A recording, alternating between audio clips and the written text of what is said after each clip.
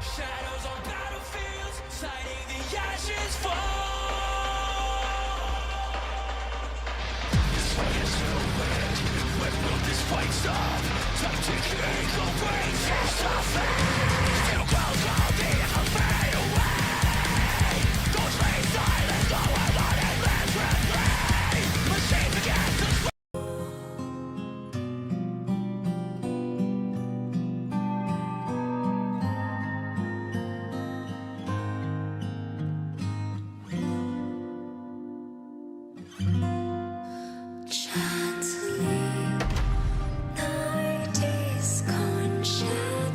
Goddess of Victory, Nike.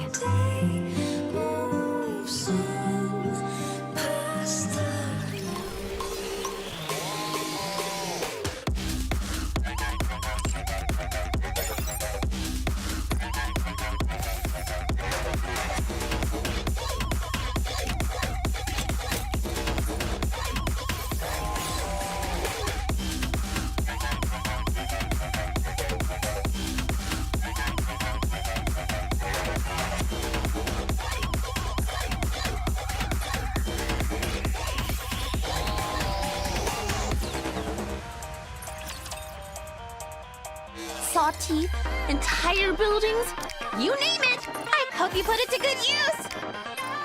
Looks like we've got company. Take as much time as you like. Welcome to Rupee's shop. Doesn't it feel great spending money? Another successful transaction. Can I help you with anything else? Thank you for coming. Thank you for coming. You can take your time, Commander.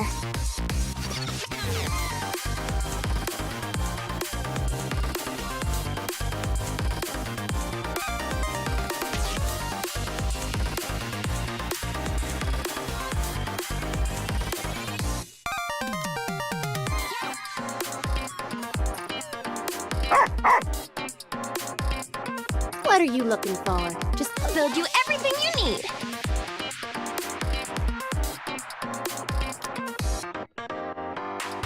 Come again if you need anything. Thank you.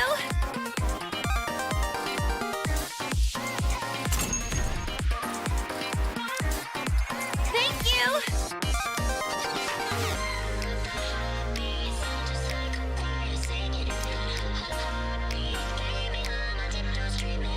Hope you put it to good use. Are you looking for something? Let me help you. Watch out.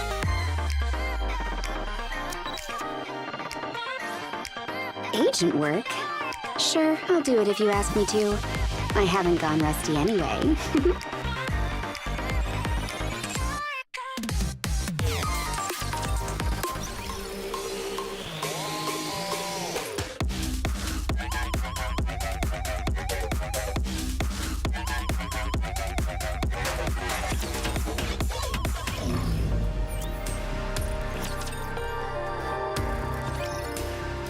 Welcome to El Marina! We have a star in our midst.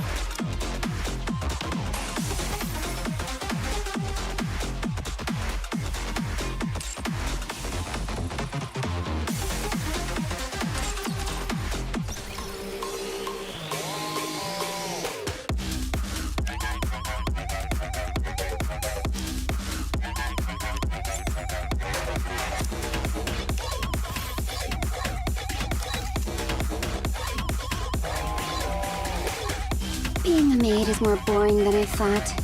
I guess I'm glad you're here, Master.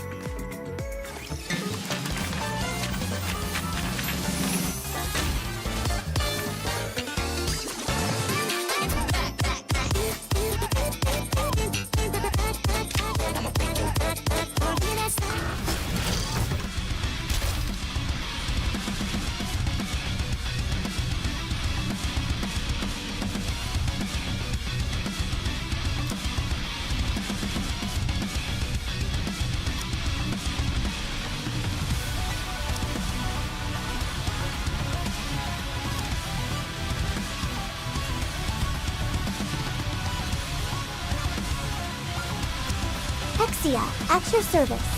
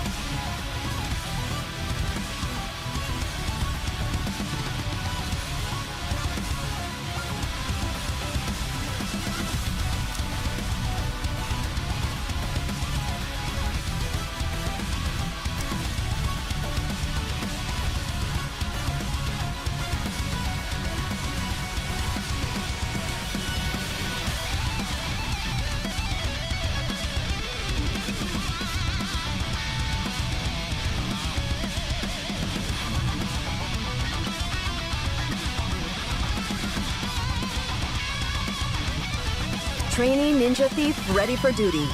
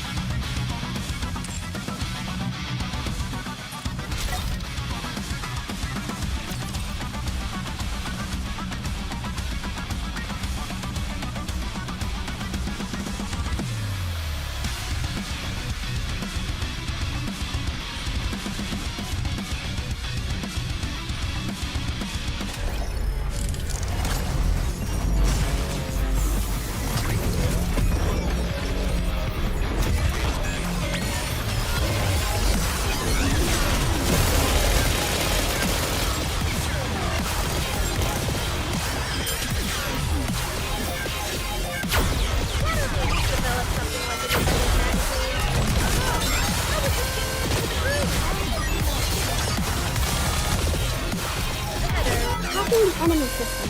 Hacking completed. Secret technique, Ninja Overdrive. Sorry to break it to you, but this is the end.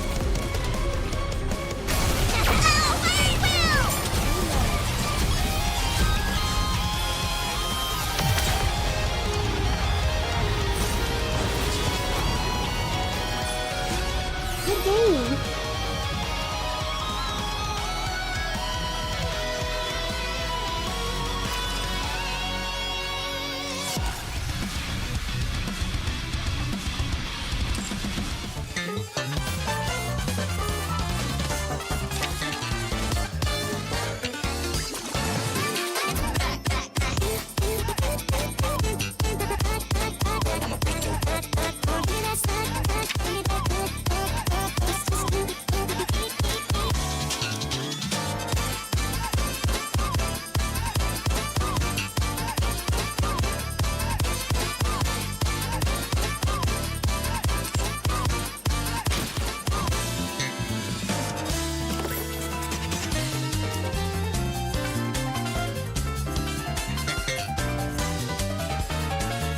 I really do enjoy being with you.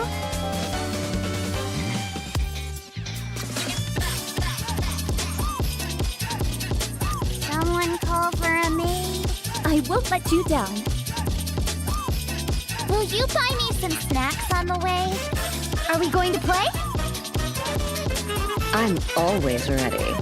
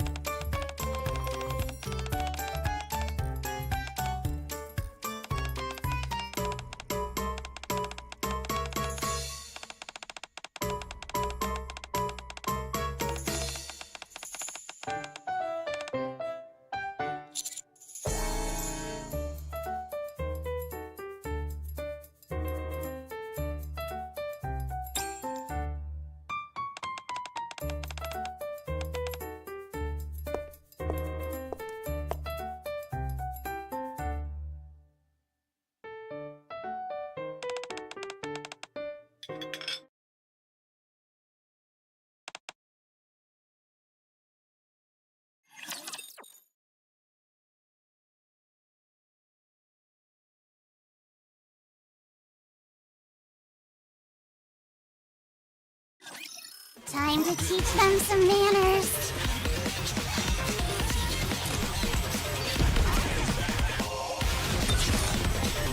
It's hard to shoot.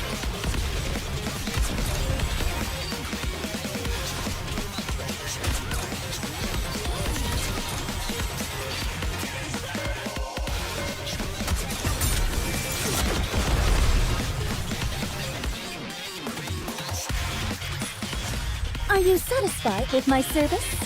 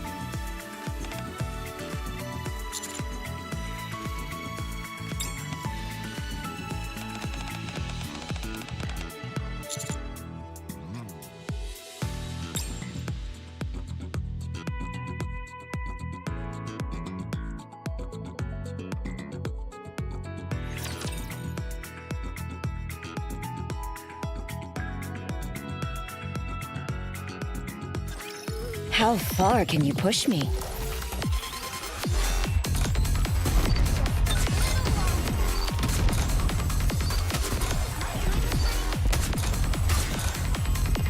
Phew! A maid always knows how to wrap things up. I'll provide you with the best service. Come on, give me all you have. Let's push them around a little bit.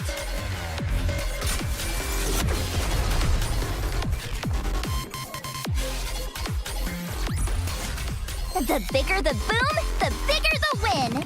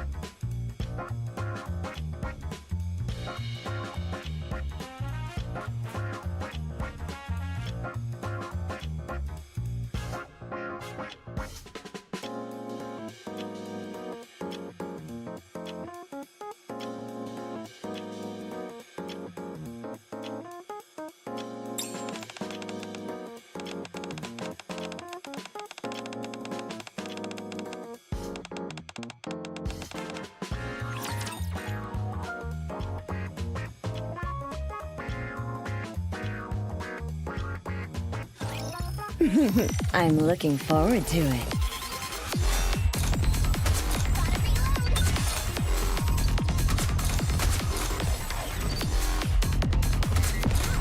Fast reload. Hard to shoot. Phew! Let's go, Cocorella! Let's go, Cocorella!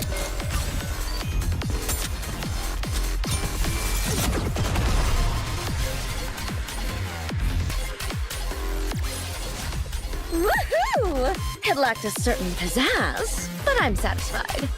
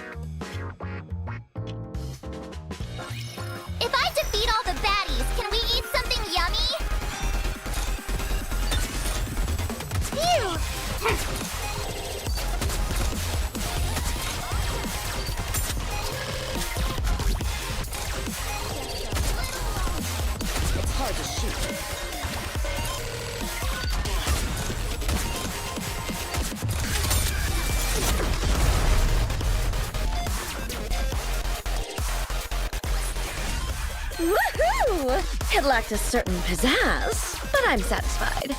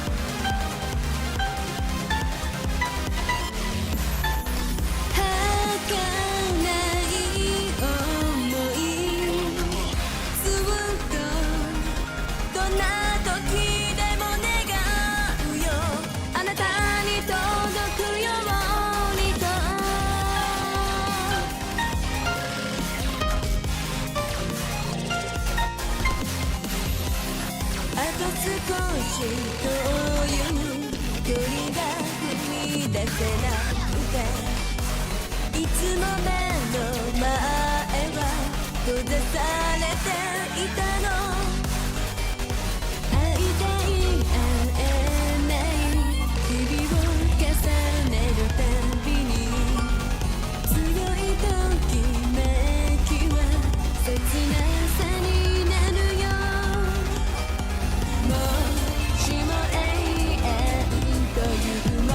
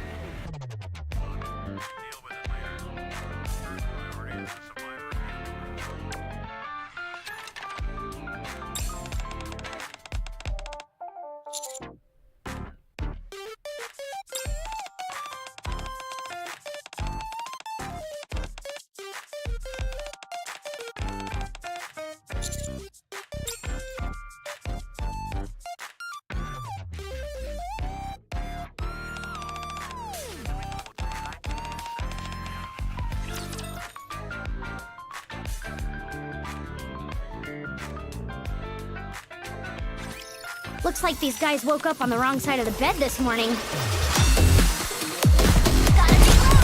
Phew! Let's go, Cucurella!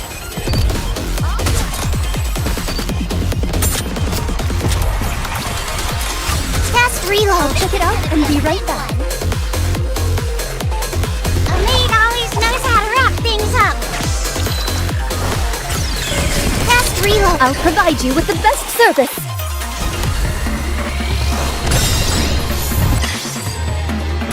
Wow, you guys rock!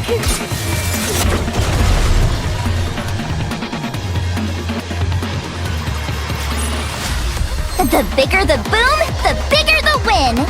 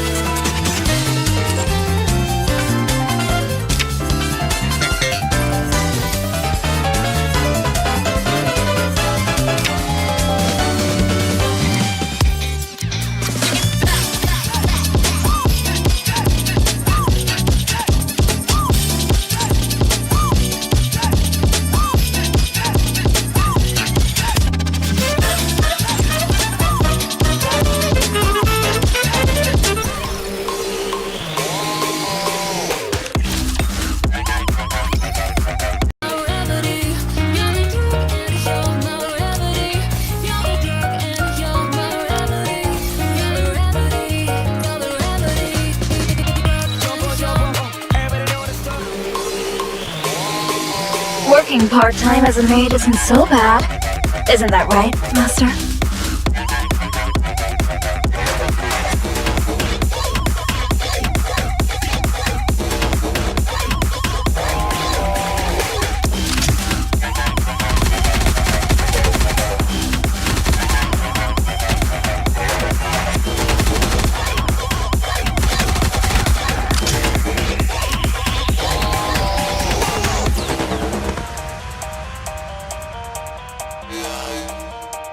Feel free to take this flyer, even if you end up tossing it later. Should I just go back to the rehabilitation center?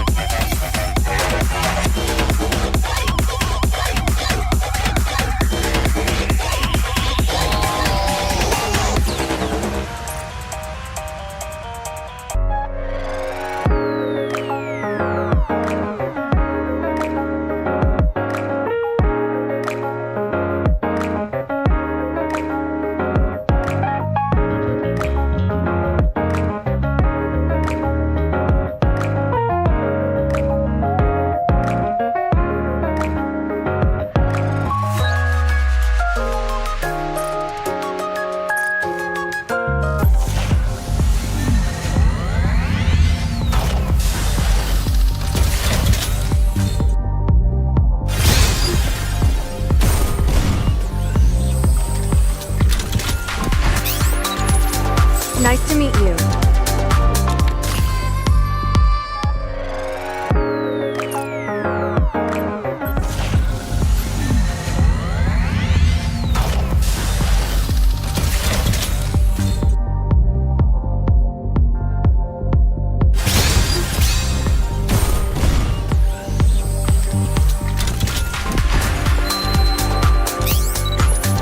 Let's go find something delicious, old-timer! Nice to meet you. Nice to meet you. Don't you know? Nice to meet you. I may be a mass production model, but I will do my best. Please? Is Florta around here? Soldier FA, awaiting your order. I'm Neon, and...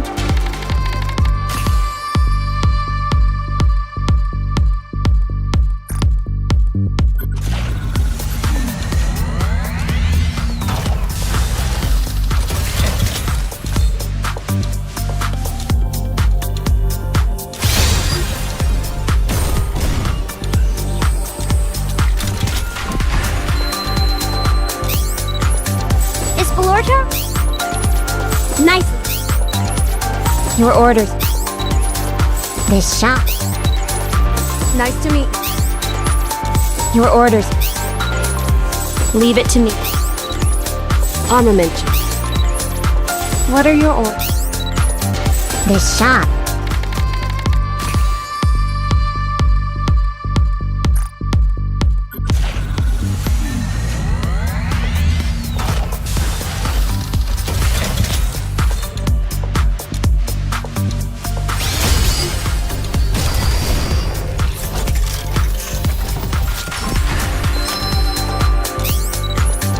I may be a mass production model, but I will do my best.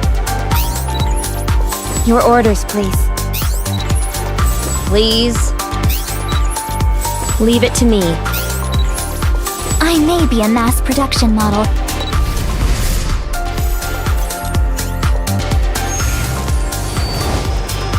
I'm happiest whenever I get to eat something sweet.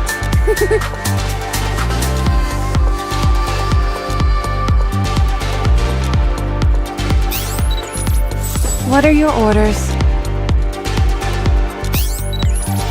Don't you know? Don't you know? I'm Nia.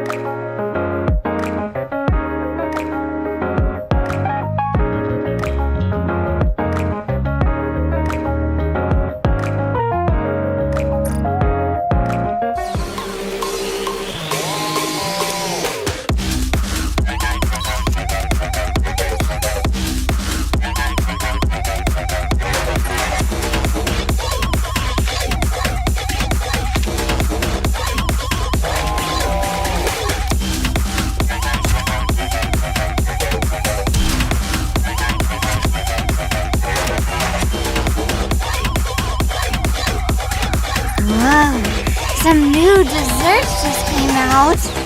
I should be able to meet a dragon someday. Don't you think?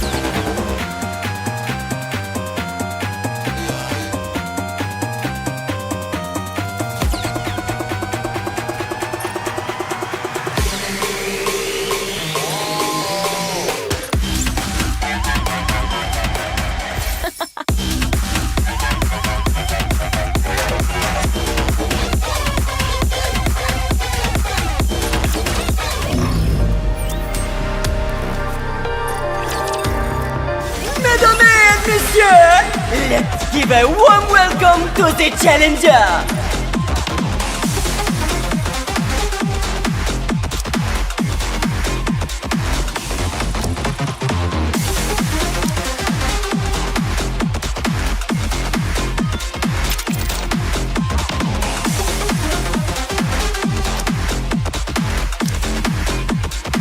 Now, let the games débute!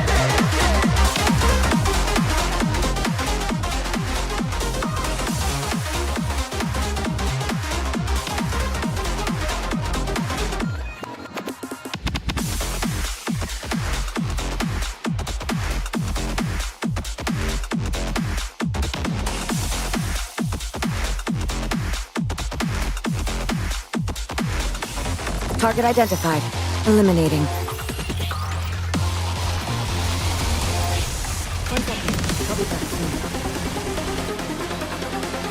Everyone ready?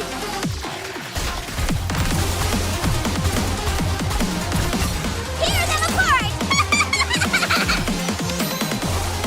Secret technique. Ninja overdrive. This is gonna make quite the impression. Let's finish the mission. It's time to show them what we're capable of.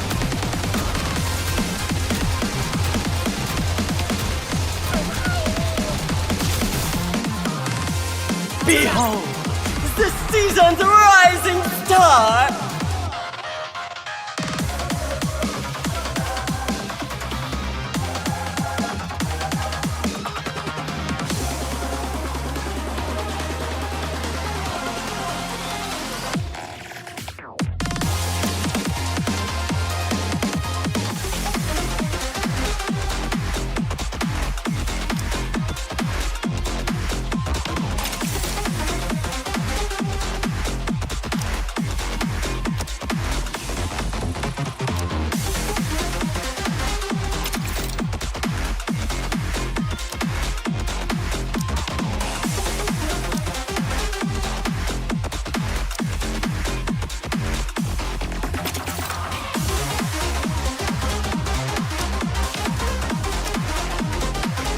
Now, let the games débute!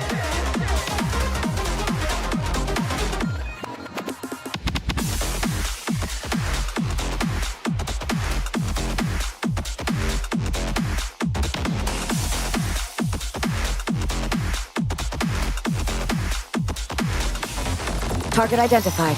Eliminating.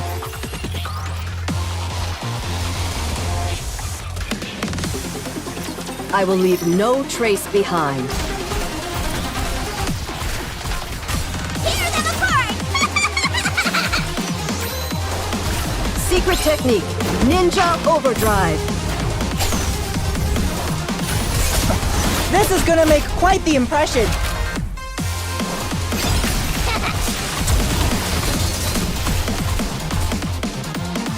Let's begin.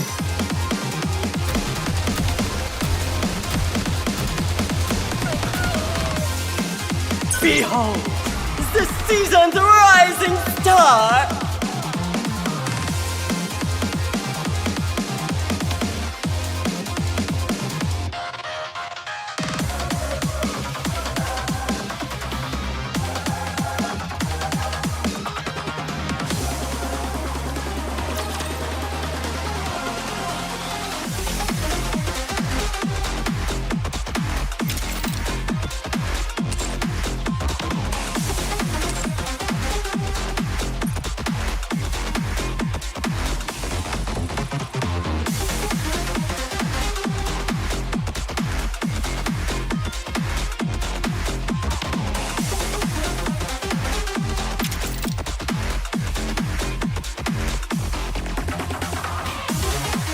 Now, let the games débute!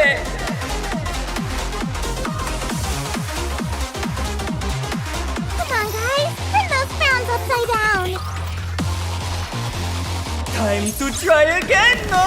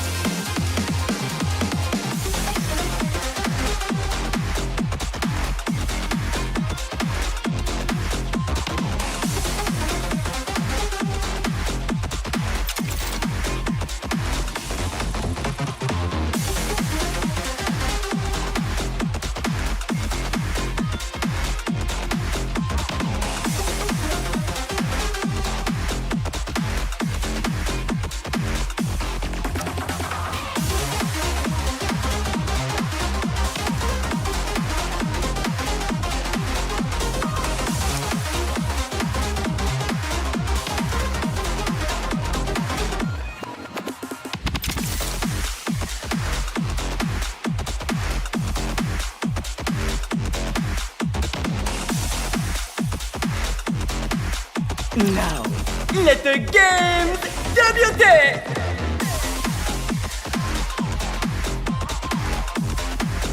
Let's have some fun.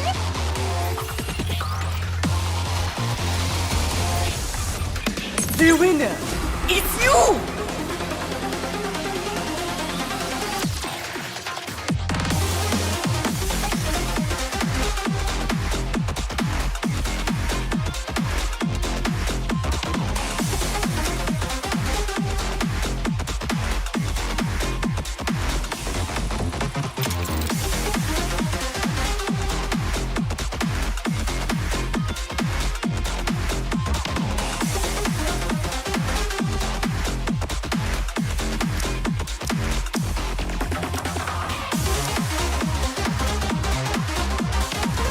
Are we going to play? Where at?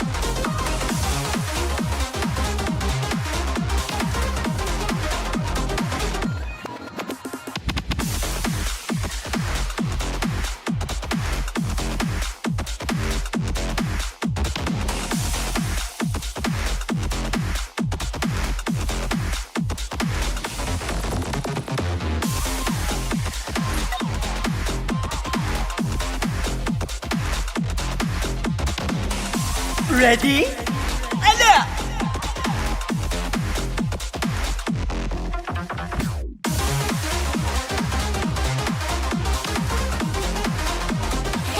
Here it comes. Here it is.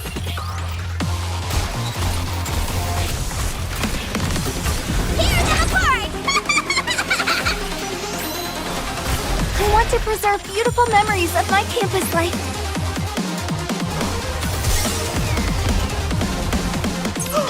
Giving up so soon?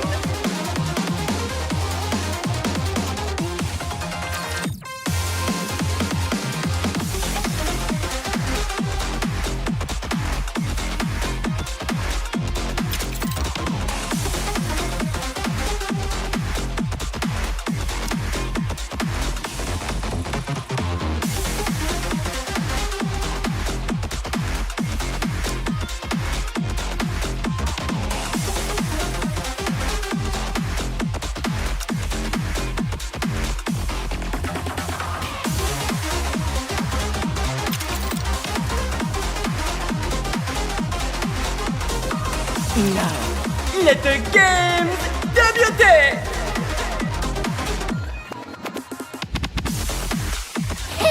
Here it comes. Here it is. The winner is you!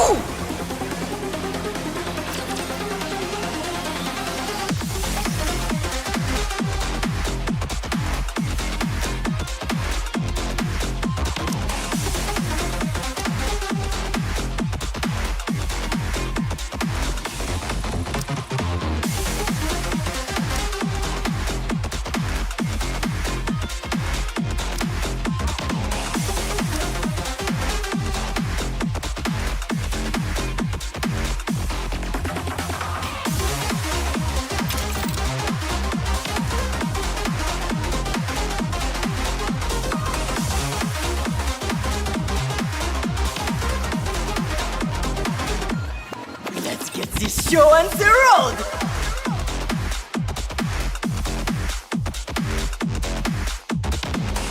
Let's have some fun! The winner is you!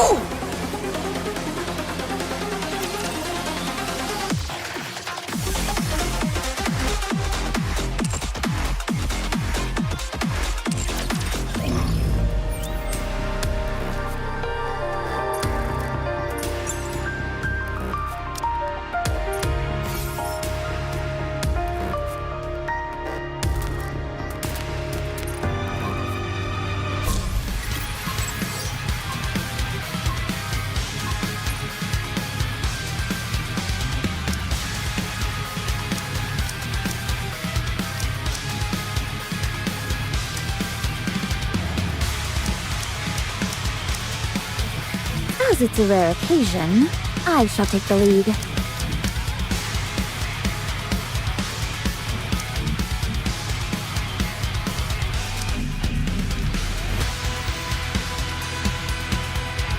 Are we going to play? Where at? Red Hood, engage. I'm ready to fight anytime. We can play a duet together.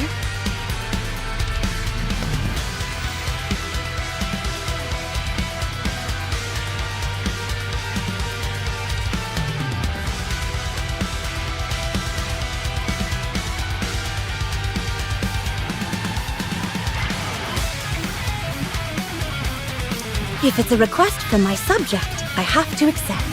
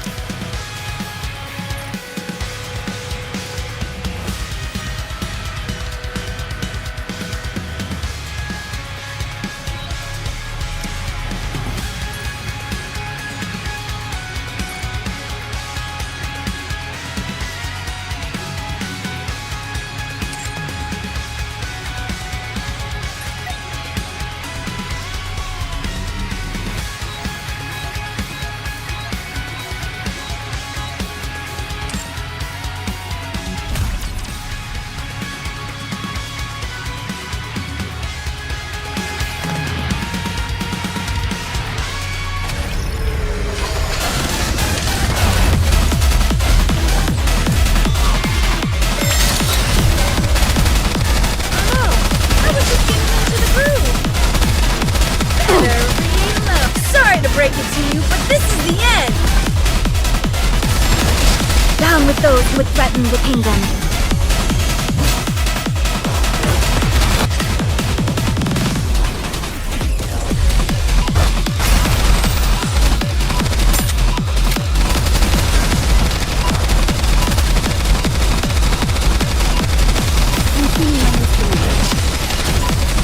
I'll join you soon.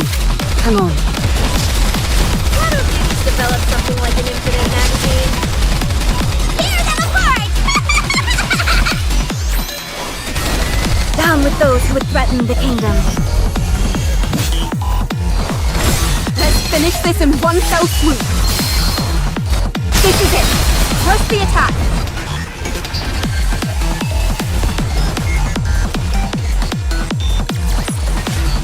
I won, Commander! Give me some treats!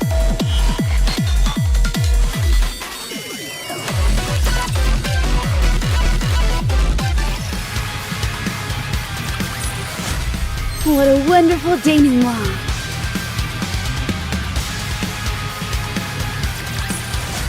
I won, Commander! Give me some treats!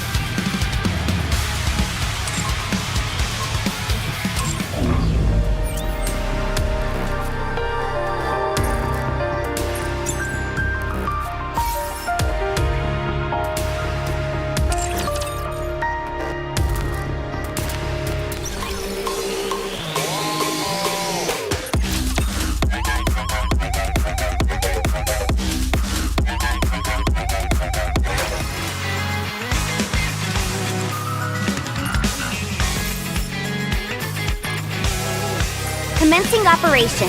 Leave the support to me.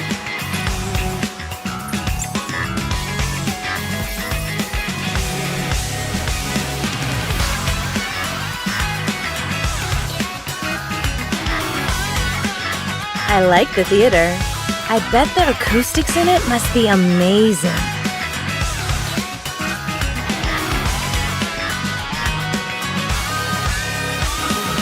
At least you've got a decent-sized shopping mall. Maybe we'll find Rupee there?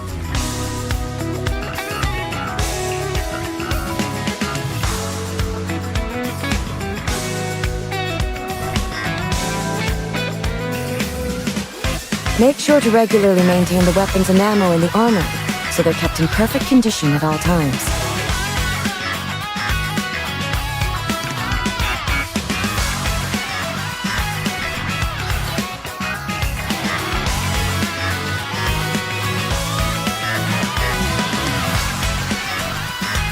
Are there any herbs in the Ark's garden? If there are, what color?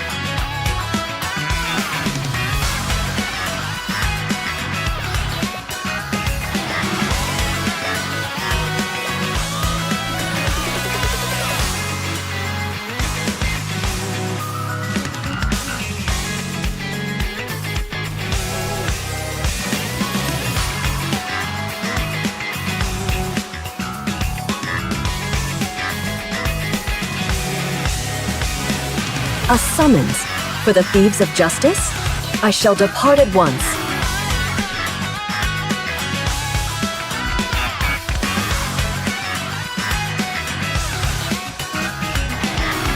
Installing boom at the outdoor pool? I already did that ages ago.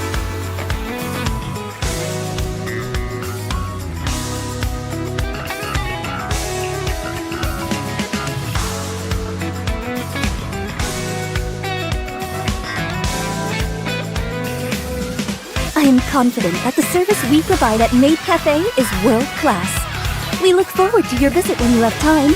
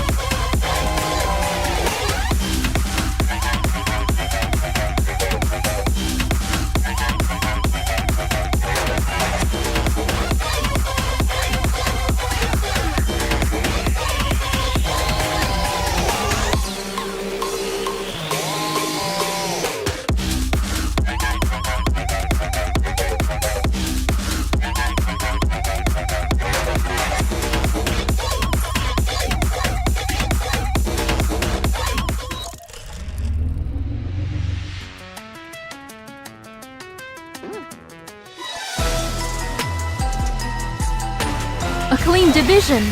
Or thereabouts. Battlefields inciting the ashes.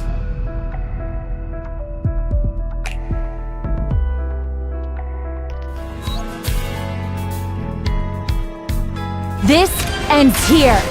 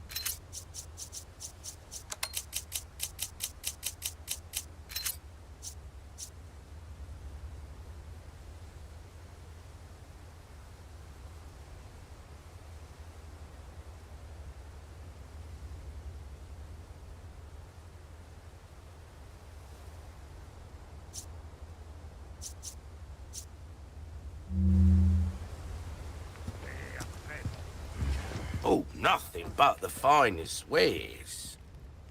Welcome. Got a selection of good things on sale, stranger.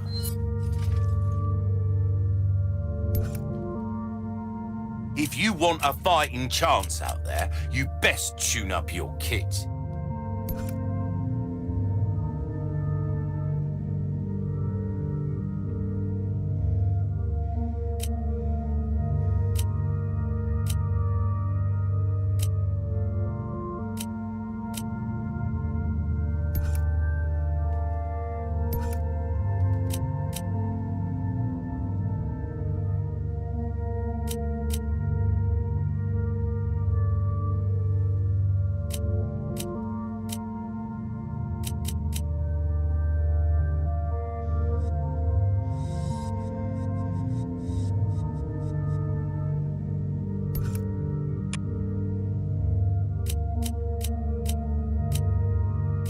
I'll buy almost anything. Will that be all then?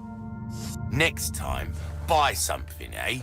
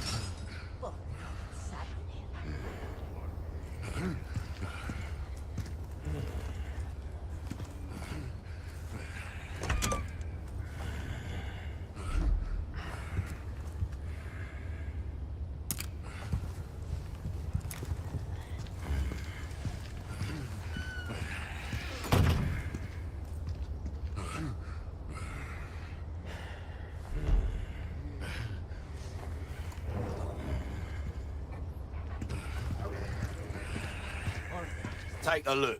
Something's bound to catch your eye.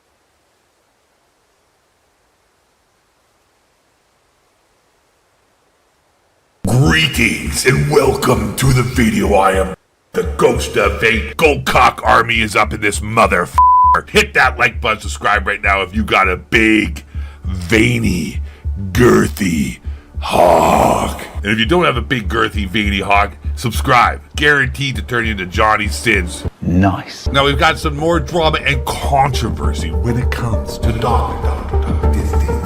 Respect. He's back in the news again. This time, huge controversy to start this video off that Dr. Disrespect was not invited to play High Guard. He took the Lambo to LA, but he didn't actually get in the building. You know why? Because everybody in the gaming industry is a bunch of beta male liberal pussies. So let's get into this major controversy. Thank you, Big Kaka, for the $5 donation. Boyful, thank you for the 5. What's there to gain by lying about getting credentials for the launch event? I don't understand. It says Boyfo with the $5 super chat.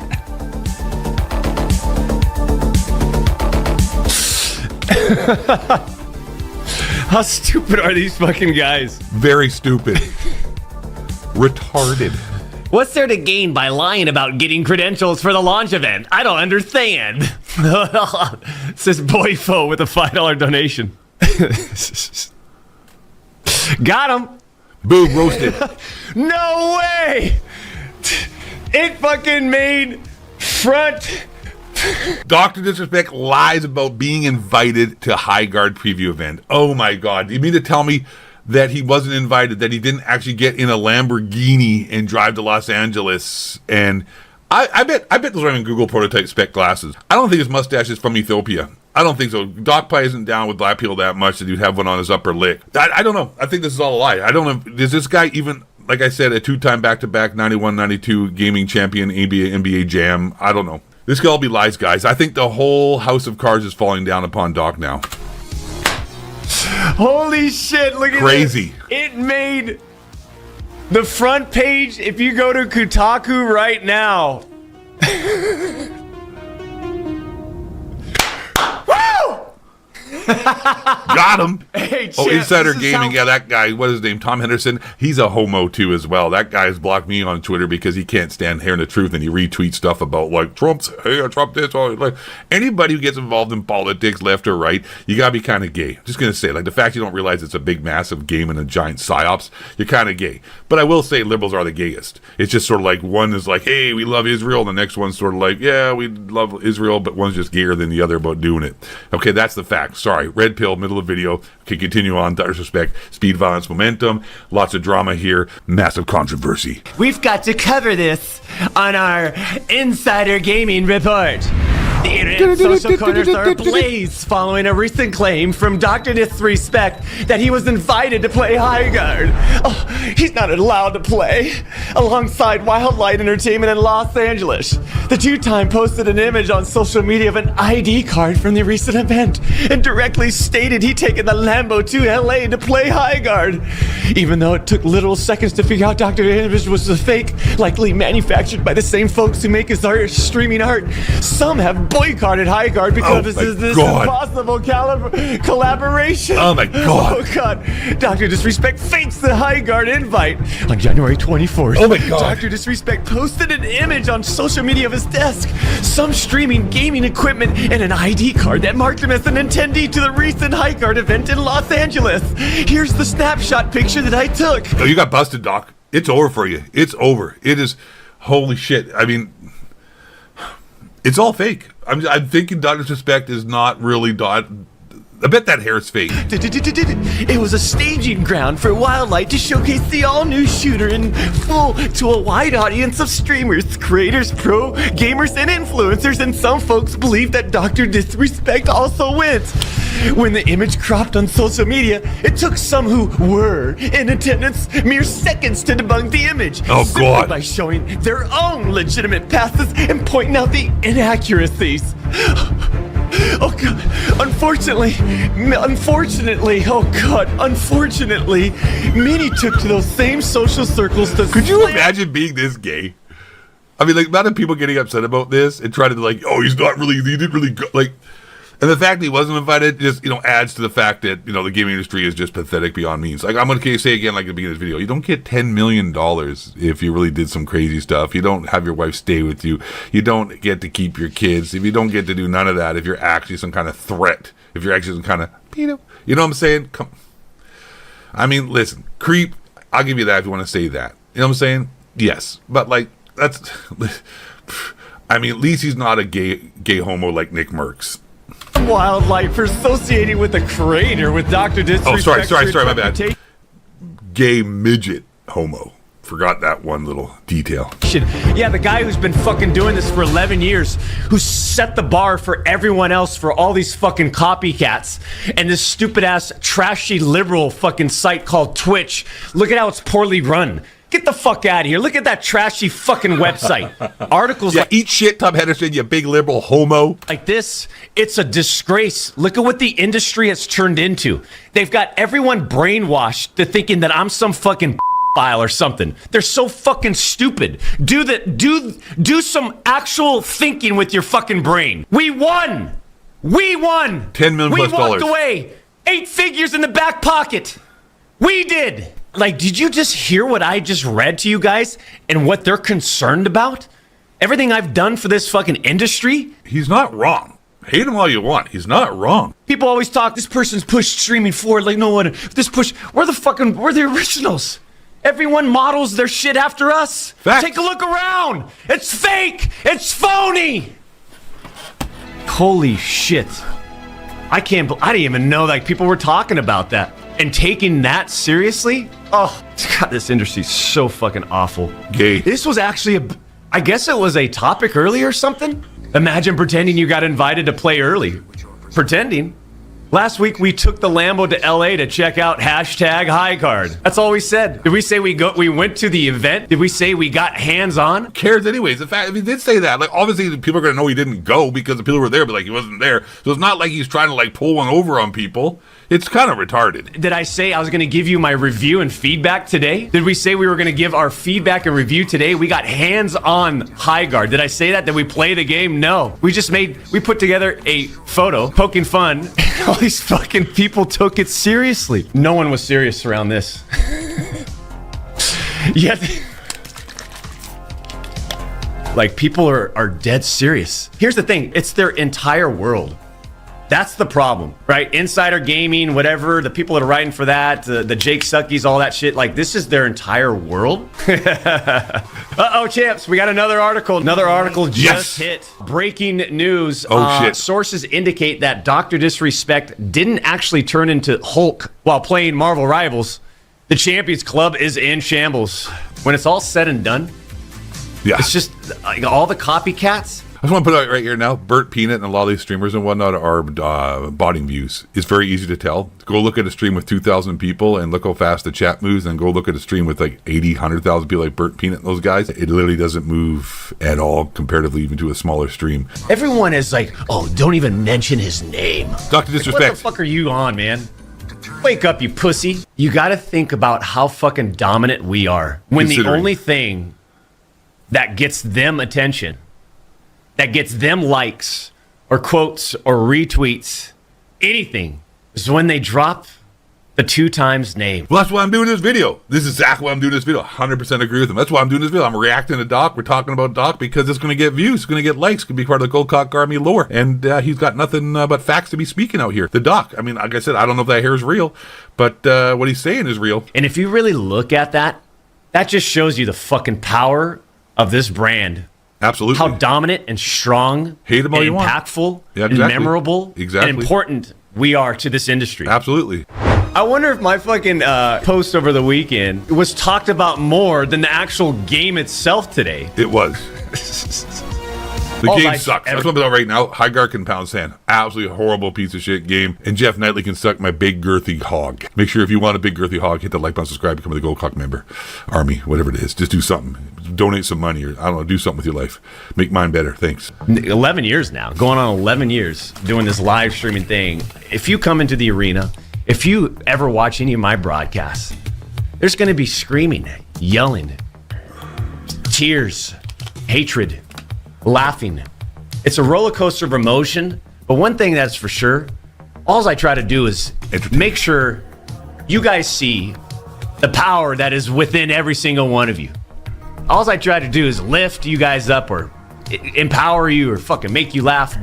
That's all I've ever done. Today, when I close the Arena Champs, no offense, when the real world hits, I'm with La Familia. See, I'm playing tennis, working with Little Assassin's homework. We've got tennis. I thought it was golf. Tennis? Okay, fair enough. I guess he's got the Australian Open on his mind.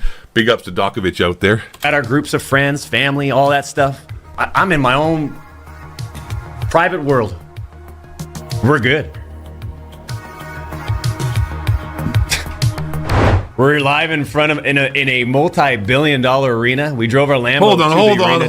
Hold on. I think that's a lie. I don't think it's a multi-billion-dollar arena. I think Dr. Suspect is full of shit. That ain't a multi-billion-dollar arena. I bet it doesn't cost more than a couple $100,000. This guy's a liar. Yeah, I'm gonna be fucking loud, obnoxious. I'm gonna let you know that I'm way better. I mean, you're literally talking about the 2-time back-to-back. But he's 43 years old. He's 46. This is embarrassing.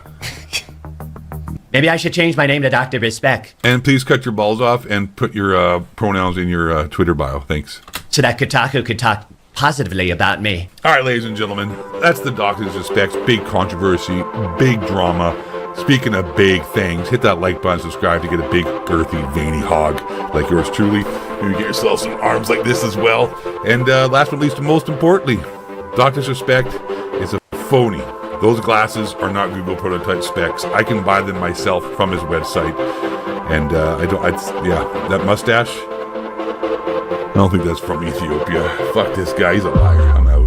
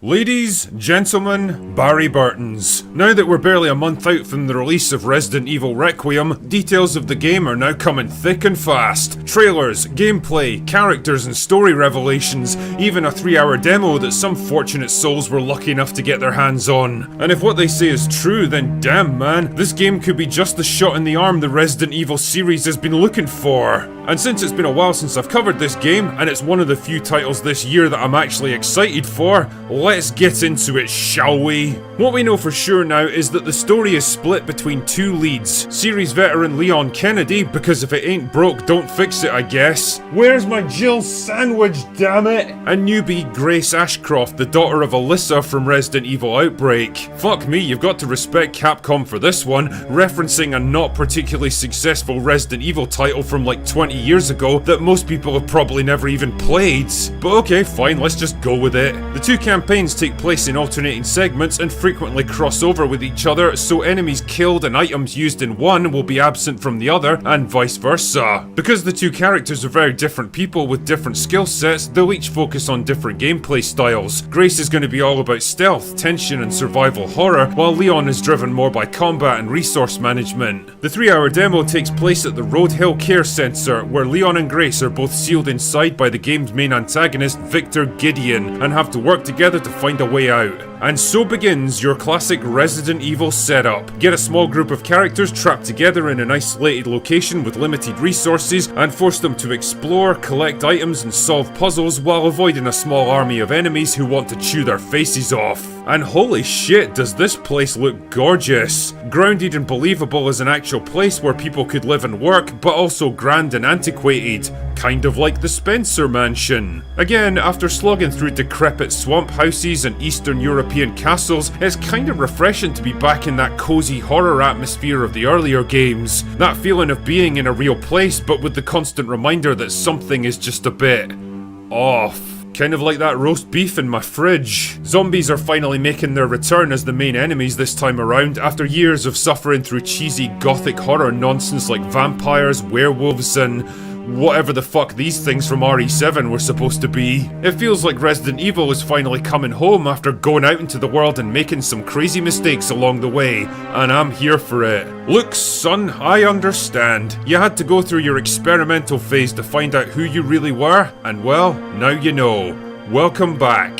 What's interesting this time around is that the zombies apparently retain some aspects of their former personalities, kinda like Chris Stuckman, and will carry on mindlessly repeating the same tasks that they used to do in life. The cook will hang around the kitchens, still pretending to make food that no longer exists, while the singer will hum half-remembered melodies while she shuffles around the building and even starts screaming at you if you attack her. And I'll be honest, I really like that idea. It kinda harkens back to Dawn of the Dead, when the zombies would congregate around the shopping mall, not really understanding why they were there or what they wanted, just kind of vaguely aware that this was a place they used to spend a lot of their time. What's even more interesting is that the zombies are aware of each other and will actually interact with each other now, and if you get it right, you can actually exploit this to unleash absolute chaos. Got a zombie that's sensitive to loud noises? Then attack a screamer nearby and he'll get so pissed off that he'll go after her instead of you. It's this ability to turn the tables and use your enemy's behaviour to your advantage that could open up all kinds of gameplay options and potentially make Requiem a fascinating game to replay. And holy shit, they are not holding back on the gore. I mean, why would you really? It's Resident Evil. We expect blood and guts and body horror, and by the looks of things, we're gonna get it.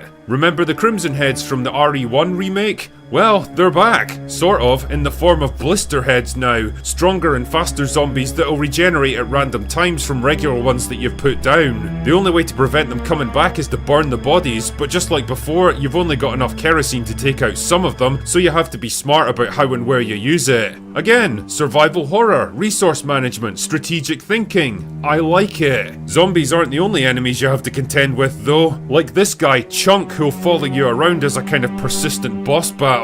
Oh my god, it's worse than a Glasgow nightclub. Joking aside though, all of this stuff, the isolated constrained environment, the backtracking, the problem solving and exploration, the zombies, the resource management and the returning legacy characters, it all reminds me of the classic Resident Evil games from the early days of the franchise, and it feels appropriate now because this is the 30th anniversary after all. We've been at this a long time. The series has been through many ups and downs and crazy experiments along the way, but aside from the remakes, this is the first time in years that a new RE title actually feels like a Resident Evil game. I've got to admit, I'm pumped up for this one now. I want to see it, I want to play it, and if they get this one right, it could well be the start of a whole new era of Resident Evil.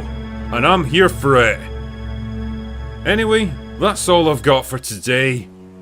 Go away now.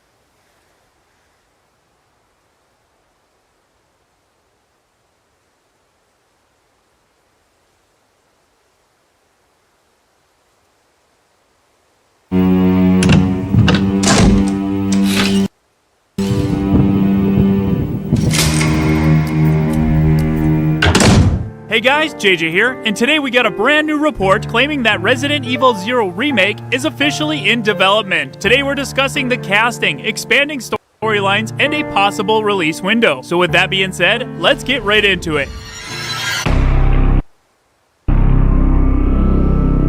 With the ongoing success of the Resident Evil remakes, it's no surprise that Capcom has already given the green light for more. Before we get into the details, be sure to subscribe for all the latest Resident Evil news, and if you enjoyed this video, please leave a like and share it with your friends. Alright, let's get into it. According to a new article from NP First, Resident Evil 0 Remake has been in development for a few years now under the codename Project Chamber. It's a fitting name, obviously referencing Rebecca Chambers, the game's protagonist. Voice and performance capture reportedly began sometime in 2024, and the project is being handled by Beyond Capture Studios, the same team that worked on Resident Evil 4 Remake and Street Fighter 6. So right away, this information lines up with Capcom's approach to the recent remakes. Now let's get into the casting details. One of the biggest discoveries in this report comes from the actor John McLaren, who's best known for voicing Star-Lord in the Guardians of the Galaxy game. His professional resume lists Project Chamber as a lead role, which strongly suggests he's playing Billy Cohen, Rebecca's co-protagonist. This would also confirm that Capcom is once again recasting its lead roles, something they've done for every remake so far, from Leon and Claire to Ashley and Lewis in Resident Evil 4. Now we'll move into the story expansions. When it comes to the story, MP First reports that the remake will expand upon the original narrative while keeping the core plot intact. One example they give focuses on the train sequence that opens the game. In the original, the train conductor was mentioned, but in the remake, he'll appear as an actual character. Apparently, there's a new scene where the conductor asks Rebecca to help slow the train down, only to betray her and lock her in with a group of zombies so he can escape. Later in the game, Rebecca will reportedly find him again, this time with a mysterious new character who seems to know more than he should about the outbreak and Umbrella's activities. The identity of this character wasn't revealed, but longtime fans might have a few ideas of who that could be. Either way, it sounds like this story will have much more cinematic structure this time around.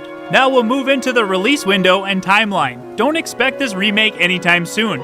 Insider Dusk Golem has suggested that Capcom plans to release the Code Veronica remake first, targeting Q1 2027, followed by the Resident Evil 0 remake in 2028. Now, if you're wondering about the Code Veronica remake, I reported on these leaks and rumors last year, so if you'd like to check those out, I'll leave a link down below. So if this is accurate, it looks like Capcom is slowly working their way through the timeline, from the Spencer Mansion to Rockford Island, and now back to Rebecca and Billy's story. I think this is fantastic news. While I did enjoy aspects of Resident Evil 0, like the characters, some of the best pre-rendered backgrounds in the entire series, and I didn't even really mind the zapping system or lack of item boxes. But what really bothered me was the story. It felt very shoehorned into the series, and I feel like there was so much more they could have done with Bravo Team. Now remaking the game, not only does that clear up a lot of the frustrations players had with the game when it first released, but there's now the possibility of tying this in better with the events of Resident Evil 1. So now with all that said, we have Resident Evil 9 Requiem on the way, rumored to feature an older Leon Kennedy to serve as the most ambitious Resident Evil title to date. Then after that, we have the rumored Code Veronica remake,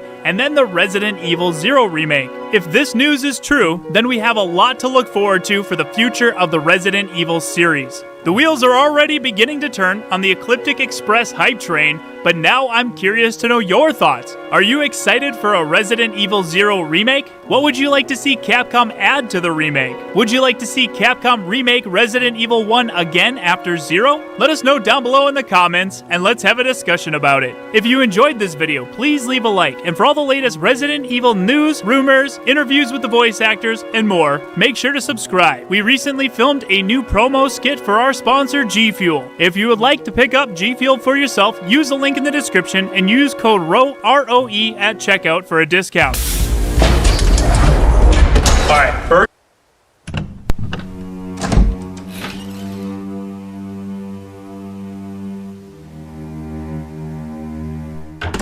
Hey guys, JJ here, and it looks like it may finally be happening. Capcom may actually be remaking Resident Evil Code Veronica. Not only that, but they also may be remaking another unexpected title, Resident Evil 0. So with that being said, let's get right into it.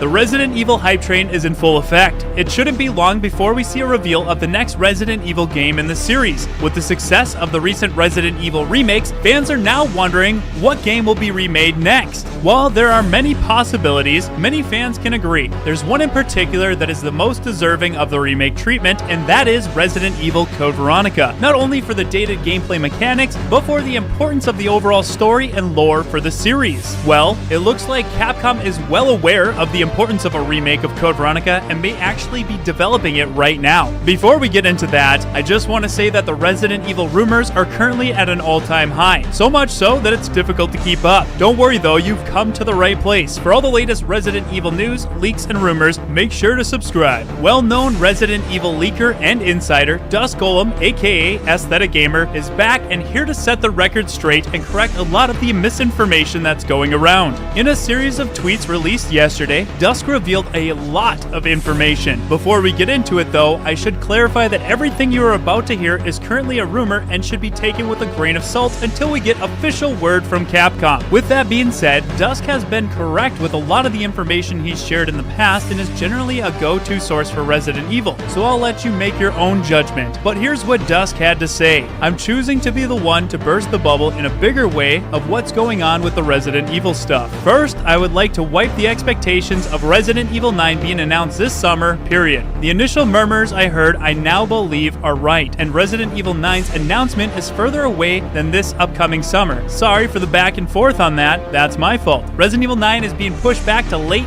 2025-2026. Hearing Resident Evil 9 was pushed back is unfortunate, but at the same time, I don't think Capcom would make that call unless it needed more time. If that's the case, then I'm totally okay with it. I'd much rather any studio take the time to make sure the game has all the development time it needs and doesn't rush out a product to please shareholders. I'm okay with waiting, but if true, I wouldn't expect a big reveal anytime soon. Dusk then goes on to say, the Resident Evil 1 remake rumors are bullshit. As far as I know, Resident Evil 1 remake is not in any form of development right now. He also says if everything he heard is correct, which he fully believes it is, then there's actually a remake of Resident Evil Code Veronica and Resident Evil 0 currently in development right now. He also then goes on to say that he's known about this for over a year. Eventually it was going to come out, but he wanted to be the one to do it. Dusk then follows up with more clarification on the Resident Evil 0 remake. He says, from what I've heard, 0 is primarily being led by K2 and M2, which most recently did the Separate Ways DLC for Resident Evil 4 Remake and were a supported studio on Resident Evil 4. Code Veronica is Capcom Dev 1 with a lot of the same people who worked on Resident Evil 2 and 4 remakes. He then clarifies back to his previous leak about 5 Resident Evil games currently in development that these 3 being in development doesn't mean they're the only 3, just the only 3 he's choosing to publicly talk about. The 5 titles thing he is not flipping on at all. He's just not talking about the other titles on social media.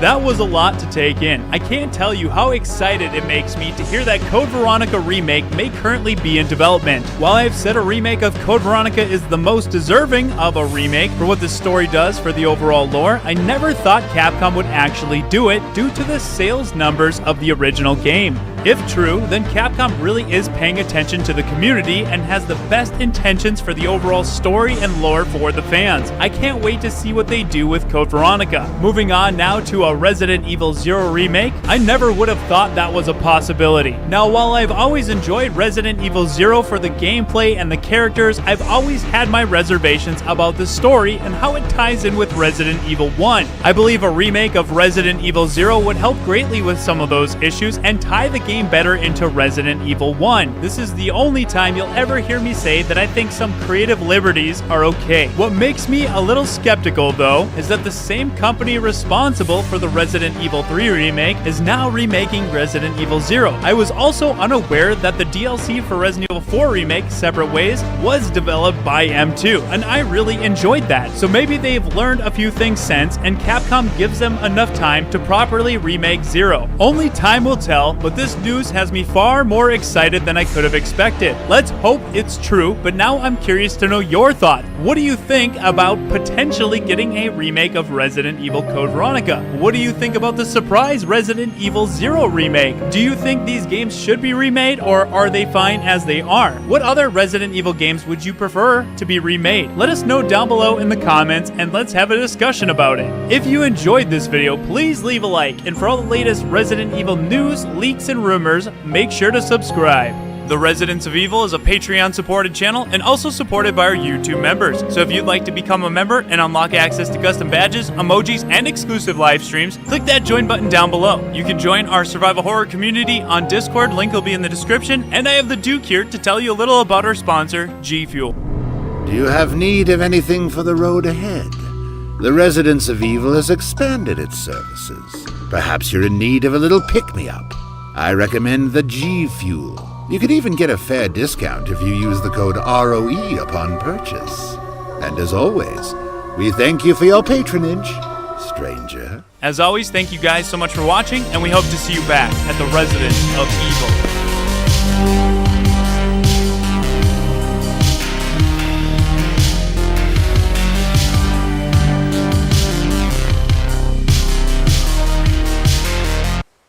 Resident Evil fans have been asking the same question for years. Where is the Code Veronica remake? We've got an RE2 remake, RE3 remake, RE4 remake, even rumors about RE5 and RE0. But somehow the game that introduced Claire's best story, the Ashford family, and one of the most iconic villains, still hasn't been touched. So today we're breaking down why Capcom hasn't done it, what's really happening behind the scenes, and how 2028 could be the year we see Code Veronica return. Code Veronica isn't just another RE game, it's a real sequel to RE2, the continuation to Claire's story, way more than RE3 hilariously enough. It literally has Claire and Chris reunited at last, the setup for the Fallen Umbrella, the Ashford family's twisted origin, so there's definitely a lot there to obviously unpack and to explore in a new remake. Yep, Capcom has always treated this like a side story, and a lot of people have treated it as such. I'm not sure if it's because it's not an numbered entry, or that it released for the Dreamcast. And for the people who don't know, Capcom has always put numbered entries on PlayStation, while other stories or spin-offs would find its way to other platforms. Resident Evil is one of the most iconic horror series to ever exist in video games, created by Capcom in 1996. While it didn't pioneer the survival horror genre, it was the main game to make it popular. I've officially started my journey through the Resident Evil series, and I'm very excited for Resident Evil 9, so I wanted to commemorate this by going on a journey through the evolution of horror in every single Resident Evil game. Welcome to the series saga, where we discuss the distinctive features, evolution, and impact of our favorite video game franchises. We're going to talk about what worked and what didn't from a horror perspective, the gameplay, the enemies, the atmosphere, the lore, and concluding with a grade at the end. So if you enjoy, consider liking and subscribing to follow along. Or if you get bored, I have other horror content to watch as well. Without further ado, let's dive into one of the most iconic horror games to ever exist, Resident Evil 1. The game begins with me choosing the wrong character. I chose Chris because I thought, I'm a man, I should play as man. Not the case here, because what I realized quickly is that with Resident Evil 1, it is more so a puzzle game with a layer of horror painted over the entire thing. The entire series revolves around inventory management, and in this game, Chris has only 6 slots to work with, while Jill has 8. And even then, it was very difficult to maintain everything. On top of that, she gets a lockpick for easy access to some really good loot. It was a no-brainer just to simply start over with Jill. Don't worry, I'll be punching rocks soon as Chris in Resident Evil 5 at some point. The game really begins with a string of mysterious murders that have taken place inside Raccoon City. According to the reports, people weren't just killed, but they were eaten as well. We're part of a team known as STARS, Special Tactics and Rescue Service. We're here to investigate the disappearance of our own Bravo team, who was already sent to investigate said murders. Our helicopter lands, and shortly after, we're attacked by zombified dogs who kill off Joseph Frost, expendable side character. We seek refuge inside the Spencer's mansion, and this is where a majority of the game takes place. You're cut loose now from the intro cinematic, and you can explore your surroundings and get a feel for what this game's about. Now, immediately something that caught my attention and what I think contributes beautifully into the horror aspect here are the fixed camera angles. A fixed camera, depending on the game, can either be a benefit or a cardinal sin. In most cases, it does not work, especially in action games. But in Resident Evil, it certainly does. See, what a lot of horror games do is they weaponize uncertainty. The anxiety behind not knowing where or what is beyond your vision creates beautiful tension. In Resident Evil 1, you will almost always hear a zombie before you actually see it. Not knowing where or how close it is can be quite the fear inducer. The environment becomes much more of a threat. You no longer have dominance over space because you lack control over your own perspective. Corridors become that much more congested. Rooms with awkward angles harbor a feeling of malice behind it, almost as if we are stalking our own character. It is so impressive to me how such a simple design choice can structure an entire game's experience. Now, this is not to say that horror games without a fixed angle are not as terrifying or bad. As a matter of fact, I think first-person horror games are the scariest, because that immersion factor is unmatched compared to any other point of view. Also, there are plenty of issues when it comes to the camera in this game. For one, while not seeing a zombie is kinda scary, try shooting at it then. About half of my combat footage, quote unquote, is shooting something off screen. I've had multiple encounters where I'm at the precipice of 2 different camera angles, where I have to constantly readjust myself just to line up a freaking shot. And as someone who is, recording and trying to get good footage of a spider boss or something, this can be very frustrating. Don't get me wrong, the horror factor is still intact, but at the risk of the gameplay being disjointed and annoying to deal with, which is fine because, at least for the first game, combat is not the main focus here. Now, when I started this series, the thing I was excited the most about were the zombies and the mutated monsters. Resident Evil's story basically being a giant experiment gone wrong and seeing the results of that was disturbing and disgusting in all the right ways. Resident Evil 1 is the first game, so as the foundation, you want to ground your enemy designs, have a root that lets the rest of the series build from, but leave enough room where each game can have their own unique interpretations. When I saw that cutscene with the zombie eating our partner, it awakened a primal discomfort that I haven't felt since I was a child. That eerie slow turn, the attention to detail, the noises it makes while eating, it was a perfectly orchestrated scene to set the mood for the rest of the game. If I'm being honest with you guys, I could make an entire video about this one 10-second clip. It's probably my favorite scene in the entire game. All the monsters in Resident Evil 1 can be explained by the failure of producing an effective bioweapon. This is known as the T-Virus, developed by the company known as Umbrella. Now, this is the core of what makes Resident Evil, the lore behind the outbreaks, Umbrella, the T-Virus, all of this. The T-Virus, or Tyrant Virus, was produced as a means to eliminate the need for a conventional army. A powerful bioweapon, one that could eliminate a targeted population with a 100% mortality rate. However, producing such a thing was nearly impossible. Umbrella realized this was a lost cause, so instead they opted to create a new generation of modified soldiers, and other bioweapons that could function at a much higher rate than their average natural counterparts. The zombies you encounter in the game were humans injected with an early string of the T-Virus, in the hopes that they would become physically stronger and continue to fight, even if their organs should fail. Now theoretically, this was a success, but what was lost was their humanity. These zombies would turn to cannibalism and function solely on their own twisted instinct to feed.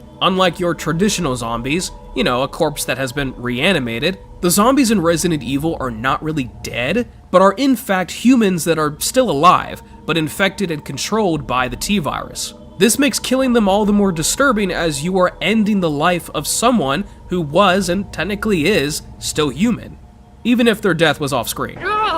Umbrella would then shift back towards making a fatal virus, but also develop other bioweapons to hunt down any survivors. Which is why the Hunters exist. They are the result of injecting reptilian DNA into a human embryo, using the T-Virus as a bonding agent. As you progress through the game, the Hunters become much more common because you have much better gear now. And they're brutal, I'll be honest, easily the most dangerous enemy in the entire game for me. However, to be frank, you can break their ankles and that solves like 90% of your problems. But this does create an interesting dynamic. In the mansion, in the courtyard, residence, and other places in Resident Evil, you have to make a decision whether to leave a monster alive in a specific room or not, because trust me, you're not going to have enough resources to take down every single one. It would be smart to kill off zombies in popular areas and leave others alone in rooms that you'll probably only visit once.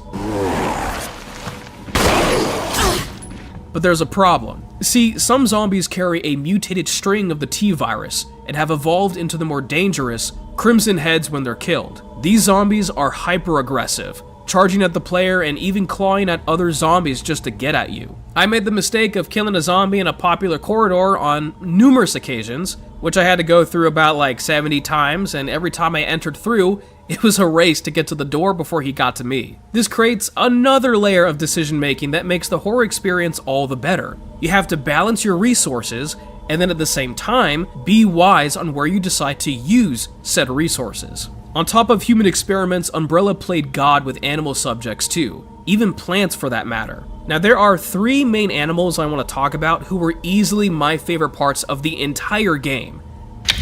Web spinners were the first wave of bioweapons produced by Umbrella, but they were quickly extinguished due to their surprising lack of power and intelligence to control. However, the black tiger was an exceptional specimen that grew 3 times larger than other spiders, but was quickly abandoned inside the tunnels underneath the mansion when the outbreak hit. This is one of the more memorable boss fights of the game for me, and is a great example of how bad the camera was during combat. I tried so hard to get good footage of this guy, but the game refused to do so without me taking a lot of damage. Out of the 3 bosses, this one was the most disappointing, but still memorable in the fact that it was disappointing, if that makes sense.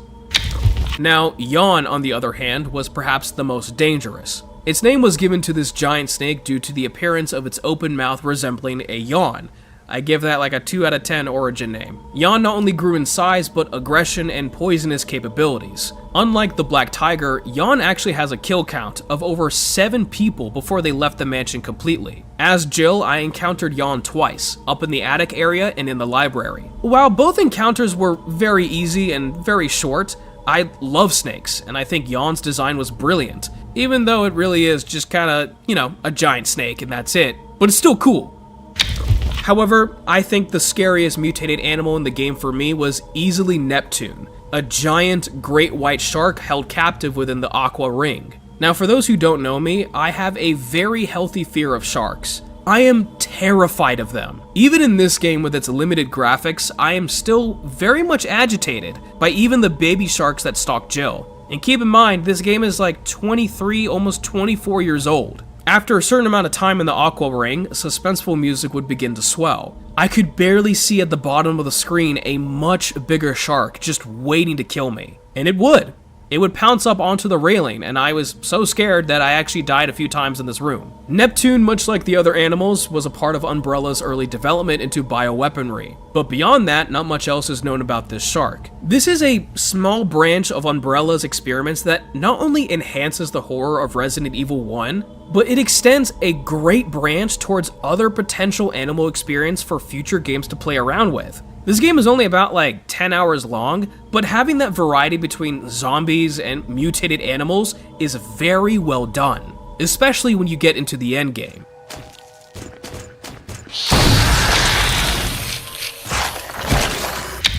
The Chimera is a hybrid bioweapon, a fusion between insect and man. Not only is its design disturbing, but the lore behind it is repulsive. See, Umbrella had a problem with animal mutations. They would grow stronger, although not enough to satisfy their needs, but what they really lacked was intelligence to even take orders, to control. So what they did was capture homeless women, bring them into the mansion, and forcibly impregnate them with modified embryos. I'll just let that sit for a second. It was not a success, thankfully, and the project was soon abandoned. The remaining chimeras endlessly roaming around the final lab section you come across. Their misshapen bodies and unholy resemblance to both parents makes them the most disturbing creature in the game from a design perspective. But there is one last enemy, or boss rather, that I do want to talk about to wrap up this whole section, and that is the Tyrant, the final boss in Resident Evil 1. The Tyrant project was dedicated to developing the ultimate life form, and found moderate success. Tyrant T-002 retained its human-like intelligence, and gained unnatural strength, capable of bursting through concrete with ease. It developed a giant claw hand and grew in size to roughly 8 feet and 7 inches. Too bad it wasn't strong enough to withstand a rocket launcher. Personally, I think the horror of Resident Evil 1 and the entire series comes from these enemy designs. They're a perfect representation of experimental horror, where science goes completely wrong, which I guess is sci-fi horror, stripping away all of what makes their subjects human, or what they were beforehand, turning them into mindless killing machines, mutating animals into monstrosities. Their designs are not just there to scare you, but they serve a narrative purpose. A Chimera's design on its own is scary, no doubt, but it's the story behind it that truly makes it terrifying. Resident Evil also does a freaking good job with introducing lore and giving players fantastic world building. How does it do this? It does it through notes and documents you'll find across the game. I found a slideshow showcasing all the bioweapons Umbrella had deemed a success thus far. It was so cool to see the methodical approach behind the monsters in this series. There was also a journal with multiple entries detailing a survivor's transformation into a zombie. It was quite sad, yet brutal at the same time. I mean, I could talk about how this game plays into claustrophobia or its survival horror genre, and of course it does, but other games do that too. Not many games have such dedicated lore and a story behind the why of their design choices. This is what makes Resident Evil so special. So we talked about the camera angles, the enemy designs, now I think it's time to talk about the atmosphere. I don't know about you guys, but I love early 2000s graphics. Perhaps it's because I was born in 2000, but there is something about the lack of detail that can make a game like this feel a bit uncanny, where your imagination needs to fill in the blanks. This works because of your personal bias, your personal fears, and so it amplifies the entire game based on your own perspective. Combine that with the fixed awkward camera angles and you have a perfect horror experience. What I love about this game is the lack of a soundtrack when it matters most. There's no loud theme playing in the background most of the game while you're exploring. Your only companion is the sound of your echoing footsteps, thunder, and other natural noises.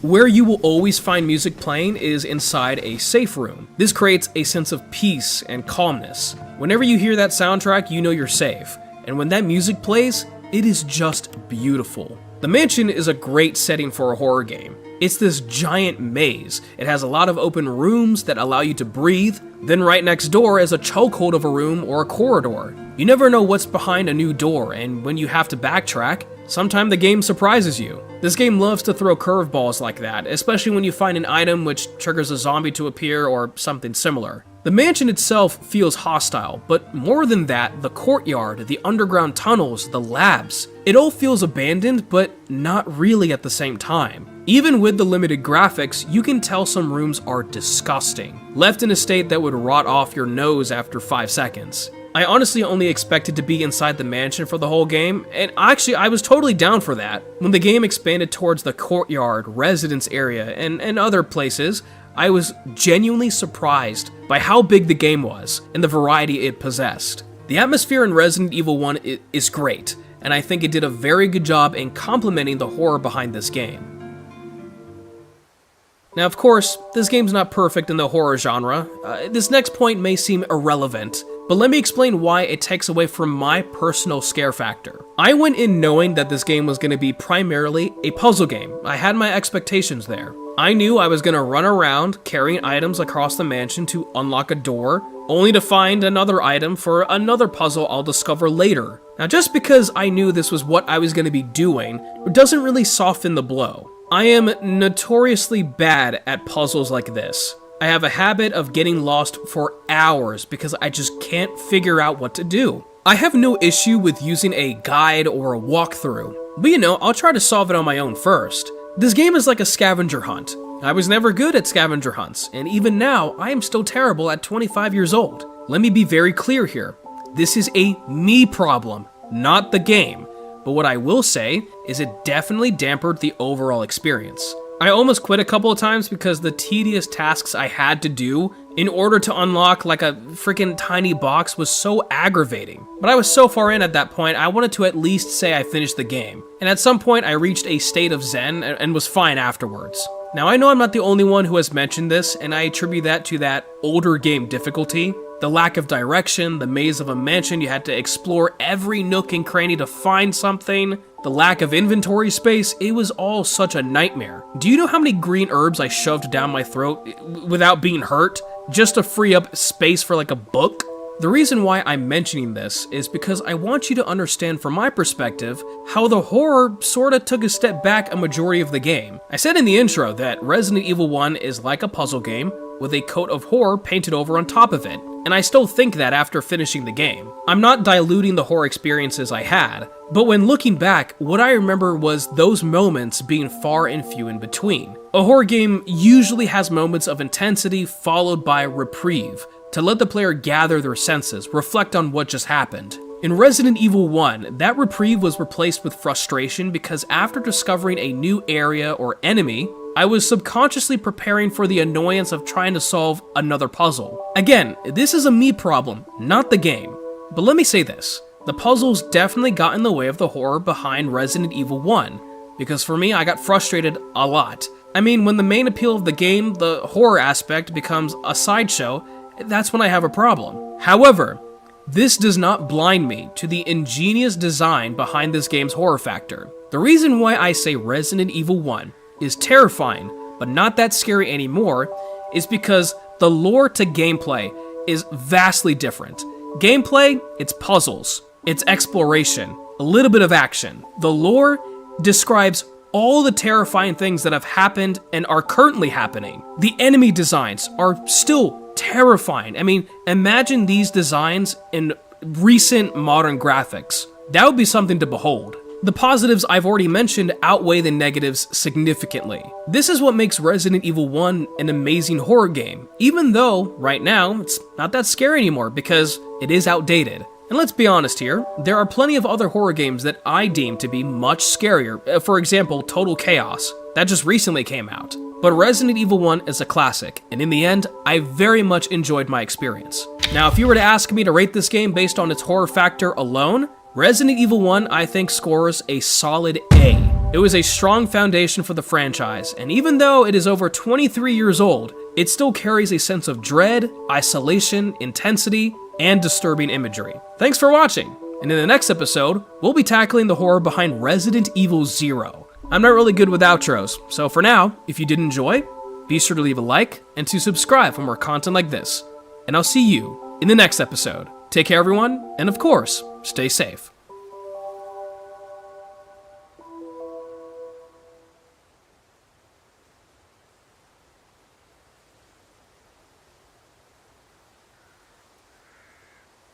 I was warned about Resident Evil 0, mostly the monkeys. I was warned about the monkeys. Thank you. It wasn't enough. According to many players, 0 is either the hardest or the worst game in the mainline series. I haven't played the whole series yet, but to say that I'd rather swallow my microphone whole than ever play this game again would be an understatement. With that being said, I still enjoyed the game, but the question I really want to answer today is just how scary was Resident Evil 0? Welcome to the Series Saga, where we discuss the distinctive features, evolution, and impact of our favorite video game franchises. For Resident Evil, we are analyzing the evolution of horror throughout the series, including the atmosphere, monsters, gameplay, and lore, concluding with a score for each game at the end. In the last episode, I talked about Resident Evil 1, the remake from 2002. So if you missed that episode, be sure to check it out. With that being said, let's begin, and of course, I hope you enjoy. Resident Evil 0 was released in the same year as the Resident Evil remake, back in November of 2002. It is set 24 hours before the events at Spencer's mansion, making this game the earliest out of the entire timeline. It serves as an origin story before the mansion's events and the T-Virus altogether. Our two main protagonists are Rebecca Chambers and Billy Cohen. I am not going to get a chance to say this later, so I will say this now. I loved Billy's character, and I wish he would appear in a later Resident Evil game. As far as I know, he doesn't come back. His character was very well done, and intriguing all the way through. Rebecca was cool too, but Billy Boy was the man. No thanks, Dollface. The main villain is none other than one of the co-founders of Umbrella, James Marcus, who was assassinated by the president, Oswell Spencer himself. Years of research led Marcus to the discovery of the progenitor virus, which would then in turn lead to a stronger mutated version called the T-virus. Leeches were a huge part of his research and how he successfully created the T-virus. Due to their simple biology, regeneration, and high adaptability, the leeches took on the T-virus more effectively than any other life form. Marcus's experiments paid off in the form of the Queen Leech, which would actually play a huge role in saving his life. We'll circle back to Marcus later because I think he's one of the greatest pillars this game has to offer from a horror perspective, and you know what, simply in general, I think he's great. I'm just giving you the backstory first. For now, let's focus on the aftermath. The enemies and monsters of Resident Evil 0. Considering only a premature string of the T-virus existed, there are a considerable number of mutated animals in this game. Don't get me wrong, every game has their fair share, but this one's got a lot. Let's start with everyone's favorite, the Eliminators. Their name Eliminator comes from the fact that they will eliminate your will to live. From a gameplay perspective, I freaking hate these monkeys. I sounded like Frieza from Dragon Ball Z numerous times, and you know what? He had a point. These monkeys need to go. But if we take a step back and look at them from a different angle, they're actually kind of terrifying. They're one of the earliest prototypes for bioweapons by Marcus. They displayed remarkable strength and virtually unscathed intelligence. They could understand basic commands, but beyond that were unpredictable. Some were kept for further experimentation, and the rest were left to rot inside the facility. We encounter groups of them throughout the underground labs and training facility, clawing and jumping at our hero's progress. The reason why people hate them so much is because of their absurd health for the size that they are. The damage that they can do in succession is stupid, and if you find two Eliminators in the same room, they can easily stunlock you to death. However, I do think they are one of the more unique enemies in the game. Normally, animal experimentation involves other species like insects, but to see primates were involved too and how disfigured their appearance has become is quite disturbing. I mean, I love their designs. I think they're very creepy and showcase just how far the experiments really went. But let's be honest here, what's a more common animal to creep under your skin? Bugs. Now, I don't mind bugs personally. The ones I truly despise are cockroaches, and that's about it. But you can imagine how I felt when I saw the plague walkers. They're close enough to a cockroach where I had literal chills the first time I saw them. I was not a fan. They're another batch of early experimentation with the T-virus, and Marcus used multiple insect species and he spliced them together, with the virus as a bonding agent. It was just a test to see if making bioweapons was even plausible, and it was. Unfortunately, their intelligence was non-existent, so controlling them was not an option. On top of the plague crawlers, the Centurion was one such a special case in Resident Evil 0, considering the fact that there is no record of Marcus actually experimenting on centipedes. It's theorized that a random centipede fed on the remains inside the lab and grew into this giant creature. During the boss fight, it captures Rebecca, so you have to use Billy alone to rescue her. The last insect mutation I'd like to talk about is the first boss in the game, Stinger, a giant scorpion that corners the player at the end of the train car. This is one of the better bosses from a horror perspective because you are quite literally cornered, pushed up against the wall without much breathing room. If the camera angles were a bit better, this would have been a high-tier introductory boss fight. Fun fact, my grandpa got stung by a scorpion in Egypt, so this kind of feels like retribution to me. The animal mutations serve as a means to portray the depth and obsession Marcus had with creating the perfect bioweapon. And I didn't even cover them all. There's also giant frogs, bats, I freaking hated the bats, crows, and dogs. However, the Tyrant was one of their best creations. A prototype, but one that showed promise for future endeavors. It was deemed a failure due to an overdose of the T-virus. It was shown to be very powerful, but lacked the necessary intelligence to control effectively. It is one of the better boss fights in the game if you ask me, because his sheer size is intimidating. And I love playing Ring Around the Rosie. I am so far loving the Tyrant fights in the series, so I am hoping it stays that way. The Tyrant was a unique bioweapon that showed promise, but it's the leeches that are the main focus of this game. Out of all the experiments Marcus performed, the leeches were the most successful. By combining the progenitor virus and leech DNA, this is how he created the T-virus. The leeches showcased an all-around improvement when injected, but what made them real dangerous was their ability to learn and cooperate. to merge and fuse together to create an image in the likeness of their creator. Mimicry Marcus is the name given to the leeches that bound together like this. They are yet another enemy in this game that people tend to not enjoy. They are so fast you can only get in like 1 or 2 shots before they attack again. Their range is insane. They are literal tanks on higher difficulties, and when they do die, they explode, leaving leeches along the ground. You know they're a problem when the music immediately changes whenever they're in the same room. The enemy design in this game is pretty decent. I mean, I do like the focus on animal mutations, but here's the thing. I am grading this game based on its horror value, and when I look at the variety of enemies in Resident Evil 0, it's just not as good as the other games. To me, I have more of a fascination towards these creatures rather than a fear of them. And you know, there's a difference between being scared and being creeped out, and to me, being creeped out is lesser than being scared, and for the entire game, I was at most just creeped out. Yes, I don't like the design of the play crawlers or eliminators, but I mean, I got used to them after a couple of times. Besides, some of the designs were just bigger without any variation like Stinger and Centurion. It was okay when Yawn did it because I have an opinion, but seeing the same animal but bigger design again, it was kinda lame.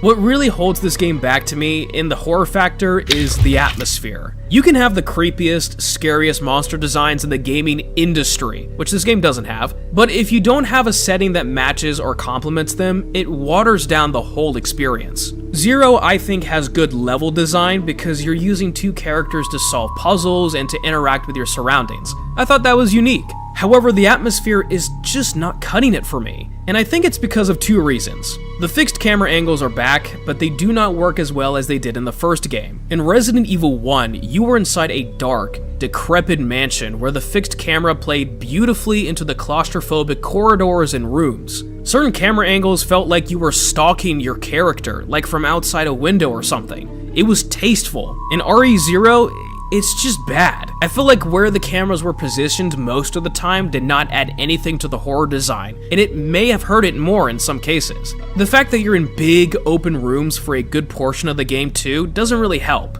because there's no sense of suspense. There's no need to worry about what's around that corner because I can see the whole room. In RE1, that was a constant worry in the back of your head if a zombie was hiding somewhere or not. The other reason is because of how many different locations there were in Zero. Now, I don't mind multiple locations, but when you have one giant setting, it adds so much personality to that one place that it becomes way more memorable. Think of the Baker family estate from Resident Evil 7. It's massive, but it's a cohesive atmosphere with lots of depth to it. Resident Evil 0 had the train, the treatment plant, the training facility, the factory, and other small areas. As more and more were introduced, they became more and more forgettable. I mean, it makes sense, the order of events, I get why we had to go through all these areas like that, and it can work, but here it does make the atmosphere overall feel disjointed, inconsistent, and it really have no personality. And to me, the lighting was kinda weak too in this game, especially when compared to the first one. It just didn't feel like the atmosphere was playing along with the horror factor or with the enemy designs. But again, that may be just me.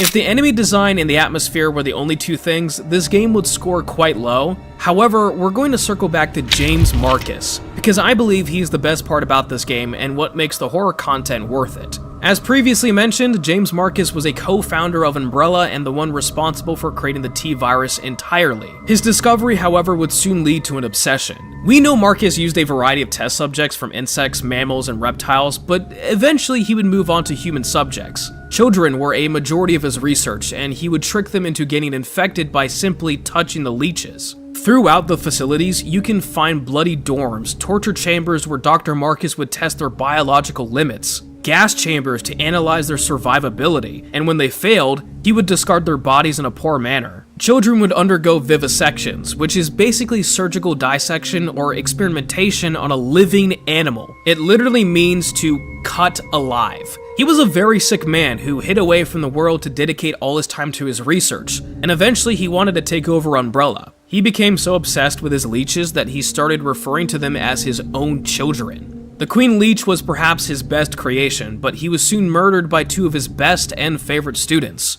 Albert Wesker and William Birkin. They were ordered by Spencer because he had an idea or a sneaking suspicion that Marcus was going to do something bad. They would take over his research and dump his body below, alongside with his Queen Leech. However, the leech was not dead, and immediately began to assimilate with Dr. Marcus. Over the course of 10 years, the Queen Leech would absorb Marcus's brain, gaining his memories and taking revenge on the Umbrella Corporation altogether by unleashing the T-Virus. When he's revealed at the end of the game, don't get it wrong, this is not Marcus. It's the Queen Leech who thinks it's Marcus because it absorbed his memories. And I have to interrupt myself here because I want you to know something. I saw this cutscene before, and I just love his stupid voice lines. They are hilarious to me. Now I will have my revenge on Umbrella, and the world will burn in an inferno of hate. You'll pay for what you've done. We'll see which one of us is gonna die. Dude, I love it, man. It's that corny, stupid voice acting that I just treasure so much. And the world will burn in an inferno of hate. That has been inside of my brain for years, and I'm so glad that I finally got to see it personally. The Queen Leech is the final boss, and overall, it's not terrible, I guess. I mean, it's Resident Evil. You're not gonna get Dark Souls level of quality here. It's basically a souped up version of the regular Marcus clones, but it's the second phase, where things start to get a bit more difficult. He transforms into a worse version of the Leechmonger from Demon Souls, and reveals its weakness to sunlight. The goal is to remove the 4 locks to activate the sunroof while the other person distracts the Queen Leech. This was much easier than I thought it was going to be because I assumed I had to be the one to unlock the sunroof. But no, your NPC partner can just do that for you. And thankfully I just got to shoot the thing, so it all ended well. Marcus was a great villain for this game's story, considering his lore, foundation with Umbrella, and unique powers through the Queen Leech. He was the catalyst to most of what happens throughout the rest of the entire series. I thoroughly enjoyed the story that this game had to offer, but I need to answer the question here: how scary was Resident Evil 0? To me, it was below the bar in almost every category besides lore. I think James Marcus really saved this game from being a complete bore, and he's what kept me going, basically. I mean, overall, this game is just not great when compared to the others. I'm glad I have it under my belt now, and I'm proud to say, like, oh, I've completed it. But I would never play this again. When it comes to the spooky scale, or whatever I call it now, I'm gonna say Resident Evil 0 gets a grade of C-. I can still tell it's a horror game, it's just not a good one. Enemy designs were cool, lore and story were great, but they were not enough to fight against the huge negatives. And especially when you have the comparison to the other games that I'll talk about later, yeah, it does not stand a chance. Thanks for watching another episode in Resident Evil Series Saga. Next time, I'm going to be tackling Resident Evil 2, the remake, because I want to give every game the best possible chance, and the remakes are just scarier. That's just how it is. And if you enjoyed, be sure to leave a like and to subscribe for more content like this. And I'll see you in the next video. Take care, everyone, and of course, stay safe.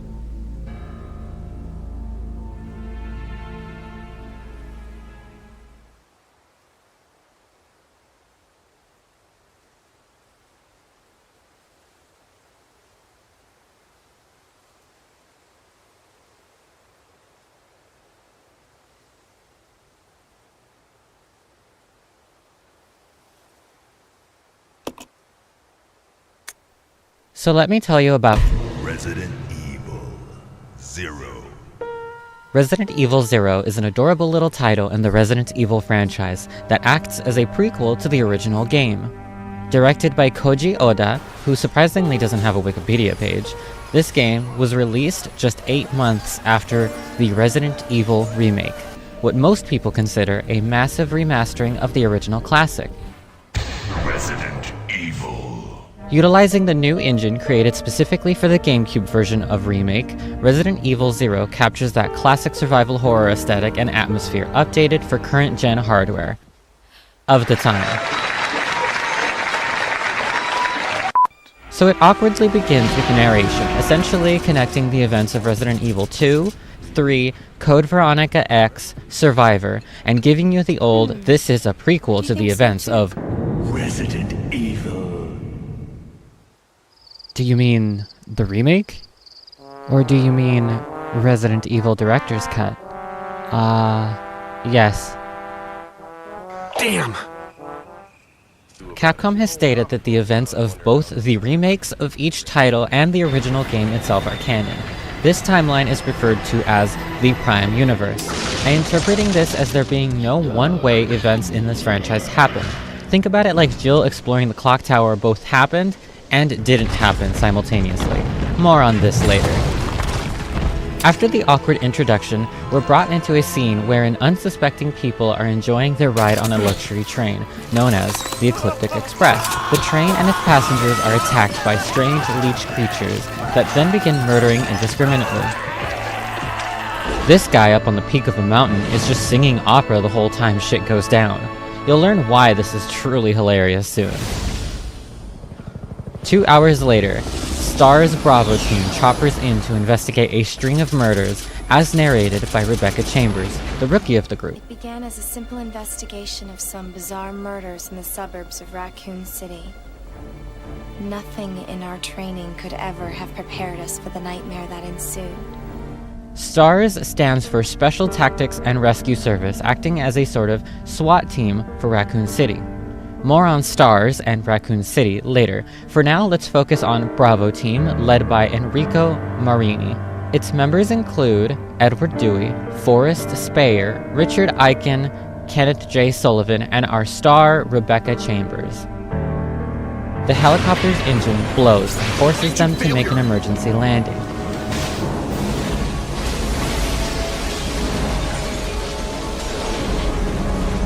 Bravo team begins to survey the area and come across a prisoner transport car overturned. The officers tasked with the delivery of a prisoner, dead.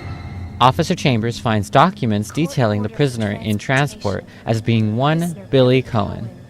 The team assumes Cohen to be dangerous and immediately split up to locate him. Let's separate and survey the area.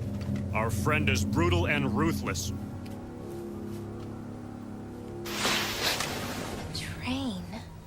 Rebecca finds the train from the opening scene and Resident Evil 0 begins proper.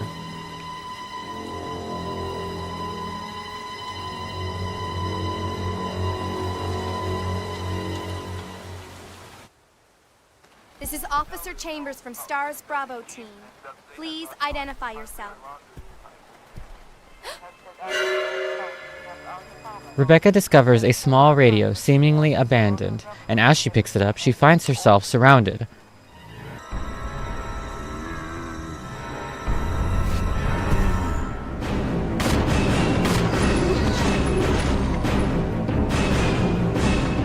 Rebecca then runs into the dishonorably charged Lieutenant Cohen, who says STARS in a funny way. Billy. Lieutenant Cohen. I see. You're with STARS. Wait! You're under arrest. No thanks, Dollface. I've already worn handcuffs. I could shoot, you know. Edward! Edward then crashes through a window and warns Rebecca that there's danger in these woods. Zombies and monsters. Zombies and monsters. She heads back through the cars and gets a radio transmission from Captain Marini. He tells her Cohen has killed as many as 23 people, and that she should keep her guard up while searching for him. She is then immediately surprised by him, and he suggests they team up. It's gonna be dangerous from here on in. Why don't we cooperate?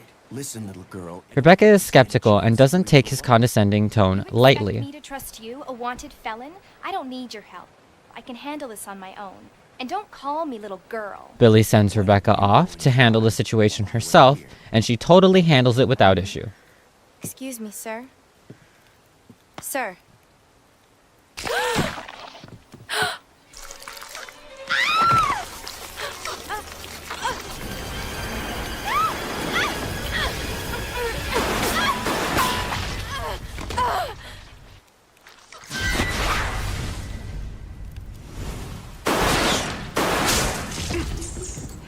You okay? Not Sephiroth is seen singing again, and the train begins to move.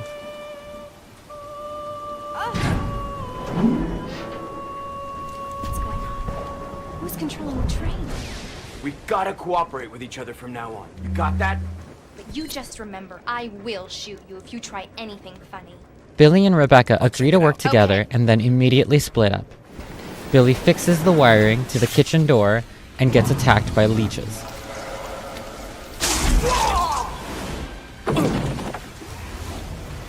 He finds himself locked in the server station, but also finds a key which he sends down to Rebecca.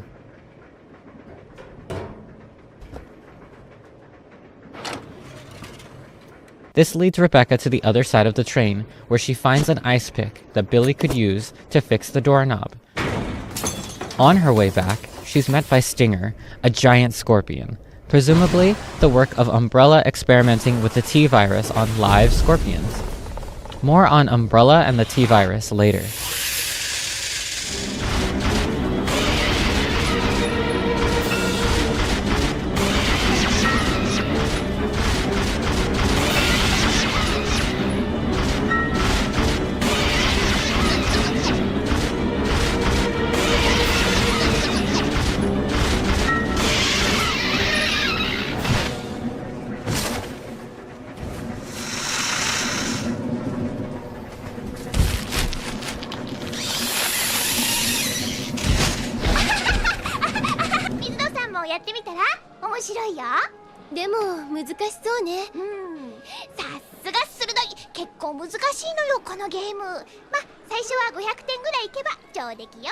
After reuniting, the two further explore the train and find their way to the front.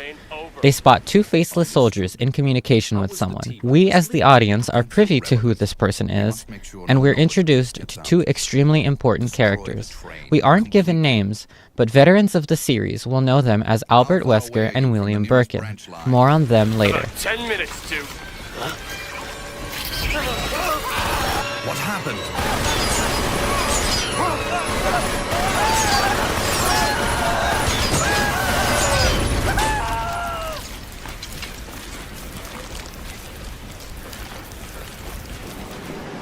Rebecca and Billy make their way into the locomotive, where they're able to engage the emergency brake on the train. However, they're too late, and the train derails in a tunnel. I gotta stop this thing.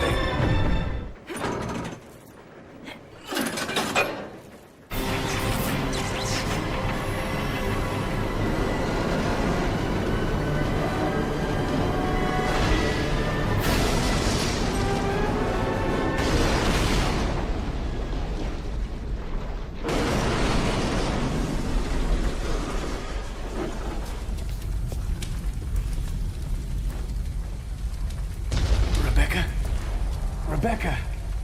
I'm here. Are you alright? Hey, we managed to stop the train. Yes, we managed.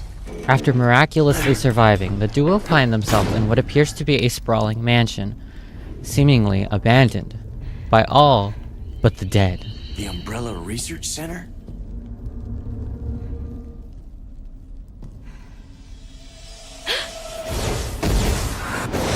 The first general manager, Dr. James Marcus.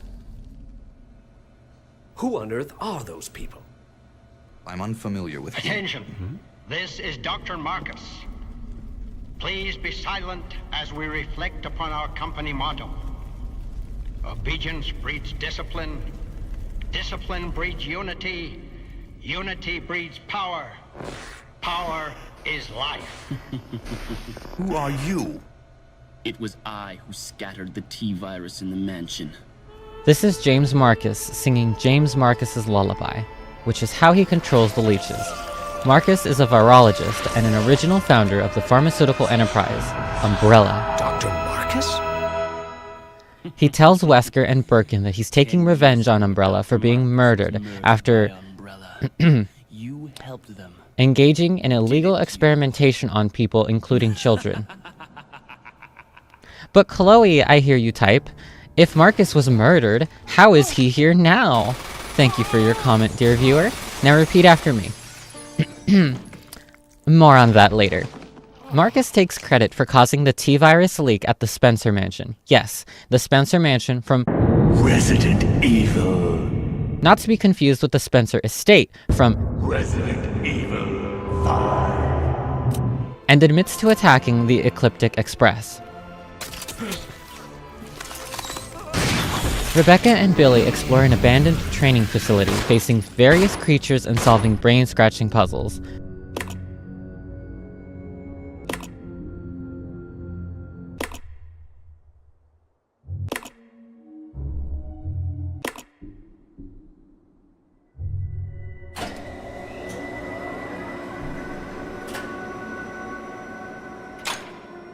What I will be referring to as Leech Marcus from here on out seems to have shaken Scholar William and Practical Al. I have already claimed this place for myself, which means you are trespassing. And I am very territorial. Wesker confirms the conspiracy to murder Marcus for completely reasonable and mature reasons, then reveals, as he explains to Birkin, that if Leech Marcus brings to light the murder of Dr. Marcus and the subsequent cover-up, not only will their careers be at jeopardy, but also that of Dr. Spencer, one of the other original founders of Umbrella Pharmaceuticals. The time has come at last.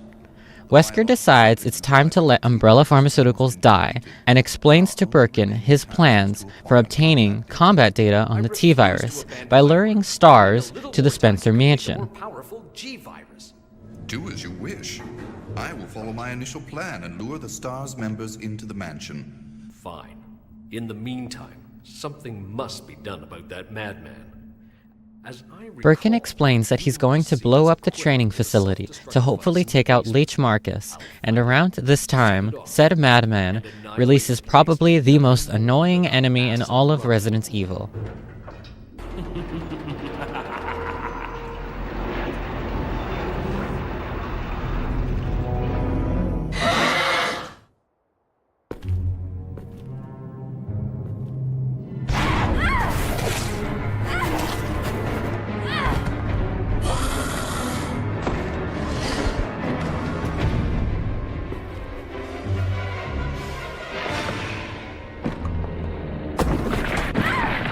Rebecca falls through a cave-in, and Billy races to save her. Hold on.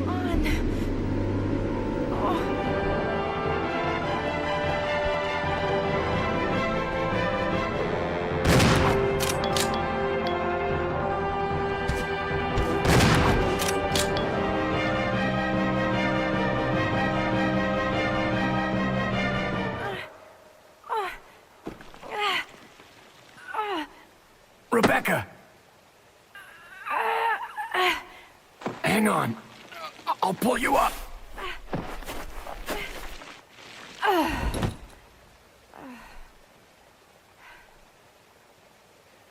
Thank you.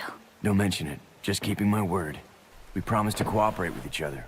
Remember? Rebecca then asks if Billy really did murder 23 people. He explains that while he was serving as a Marine, he was ordered on a mission to intervene in a civil war in Africa and locate what was to be believed to be a guerrilla hideout. There was no guerrilla hideout. Most of his squad had perished due to various reasons before they were able to reach that hideout. When they did finally arrive, it was revealed that the squad were operating on faulty information, and that what they had found was a small village of innocent people. Billy's commander then orders the slaughter of the villagers in an attempt to not brand the mission a failure.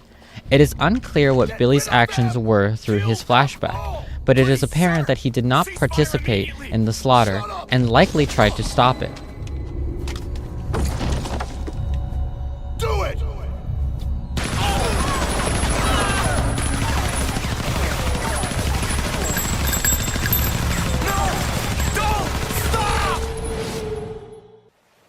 So did you execute those innocent people? Forget about it. Doesn't matter anymore. That was then, this is now. Besides, you said you wouldn't judge me. But it does matter.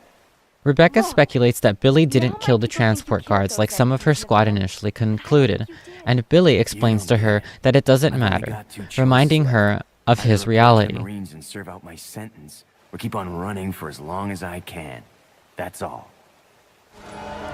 They continue fighting through the facility, fighting all kinds of bullshit creatures.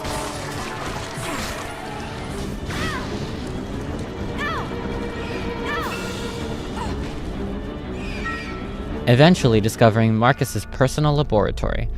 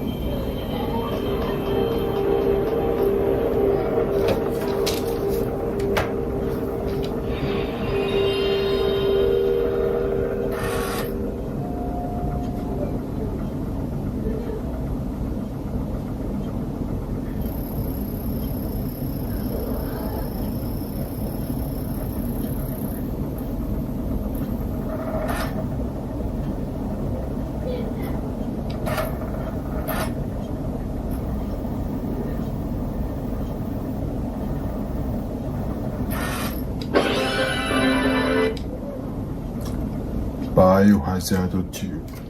Resident Evil 2. Let's get option.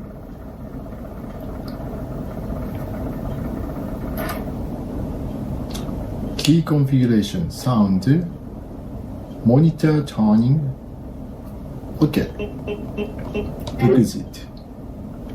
Load game, new game. Let's go to with new game. Level normal or easy. Normal or easy. Let's go with easy mode. Okay. Biohazard 2. I never played before actually. It is my first time. I have played Biohazard, Resident Evil Biohazard 1, Resident Evil 3, Biohazard 3, but never ever played.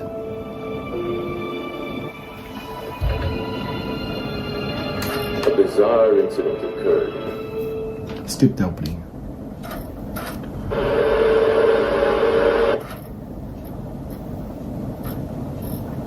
They were parted by an unescapable destiny. Unescapable. Okay. This is just the beginning of their worst nightmare. Oh my god. Huh? Yeah? Shit! What the?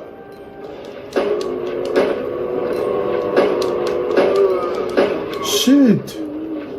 So many. Oh my god. Suddenly. Oh my god. So many zombies. Just the beginning. I didn't expect that too many. I would have too many, so many. Oh my god. Oh my. Come on. Shoot. Oh my god. This is totally where I can go.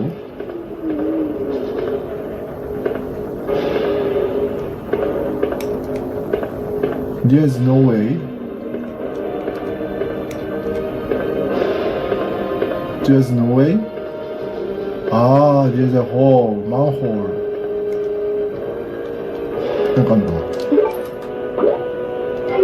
No way. Okay.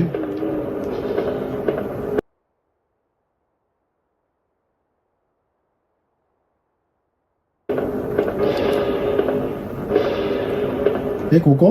Can I get into this here? Okay.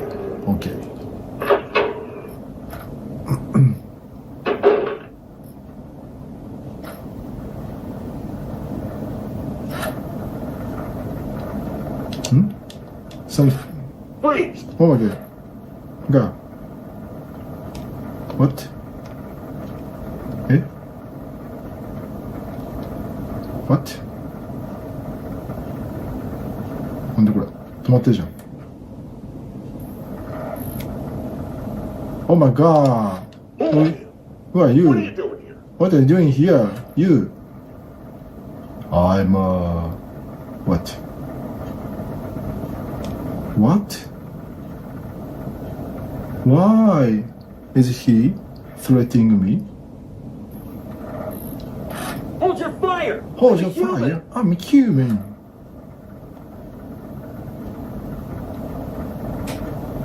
Oh my god. What? Why it is so slow? Oh my god. So scary. Oh my god. Sorry about that. I thought you were one of them. You one of them? What's going on in this town? In this town? Hold on. I don't have a clue. I don't have By the time I noticed something was wrong, The entire city was infested with zombies. It's a zombie. That's all? Okay. Okay, that's all? I can go there? I can go there? ここ次元かな? Can I can go there? いける? Okay. Okay. I know. It must be coming. Oh my god, I feel so bad. What? What was that? Oh my god, I think I have to come back there? No? Oh my god.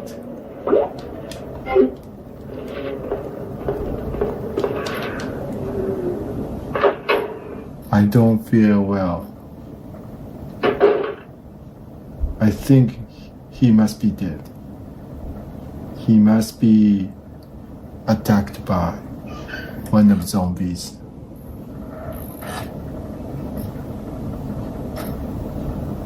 Oh my god. Oops! Zombie? Is he zombie?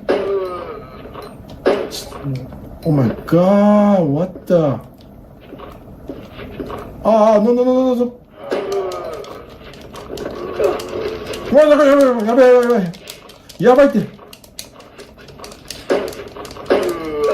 Oh my god, go, shit. Oh my god, what the? これ死んでた。Oh my god, how many zombie? まだいんのかこいつ。やばい。なんで？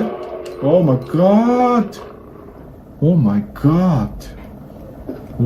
god. So many blood. Am I safe? Fine. You see, I have only 6 bullets left. I don't know how to... he's dead. Okay. Yes. Shotgun, yes. Of course. Shotgun.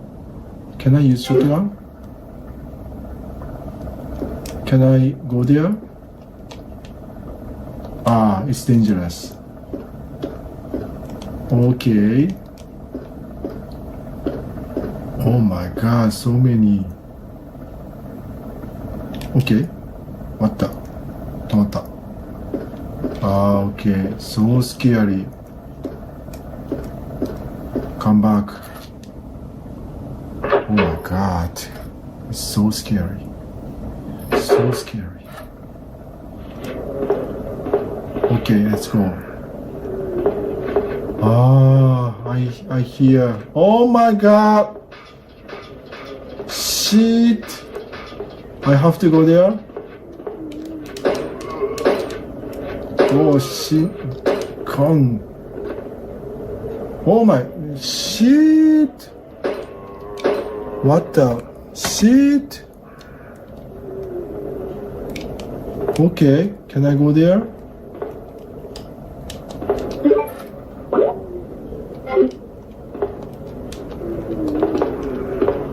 I can't. I can't. I can go there? No? Okay, forget about it. I know they are coming. They must be coming. Very soon. What? What is happening? It's so slow. That's why I'm so scared. Every time I have. Oh my god. What? Why? Oh my god! Shit! なんでこれ? 来んの? What?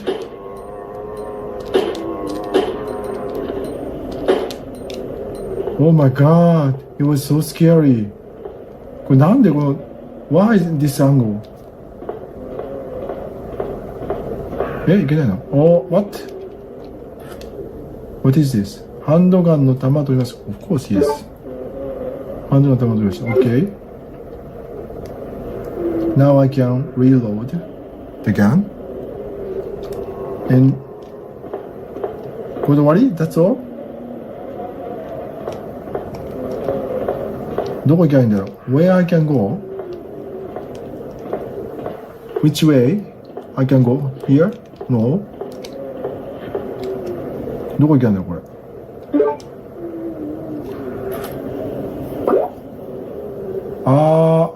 ？I cannot go there, I think. これ多分ここだな。Why I can't go there? There's no way. こう行くのかな？ No, no, no, no. I don't think that's... やっぱここでしょ。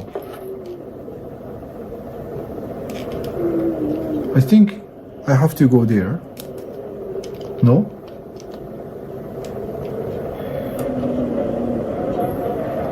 Why it is so slow? Oh my god.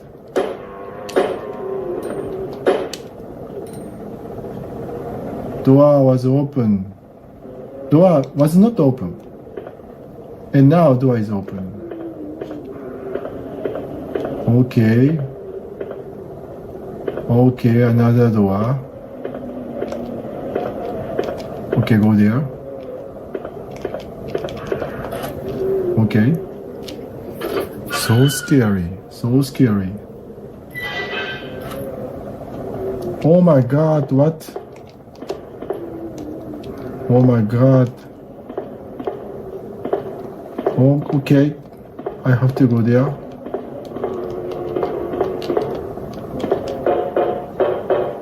Okay.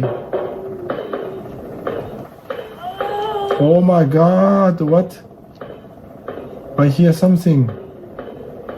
Some woman's voice. なんだこれ? Downstairs? What? Oh my god. なんでかいけねえんだよ。Shit. What?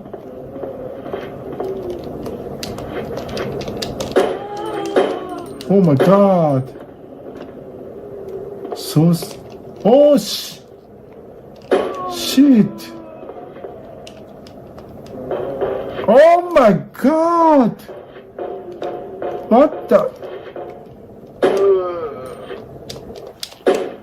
God, shit. Oh my god. Again? I know. Shit. Oh my god. Reload. I know. He's coming. Oh my god. Shit. Oh my god. Again? Oh my god. So scary. Okay. Door is screeching open. Oh my god. What is sound? 何このサウンド?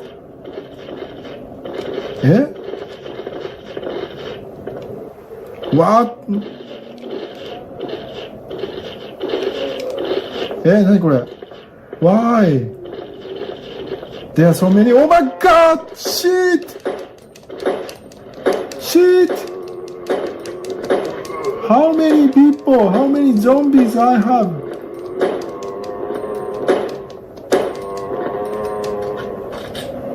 Are they dead?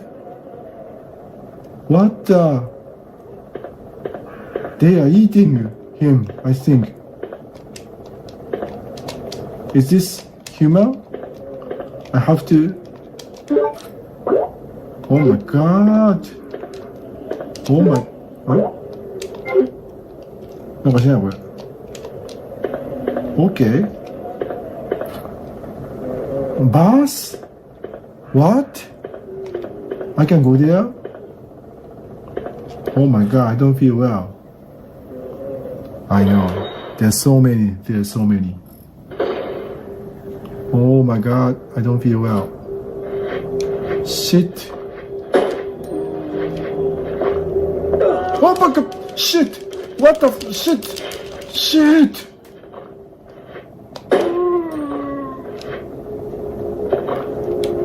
Shit. Oh my god.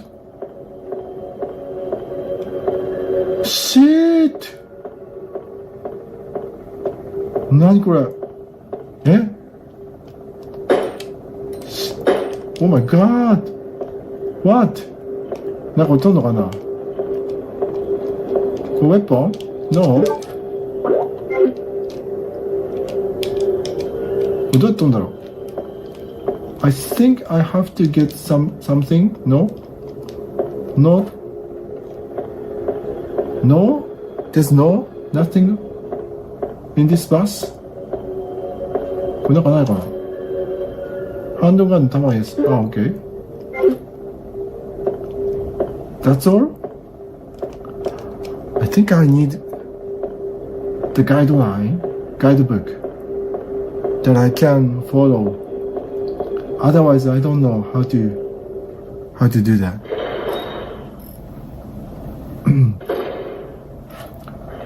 Oh shit!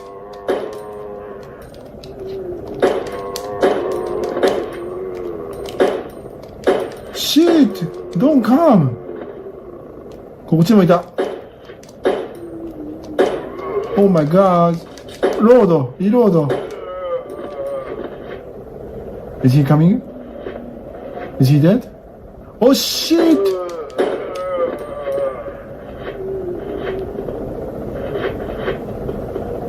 I know he's coming. I know he's coming. Oh shit. こっち行けんのかな終わった。I don't know how many zombies I have killed so far. Oh shit again. Oh my god. Why they are... Oh my... No way. Don't come.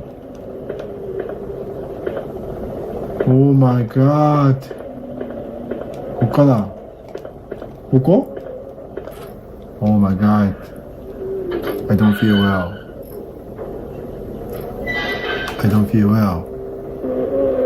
Oh my god. The sound is so sick.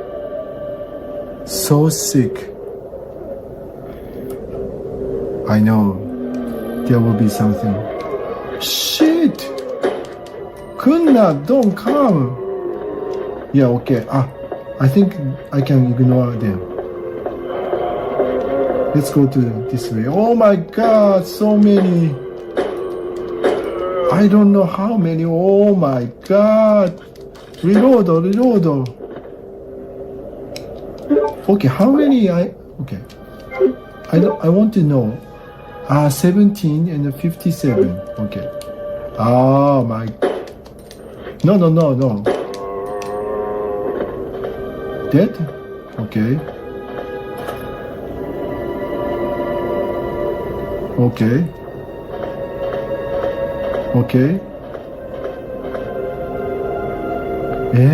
What? Why?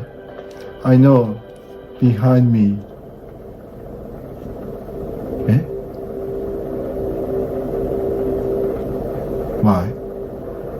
Why it is stopped?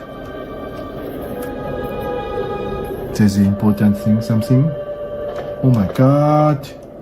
What this is all about? Oh my god! Something like embassy. Oh, it's police department. Or is what? It's Lagoon City Police Department. あれ開かないよ Open the door. Why? Am I going to have... Oh my god.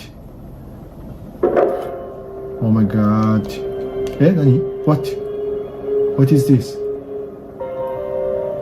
What?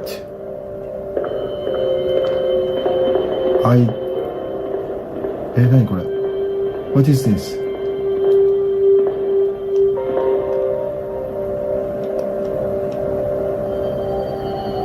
あなたの心を開く鍵、それでにするためならば、私は、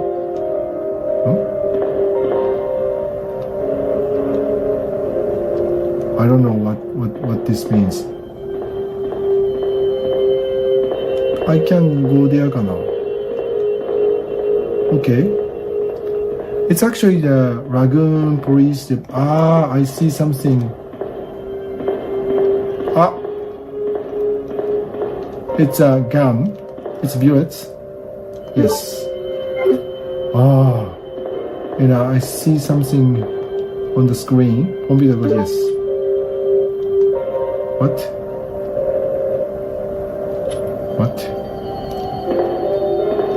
What was that? And this one?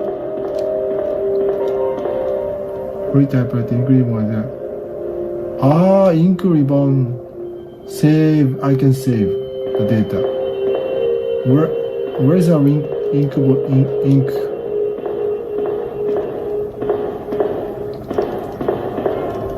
Okay. こっちかな Here? Okay. Okay.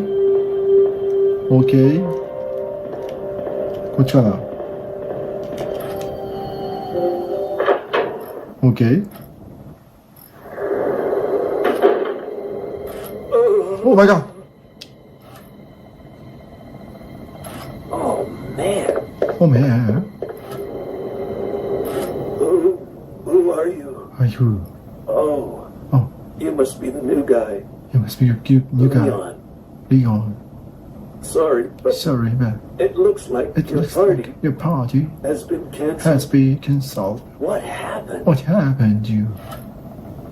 About 2 months ago. There was this incident involving some zombies in a mansion, located in the outskirts of the city.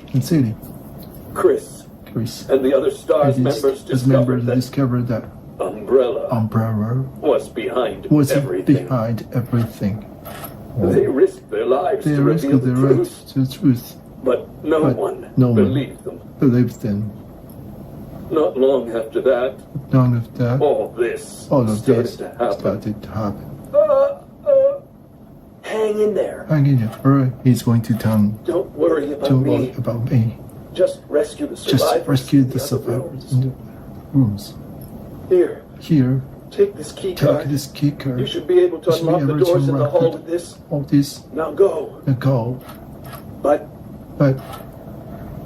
just go. Okay. Fine. But I'm coming back for you. Just hold on. Oh my god. Next stage.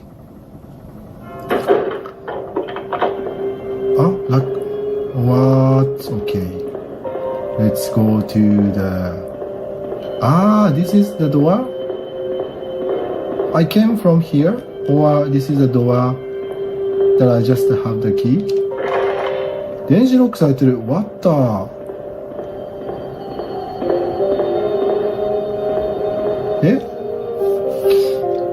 どこ行けばいいんだ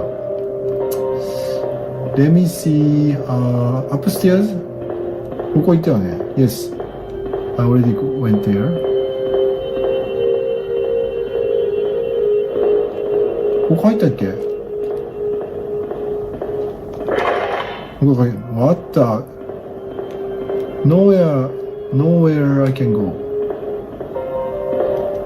ここ来たよね Yeah, I can... Actually, I already... こっちは the other way? ここにあるのかドアここ行けなかったねI don't know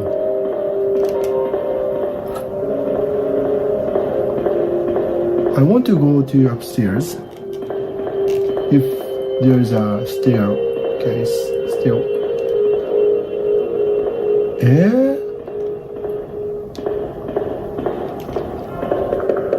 こっちかな。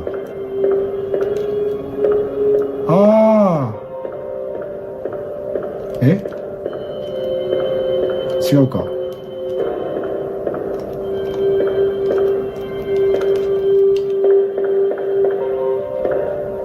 There's the door. もうないじゃん。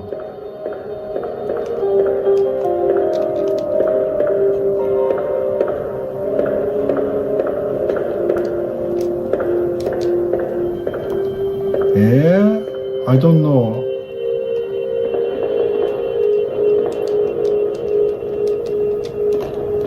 どうすんだろう。How can I get out of here? I think. What the? これで多分 Yeah, I think I should turn off the lock computer is door lock service. All side doors, yes. I want to order lock 中で Yes. ロックキーでカード解除できます。OK。カードキーでドアキー。カードキーを使いますか Yes. Yes. I'm going to use a card key. カードチェックする。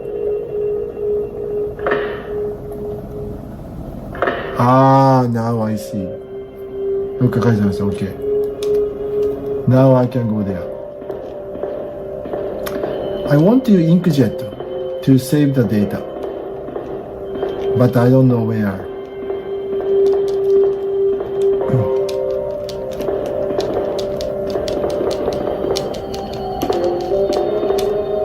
こっち行けなきゃ。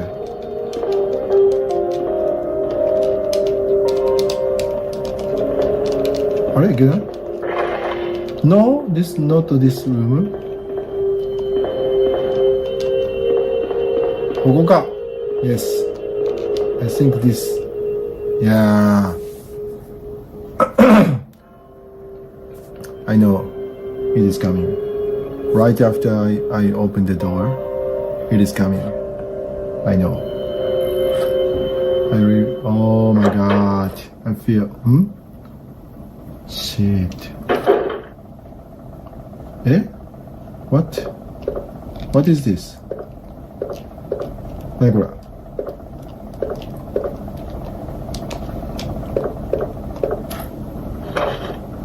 何これ？ Okay. And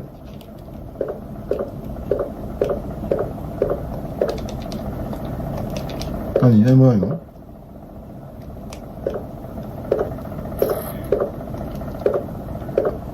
なんか What is this? ちょっと What the fuck?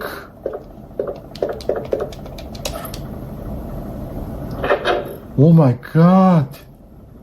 What was that?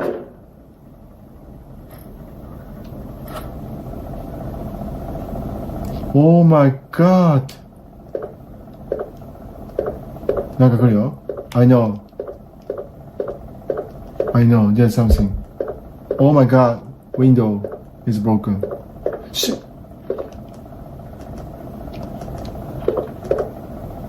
Oh my god. Oh my god. I feel so bad. Please. Oh my shit. What is this? Oh my god. Oh my god! What was this? Oh my god! Shit! Wait. No! Dead?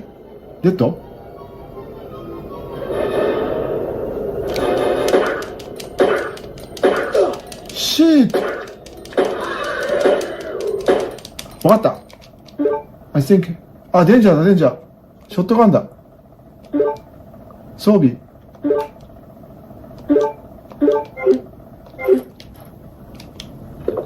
ショットガン。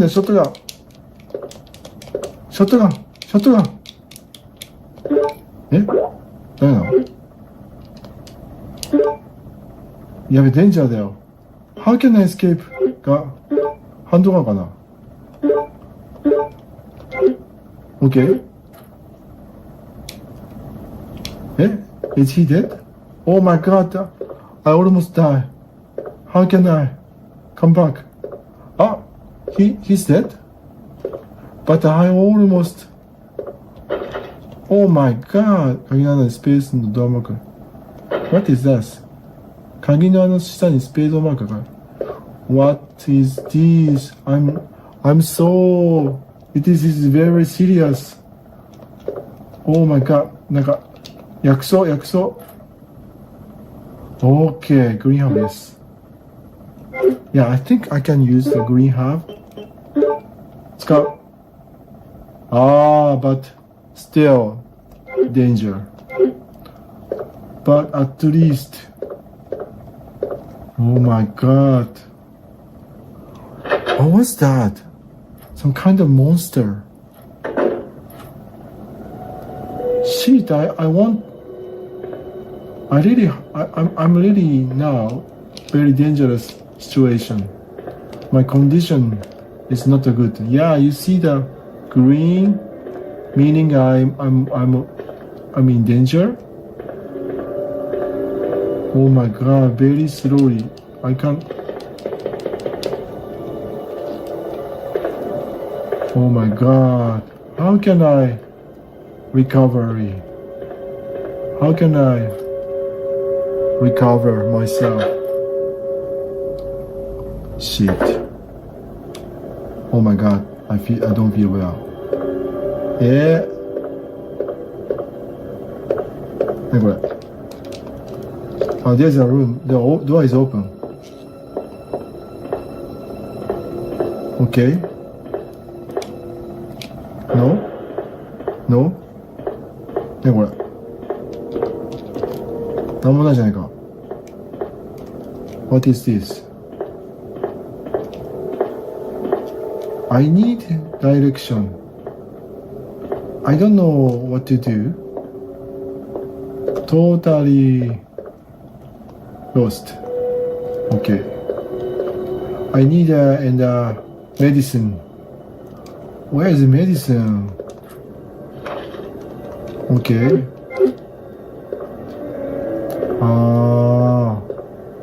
And I think I came from here?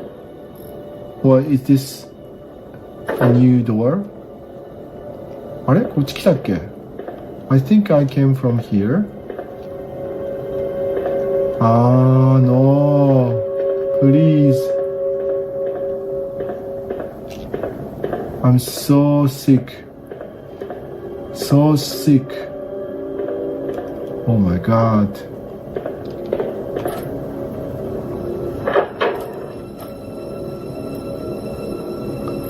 Please, medicine, give me. Oh my god! Shit! こんな無理だよ。死んじゃって。もう死んじゃって。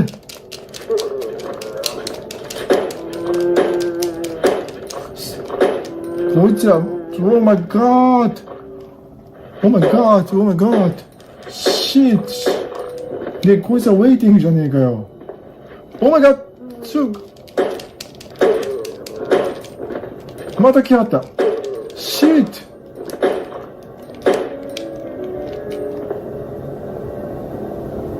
Antidote? Okay. これメディシン? Is this medicine? No! 何? Oh my god! I almost died. Oh my god!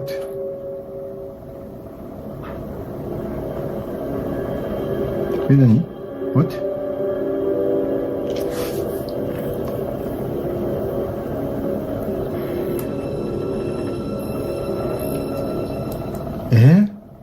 What is this?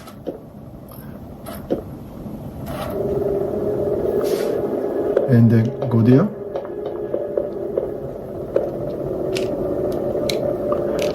how can I use a shotgun or I don't need to use shotgun? ごめんこれ。I can go there. Okay. I need a medicine. Where is a herb? Green herb. I think I'm. Huh? No. ここが違う。Okay. あ、なんか光ってんね。Something like. 何これ。どう飛んだこれ。取りたいよ。取った？赤き魂とキャンス。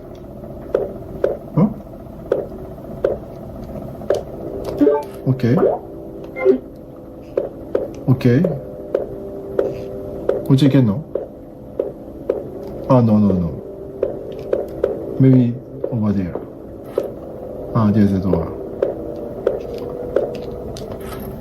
Okay.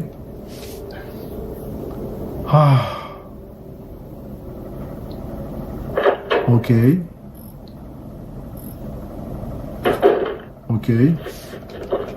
Oh, やだ。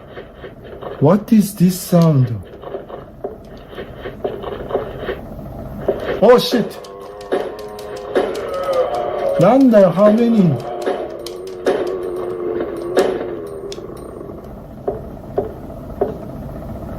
これはメディスンか違うな。No, this is not medicine. メディスンが欲しいんだよ、もう。ねえんだよ。きついな。Oh my god.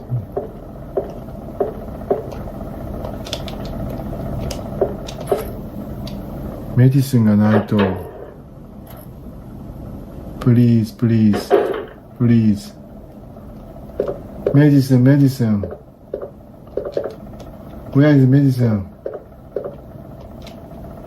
Oh, something I think. I see the QQ spray. Okay, yes. Why don't you use the QQ spray? Okay. Oh, I'm safe now. これセーブできるの？ファイルセーブ。ルーキーファイル。No. No. This is not just that. No. I don't want them. Okay.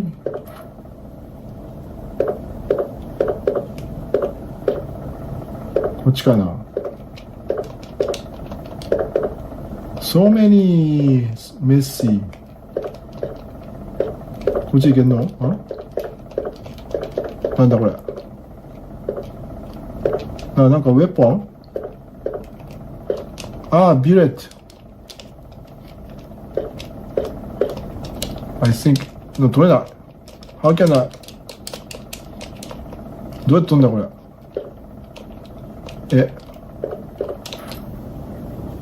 Of course, yes.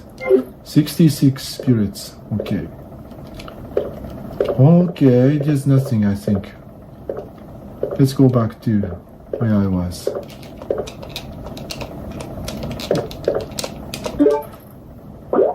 Huh?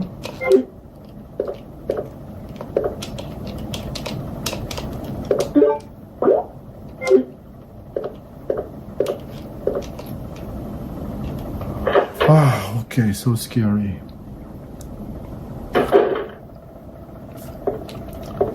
Okay, こっちから来たんだっけ？I think I came from here. No?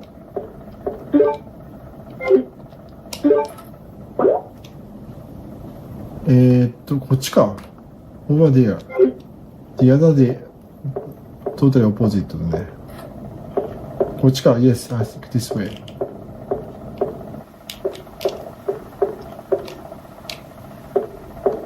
Okay.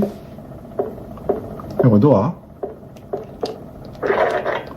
スペードマーク。スペードマーク。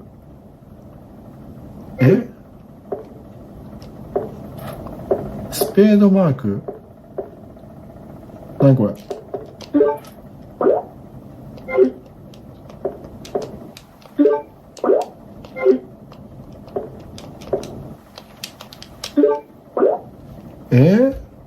もうないじゃん。There's no way that I can go. I already went there. I think I have to find something key in here to go there to open the door. Yeah, spade ね。Yeah, I know that. I have to find some spade. I know there must be something here. I can. So I must find something important. スペードなんか。There must be something in here. Okay. No?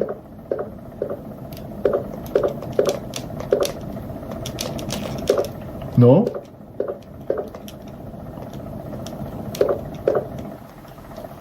ないじゃん。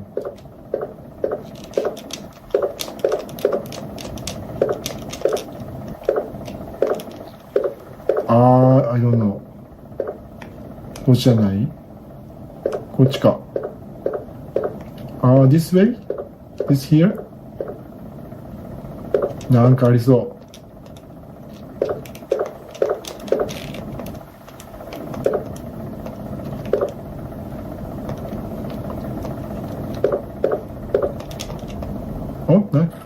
Something. Okay. Exit. Unicorn のメダル。Okay. What? Leon! Oh my god, my co-worker. It's good to see you're still among the living. It looks like we're not going to find your brother here after all.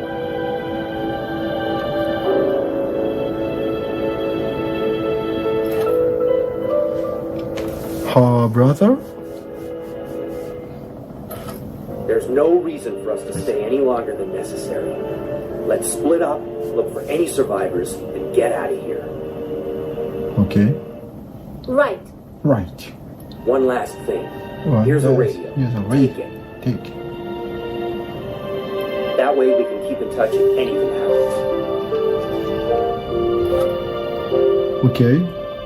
And then? What? I can't believe what is happening to this city. これで終わり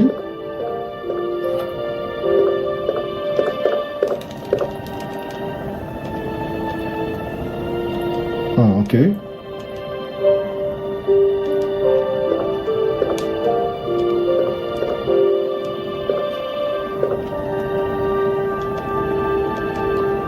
I need a スペード、これなんかじゃない？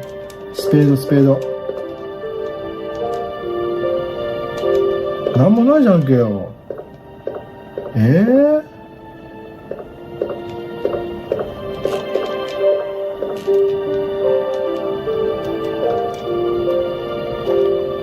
Why? How can I? これで終わり？なんだろう。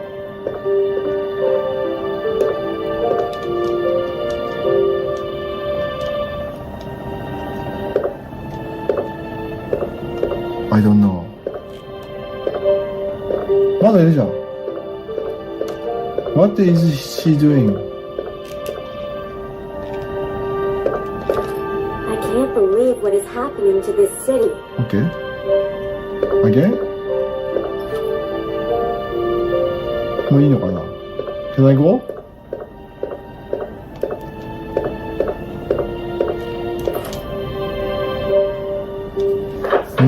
Strange.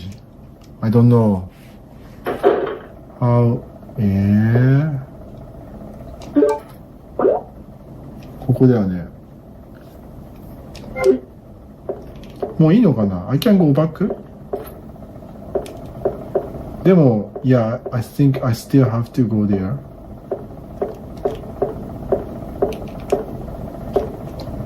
Come on. Oh my god. スペードのマークが刻まれている。もうわかんない。I don't know how. I'm totally stuck here. もうないじゃん。も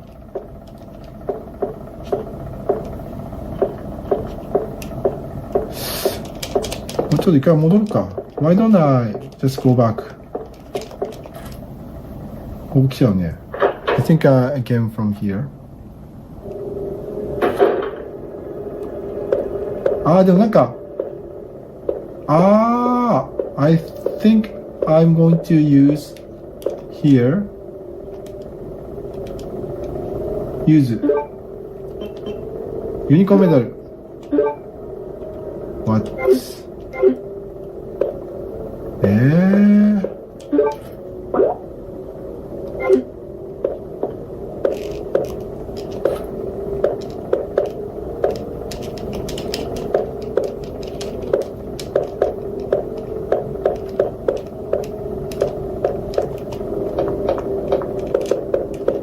もうわからん。I don't know. Totally lost.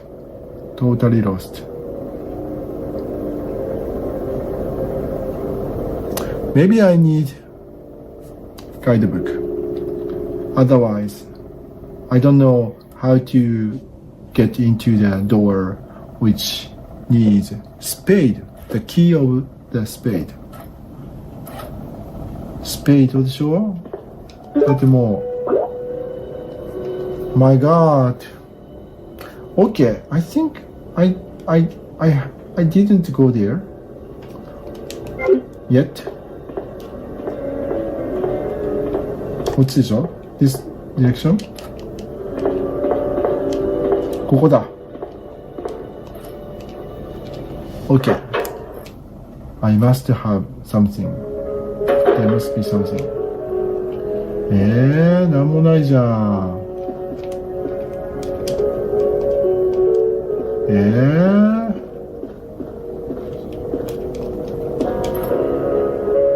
インクリボン、OK! インクリボン。Now I can save the data. Is that right? 何これ？What? What is this?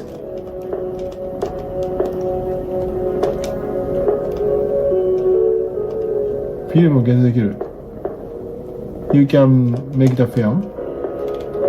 I need to something to do. No? I think I must go back some after.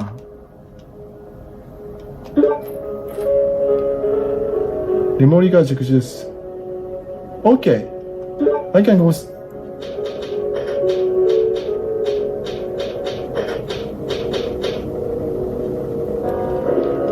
Now I can save the data. Yes, okay. Let's finish this time. And yeah, I'm going to find the direction from internet. How can enter the room which needs the key of spade next time. Otherwise, I don't know how to proceed anymore. So see you later.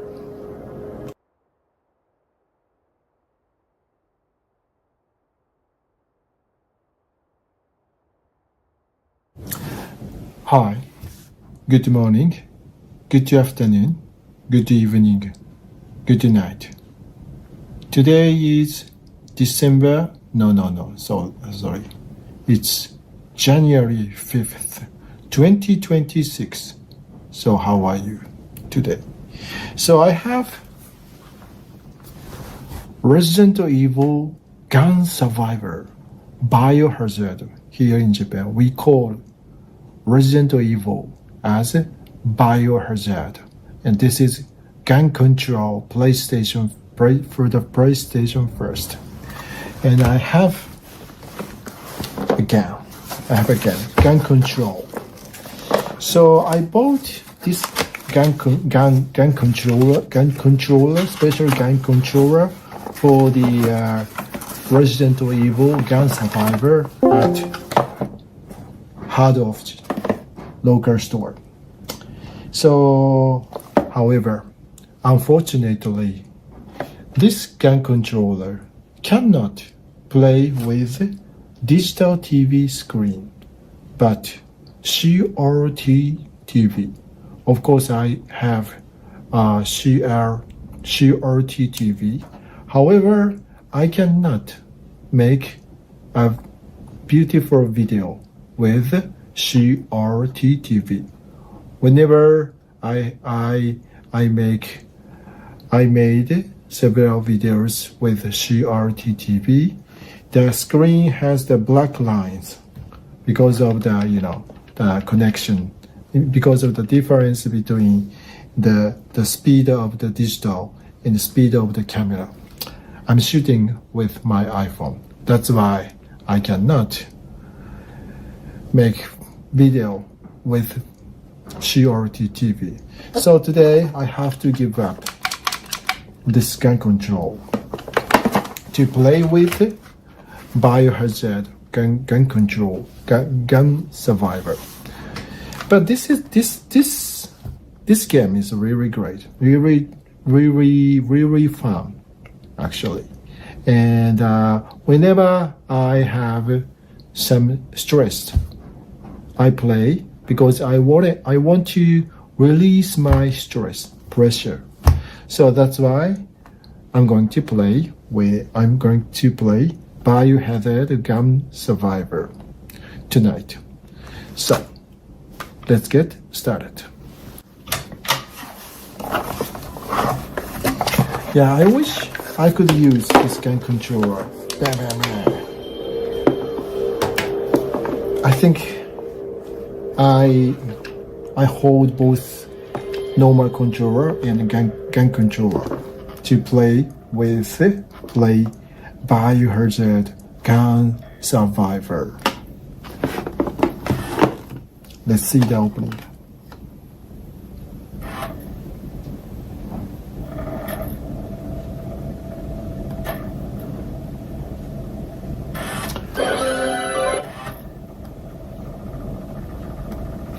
It contains violent scene. So, and the recommendation is to put earphone. Gun Survivor. New game. Easy. Gun Survivor.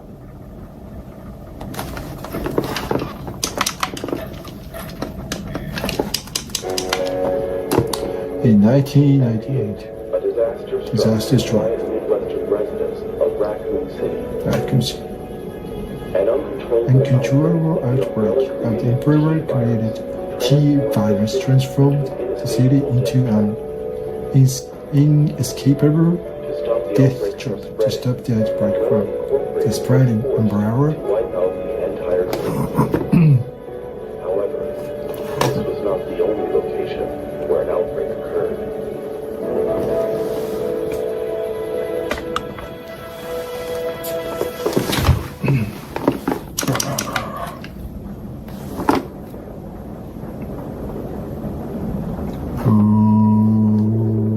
Yes.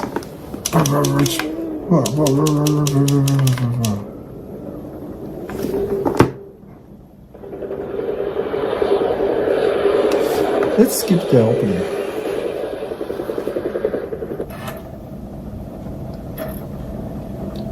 My head, my headaches, and I can't remember anything.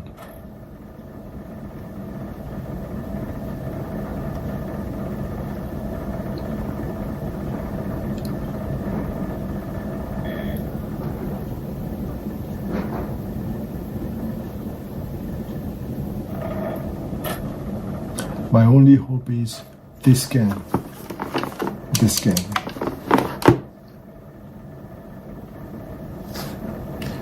Too long. PlayStation. All the PlayStation.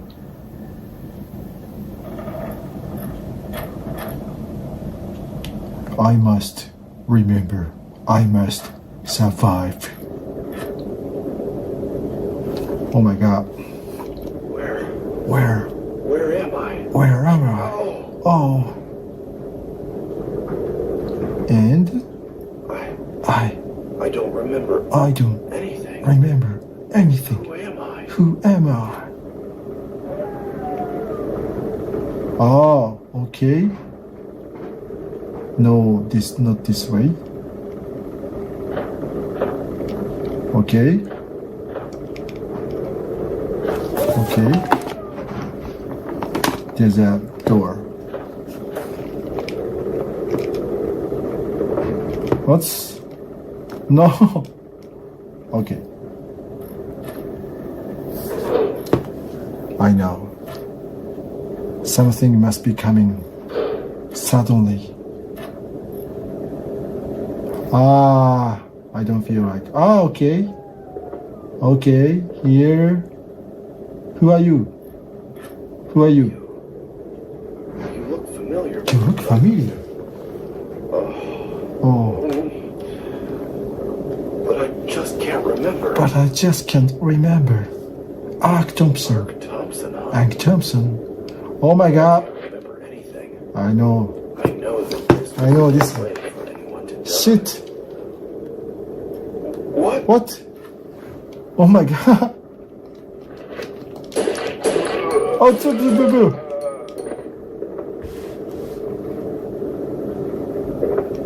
something is on. あれ？猫下。Is here. Okay, I need to. あれ？なんでよ。I need to bend down. No. どうやってんのこれ？ How can I?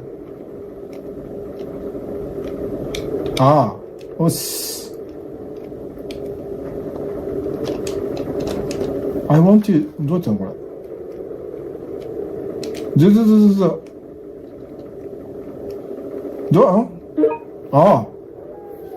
I just got the key. Shit. Okay. Not this way. I don't know which way I came from. This one? Yeah, I came from this way. Yeah. And I think next door must be here. I used old key and old key. なんかやだな。待つ。なったくんだじゃん。やっす。死んでない。落つ。どうぞ。reloading ね。Okay. Really scary. Oh my god. No more zombie? Shit. Okay. I have to take something here. なんだこれ。古い教官祭壇だ。Umbrella. Just written umbrella. Okay. And nothing? There's another door. Take a look at the map.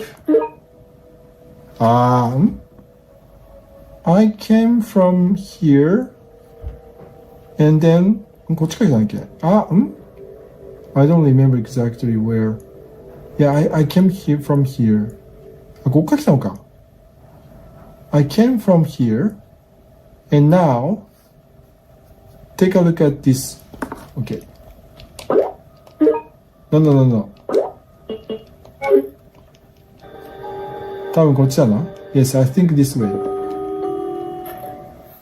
I don't feel well. Maybe another zombie. Oh my god. あー来た。なんおまた来た。こっちがやば。あおやばいやばい。Oh my god. So scary. こっちが来たの？ I know.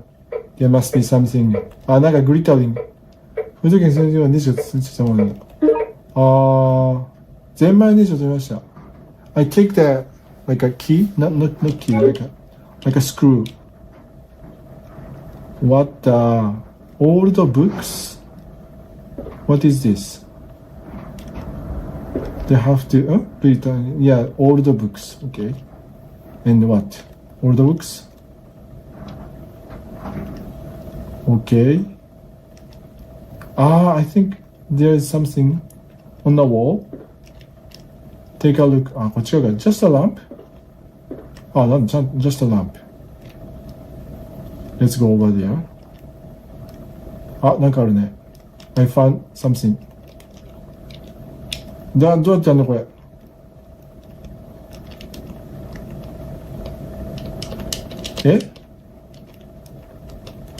I want this book. How can I bend down? I need to... なんだよ。まあいいや。Okay. Forget about that. I came from here. And... なんかあった、デスク。なんかあった。Yes, I found something. Yeah. Ray Haydon, yeah. The key for the church. The key for the church. Okay. なんもないかな。Okay. I think I'm okay now. Can I go back to the first chamber? Okay. Okay. Don't come. Don't come. Don't come.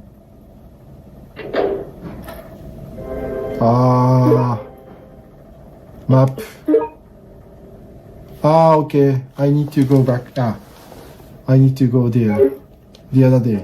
The other way. Here. 礼拝堂の鍵. Yeah, the church.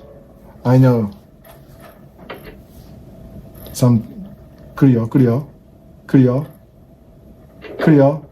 I know. お来た。No way. Head.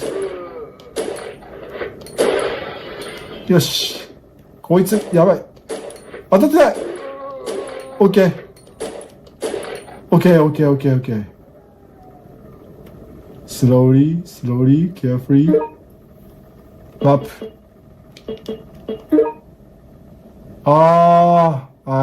I see. I have to go to this chamber ね。Okay, let's go to the chamber. I don't know how many bullets I have. You know, once I am running out the bullets, I had reloading.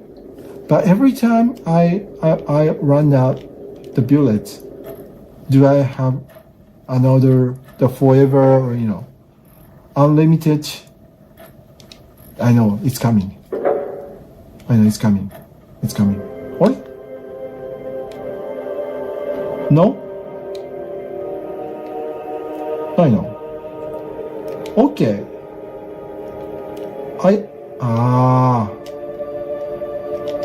There's a book. マネージャーの日記来ました。OK。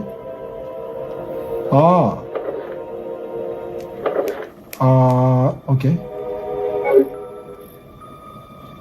Actually, I didn't read entire. I just skipped the reading. Did I have to? But anyway, okay. I know. いた。No! No, no, no! Oh yeah! So scary. これなんだ？ピンボールマシン興味ないの？ Why pinball machine is here? Okay. Arcades. Arcades. え、こんな終わり？ That's it? That's it? Isn't there any important item that I have to get? That's it? Okay. Let's just go back.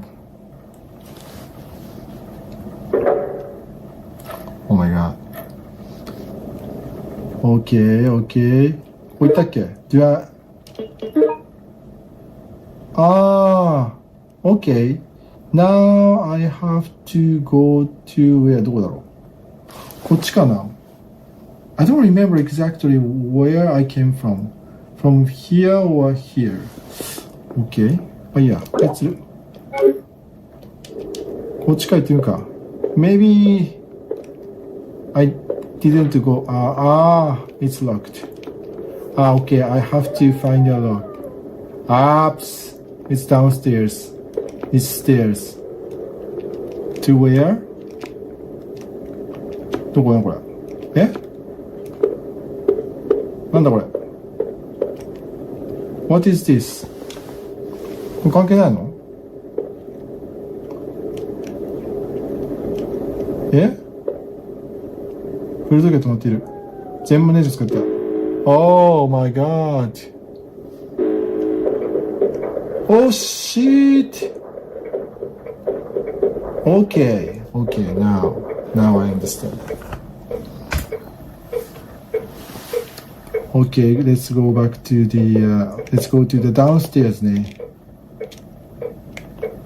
But I don't feel well. Oh my god, I know. Oh, なんでこれ? Oh my god. スパイダーだ。ジャイアントスパイダー。ここ?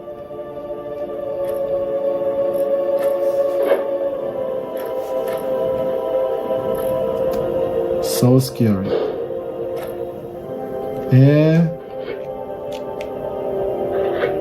いた! Oh my god! 近いって。3匹もいる。こっち来てる。リロード。Shit! こっち来てんな。Yeah. He's coming. I know. あれ? Is he dead? All of them dead? I see something glittering. 何これ? ミラー? 境界裏口の鍵。The key for another door. Okay, and what? Nothing? 何これ? ないか? Okay, go back to the first floor and go back to the これ来たんだっけ? Okay, I can go back to just one room. Okay. Okay, now I can go to the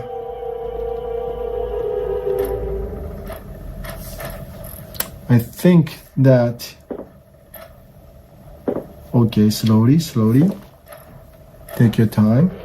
なんかいた! Shit! こっち来んな。Oh my god! また来た! Okay. I think that this room needed key. Yes. I know it's coming. 来るよ。来るよ。シット。なんだよこれ。ファッやばいって。やばいって。デッ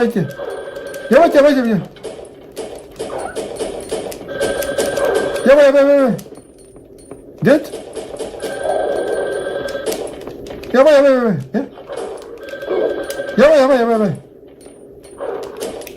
こいつ。なんか、テレフォンis ringing.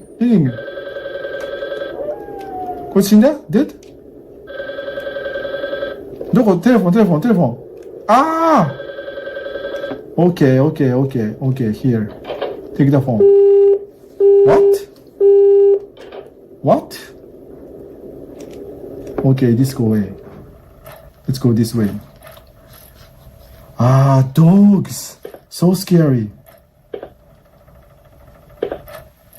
また来んなよ、ドッグス。なんだこれ。おい。やばいって。やばい。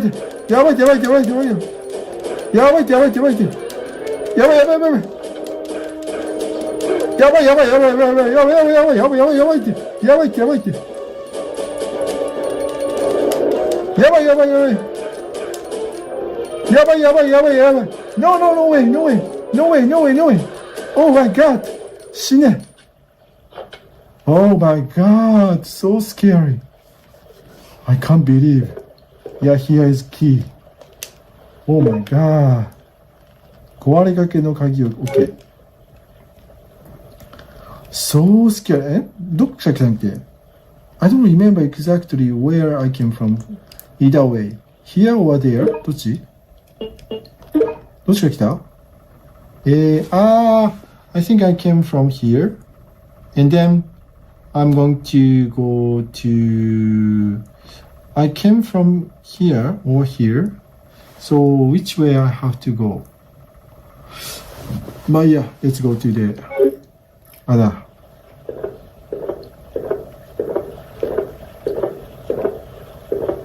So scary. Monsters. 2 monsters. Oh my god. 来るよ。もう、again. Okay. Phone. Vincent. Who is this? Vincent. Who's that? Vincent. Am I Vincent? Am I Vincent? Vincent. You are a murderer. You are a murderer. Murderer. A murderer? A murderer? What are you talking about? What are you talking about? Answer me. Who did I kill? Who did I kill? Shit. I know. It's coming. They are coming. Oh? No way? Okay, I came from here. Okay, slowly. なんかここかな。Maybe, yeah, something here. これかけないですが、I used to. え？ What?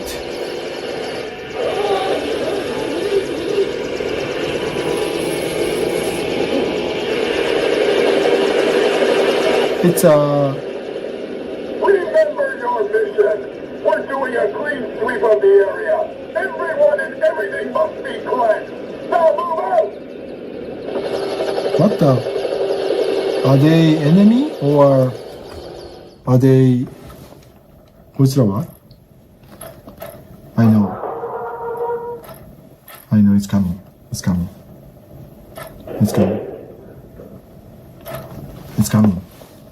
Yeah? Oh, enemy? What's that?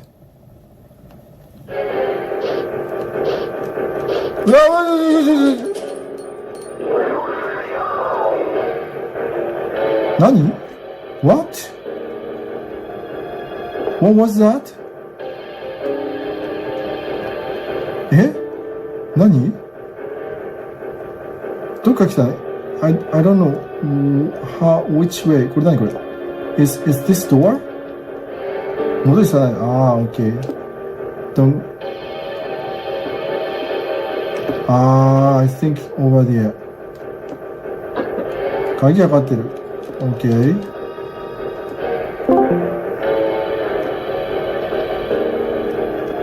OK。なんかいる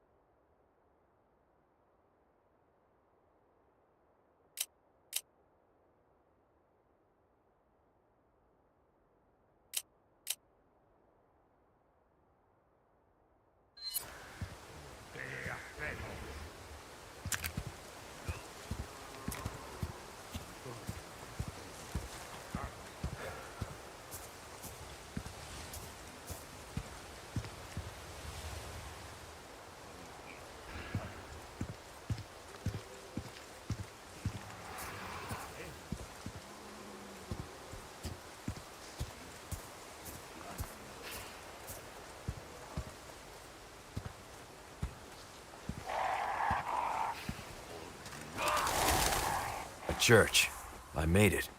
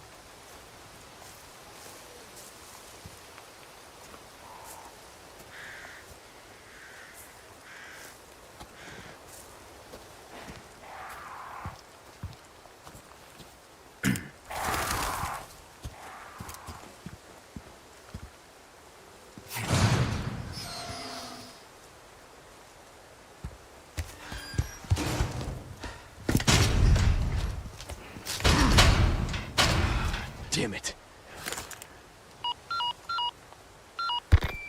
Condor 1 to Roost. The church is sealed up. And Baby Eagle? Negative. Nothing yet. But they sure do have this place locked up tight. I see. I can think of one reason they'd want to do so. Oh, she's here. That's for sure. I'll find a way in. Condor 1, out.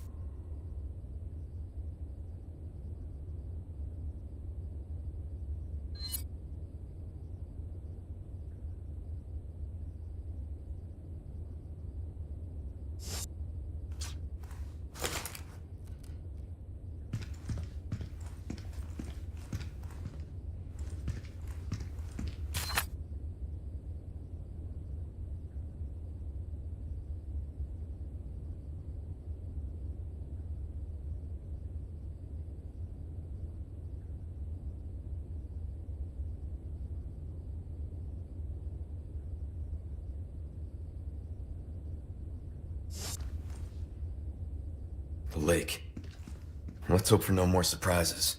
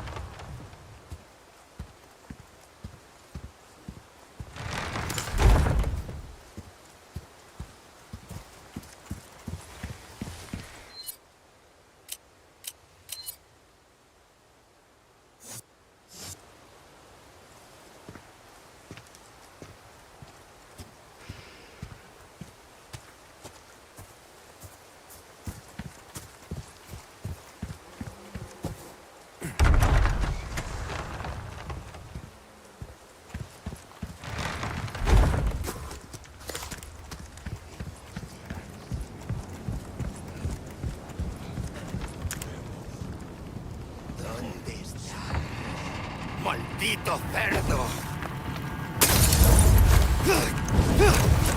¡Un forastero!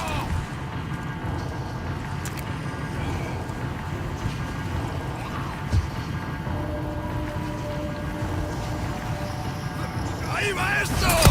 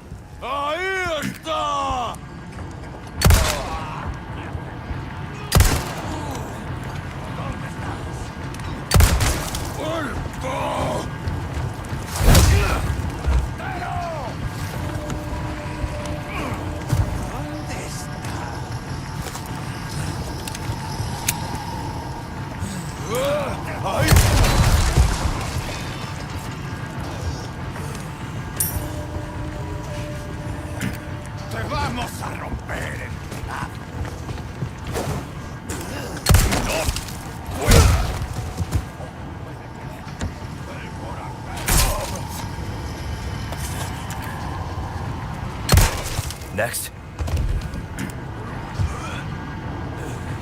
¡Te vamos a romper en pedazos! ¡Vamos a romper en pedazos! ¡Muérete!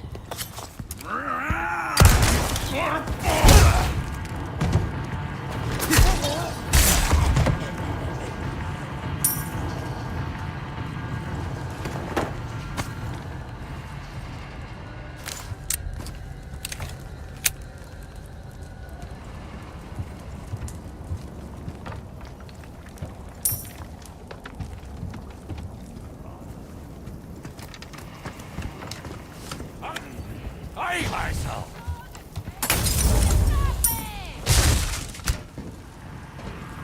¡Y ahí va eso! ¡Ahí va eso!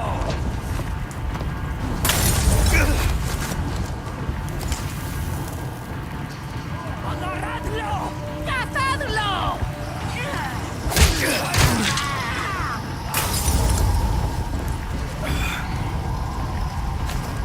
¡Ahí va eso! ¡Ahí va eso!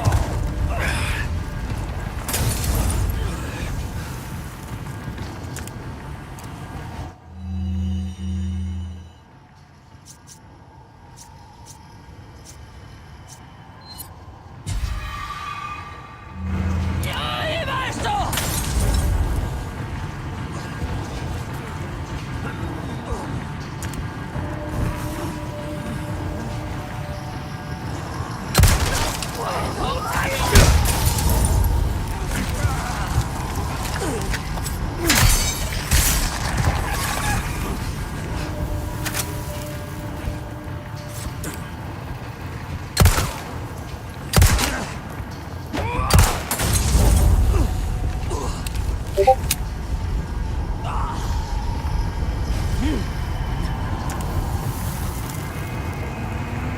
¡Y ahí va eso!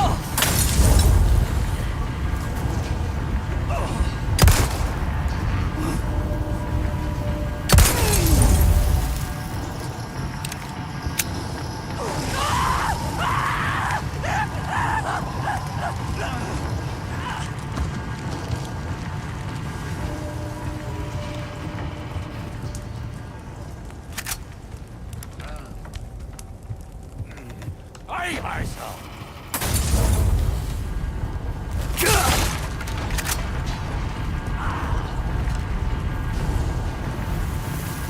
¡Ahí va eso!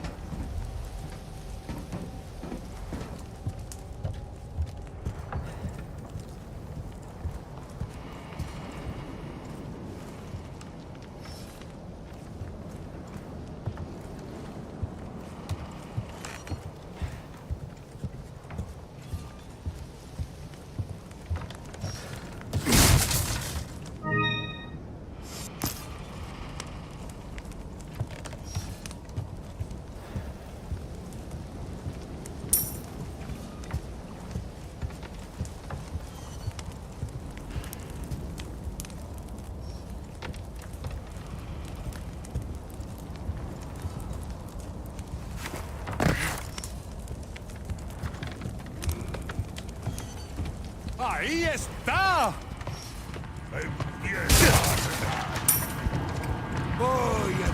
Other Fiskis's copy!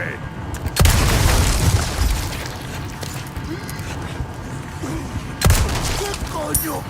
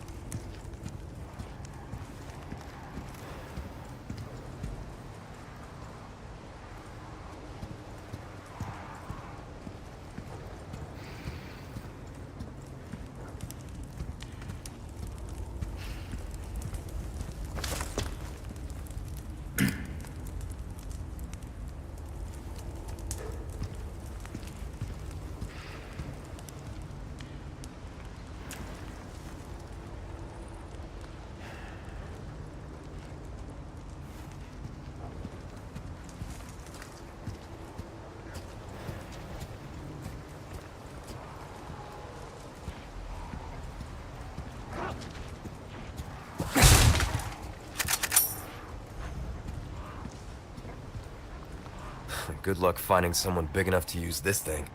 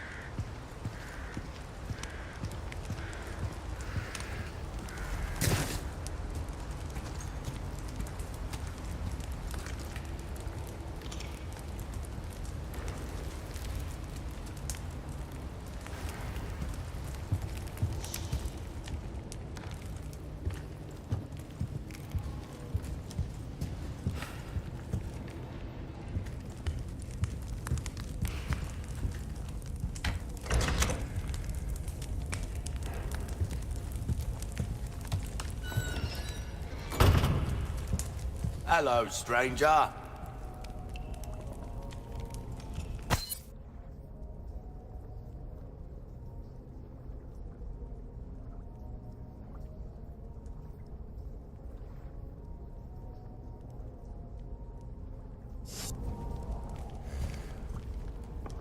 There are enough weapons here to get a party going.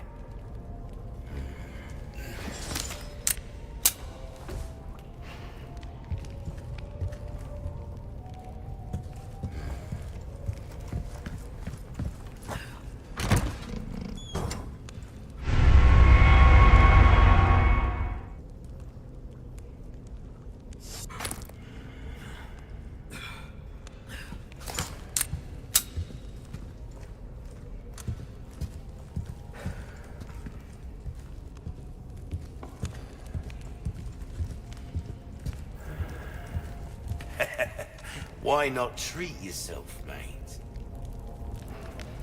Welcome. Got a selection of good things on sale, stranger.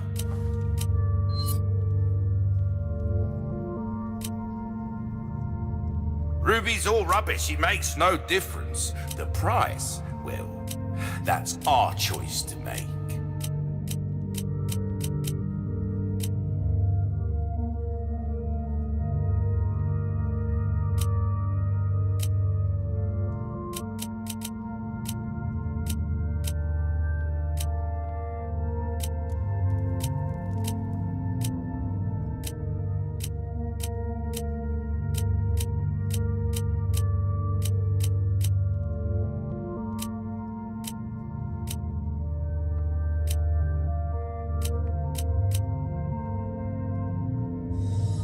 Thank you.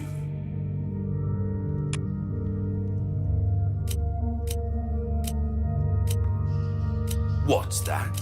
How have we procured these curiosities? You don't want to know, mate. This ain't a charity.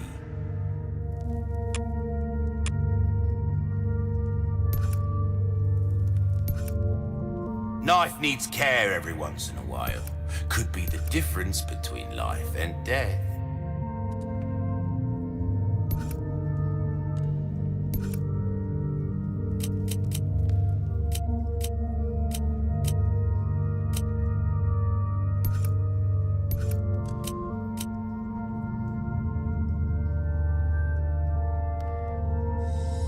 There you are, as you wished.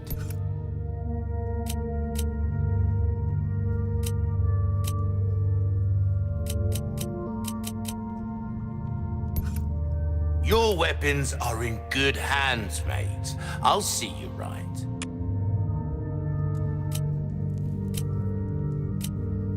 Why not try your hand at a new gun, stranger? Might save your life.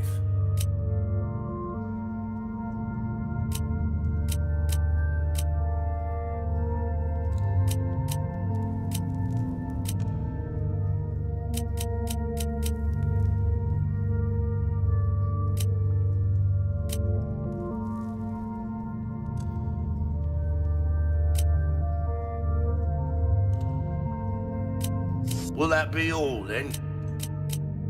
Come back anytime.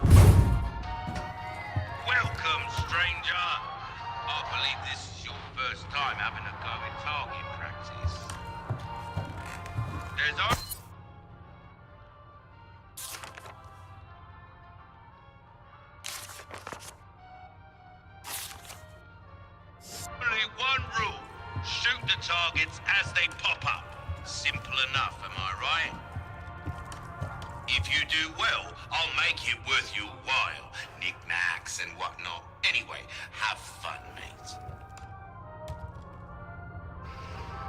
A rifle can take out multiple targets with a single round. Rate of fire leaves a bit to be desired, though.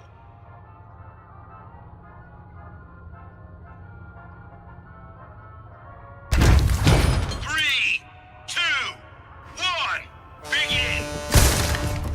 Oh, friendly fire, stranger! I'll have to penalize you for that, I'm afraid.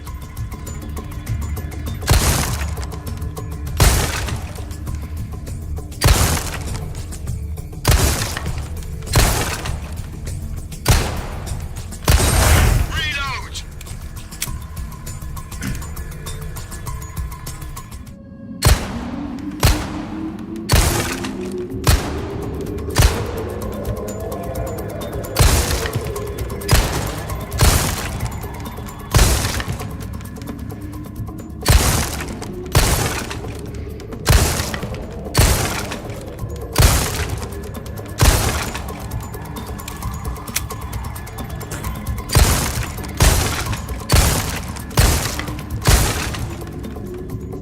That's the stuff, that's your lot!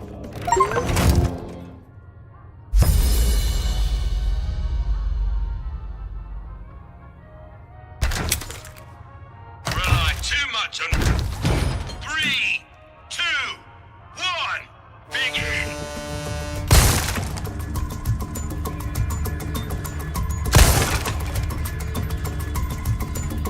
Superb shot!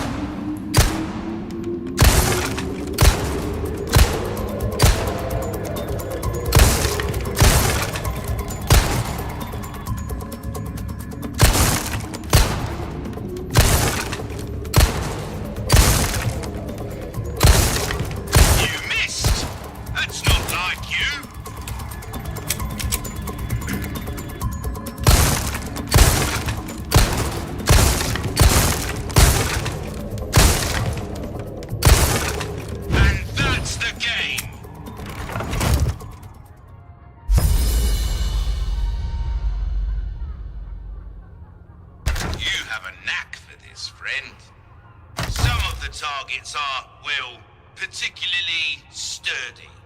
One shot. 3, 2, 1, begin!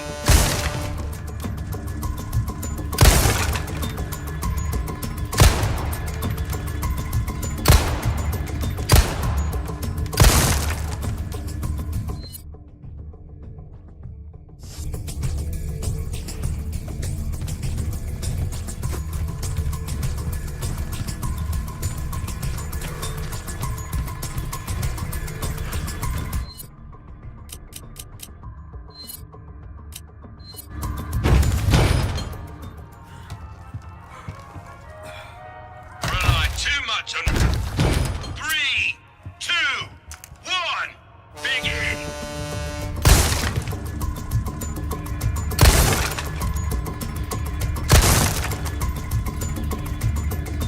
Superb shot!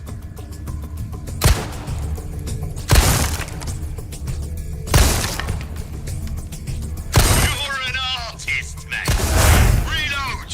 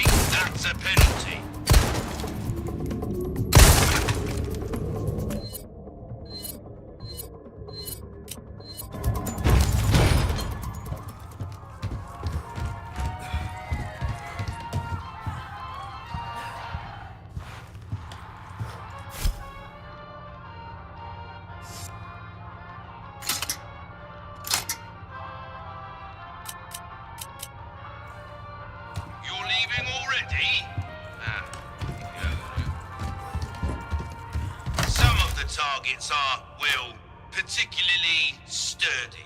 3, 2, 1, begin!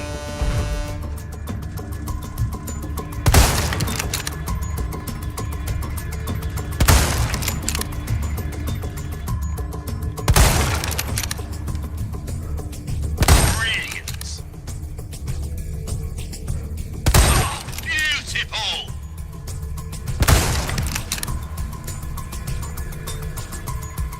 Superb shot! Reload!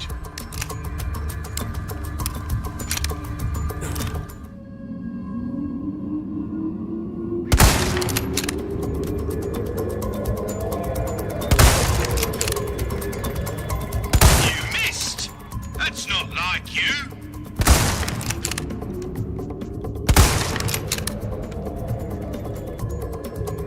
That's your lot!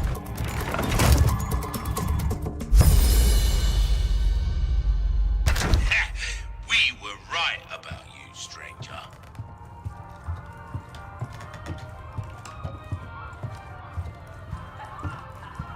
Do come again, stranger.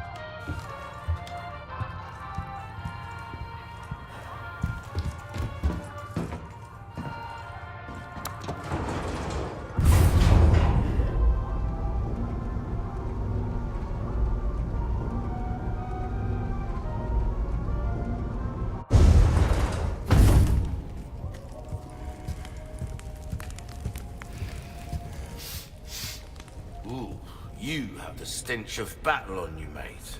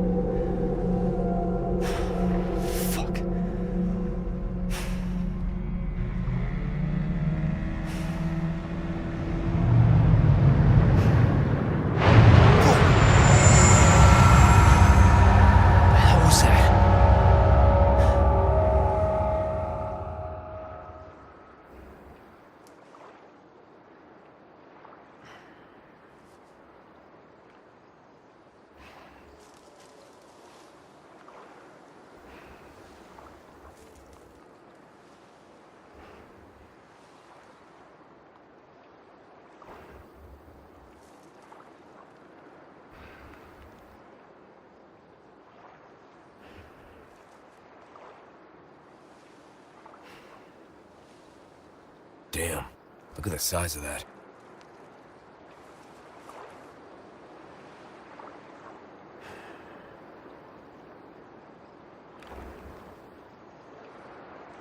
Looks like there's something over there.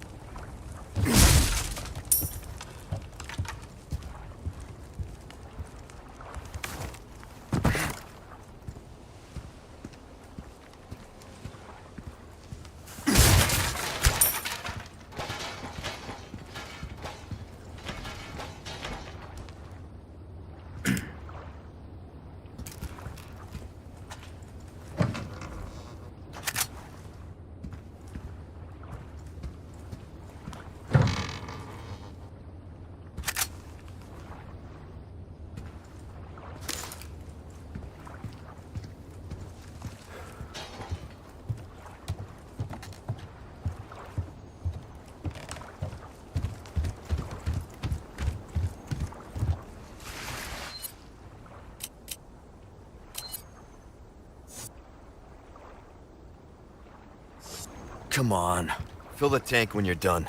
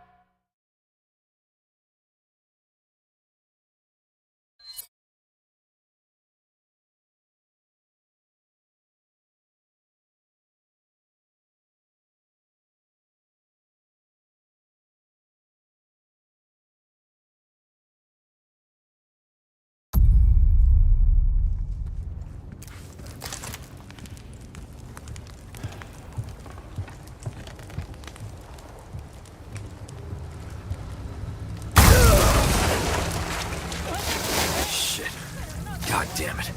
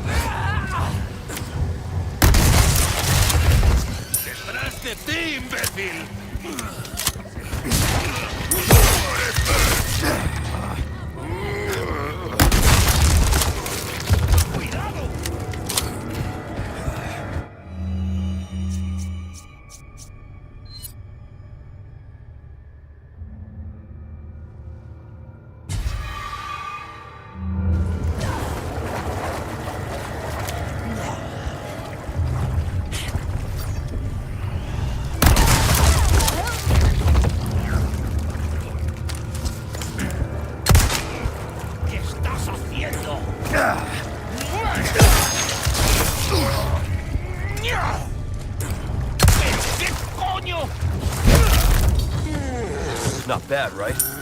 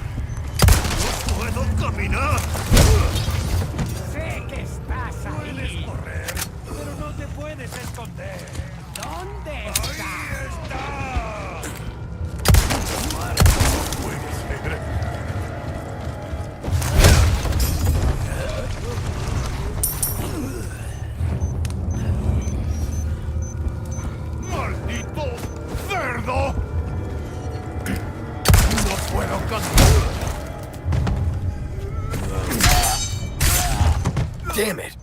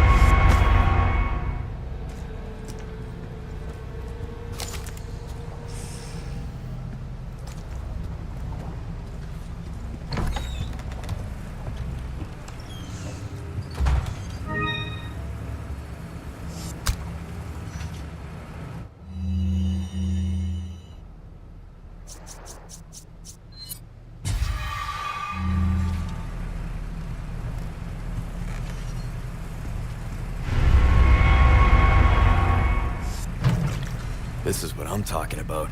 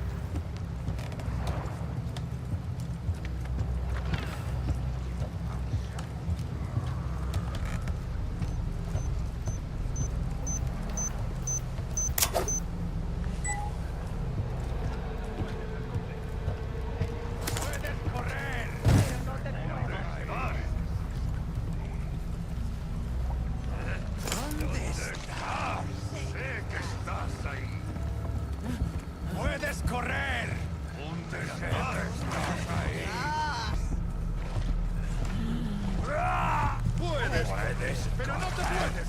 Pero no te puedes. Ahí está. Sé que está. Hacer picadillo.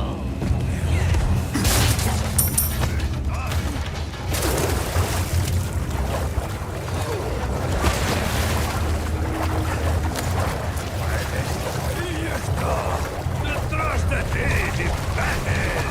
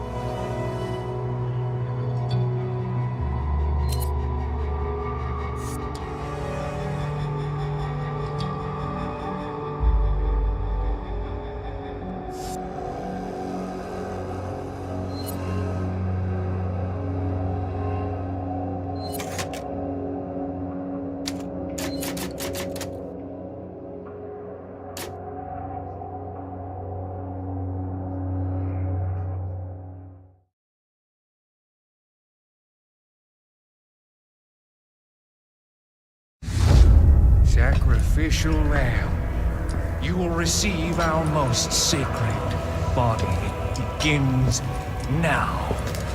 When day breaks, you two will join our covenant to share in my holy blessing forever.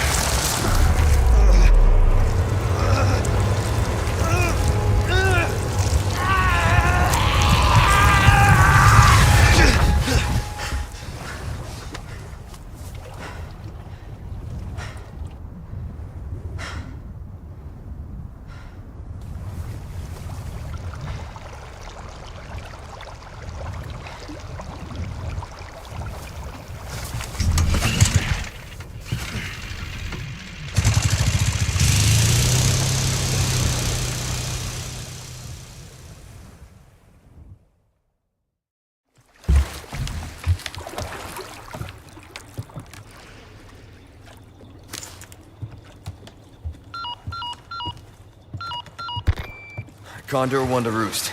Do you read me? Condor 1? You've been radio silent for 3 hours. Are you all right? Yeah, I'm fine.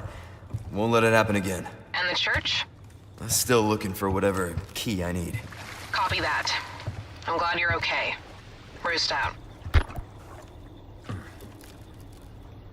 Won't be going anywhere in this thing.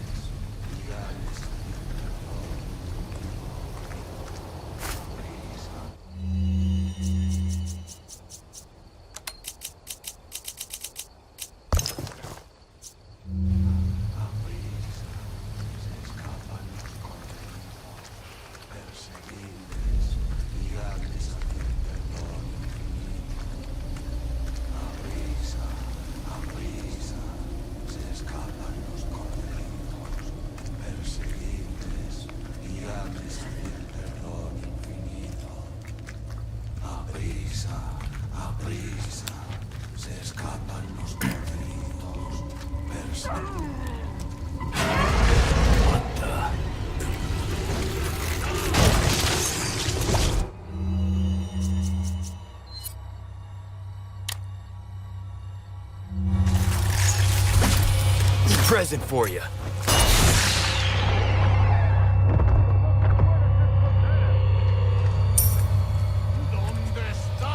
What the fuck?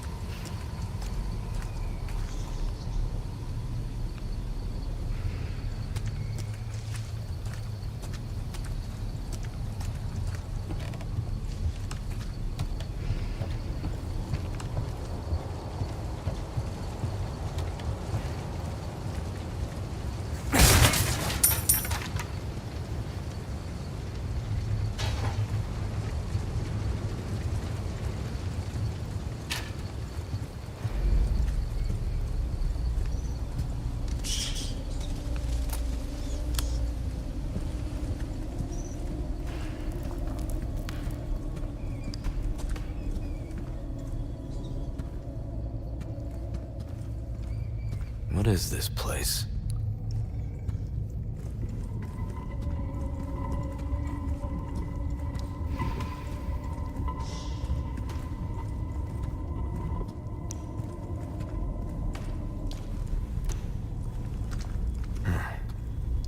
Some kind of shrine.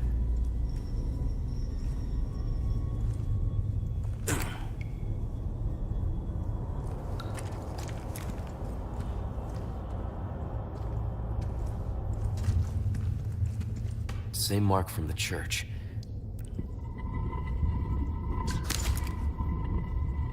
Is this the key?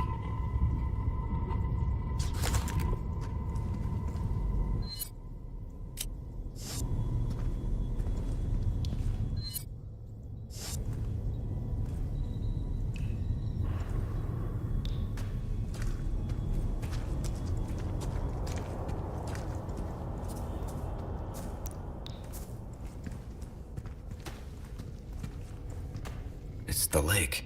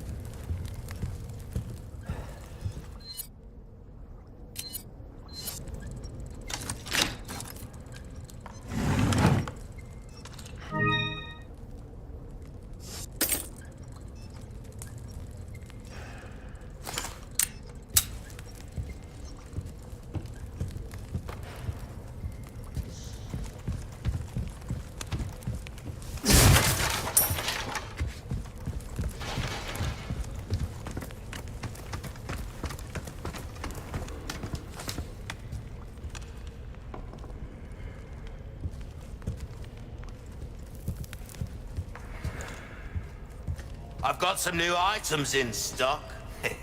Come take a look. Welcome. I've got something new for you, mate.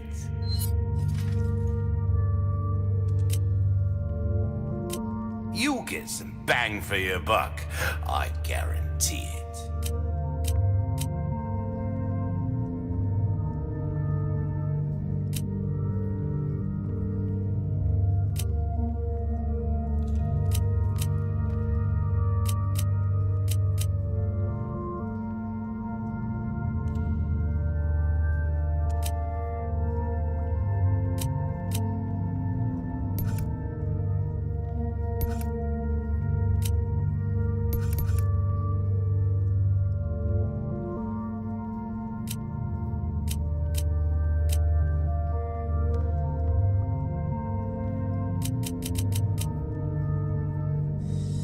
A decent size. But size ain't everything, am I right?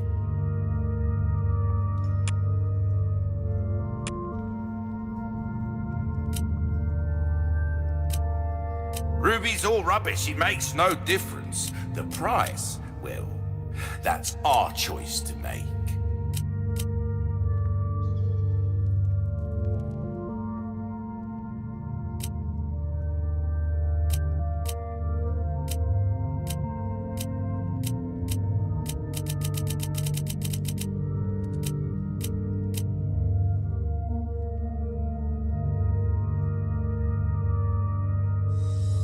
Thank you.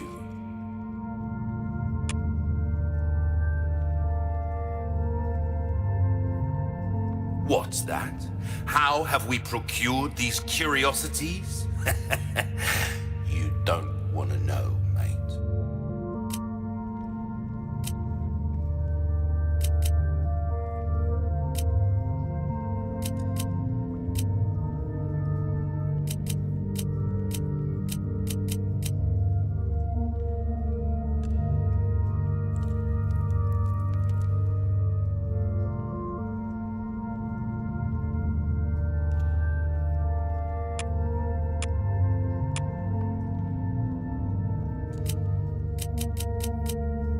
What you see is what I've got. Got a selection of good things on sale, stranger. Come back anytime.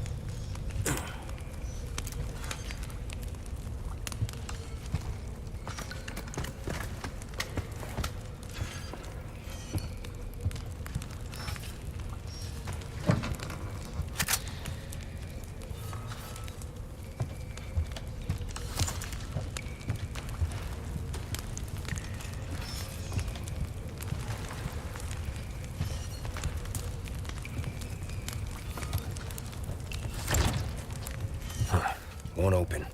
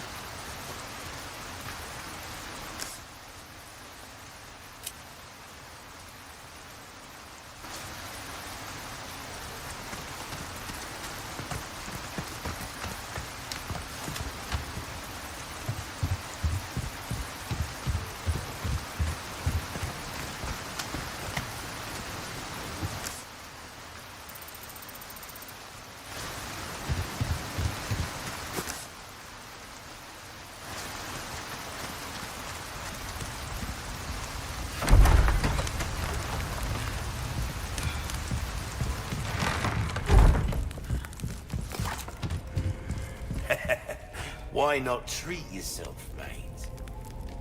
Welcome. What can I interest you in?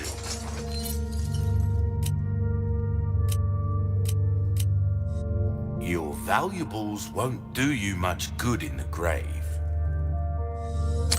A deal well struck. Pleasure doing business with you.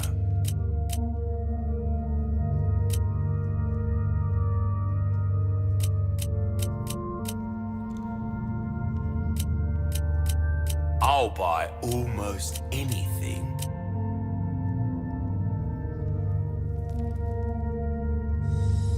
This is what I'm talking about. Fine work.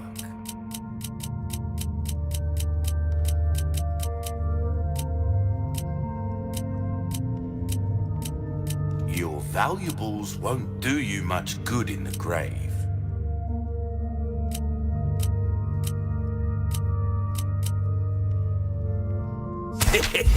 I knew I could count on you.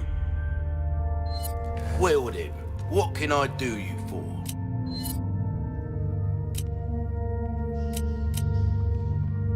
Oh, my back is killing me.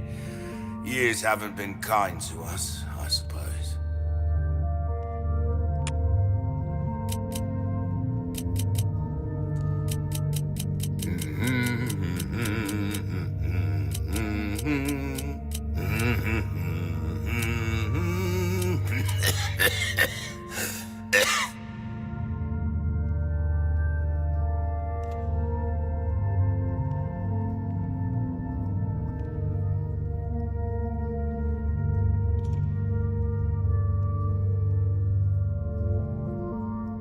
Anything else I can help you with? We like our herbs, we do. Heal a man, kill a man, they do it all.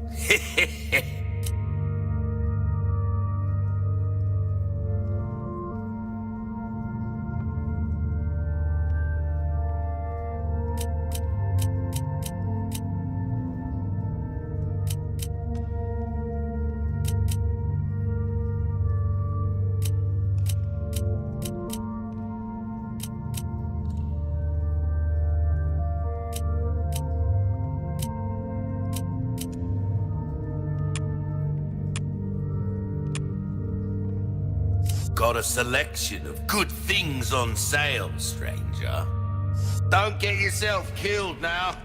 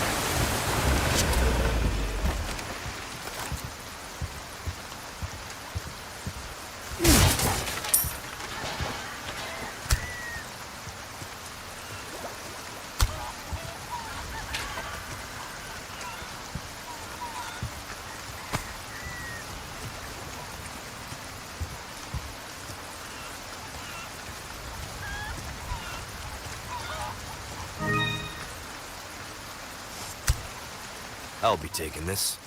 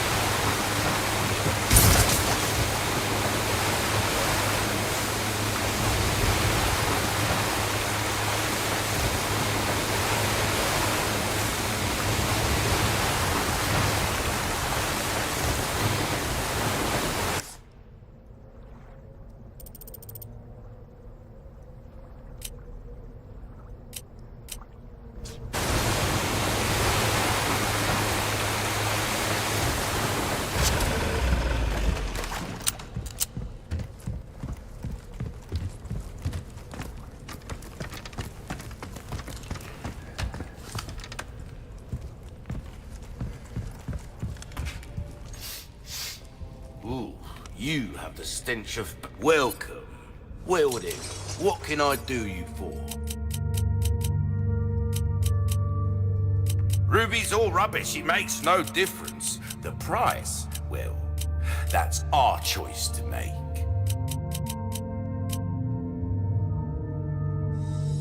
Perfect. You're a real professional. Good stuff, stranger. Will that be all, then?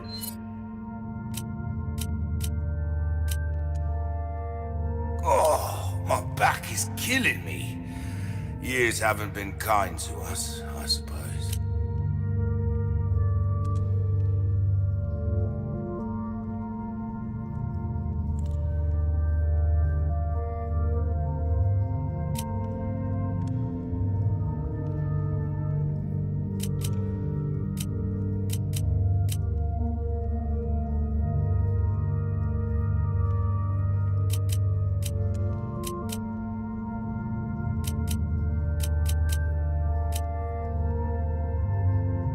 Got a selection of good things on sale, stranger. Come back anytime.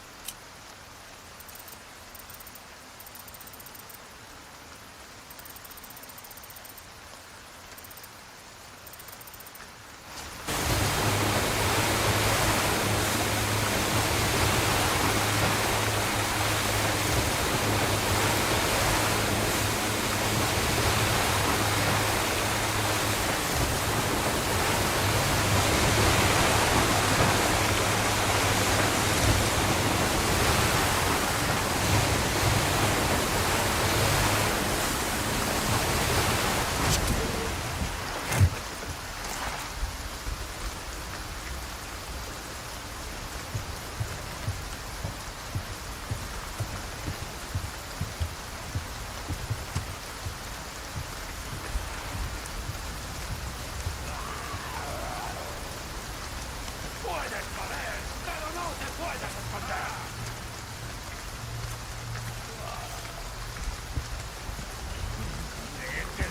Ahí. ¿Dónde está?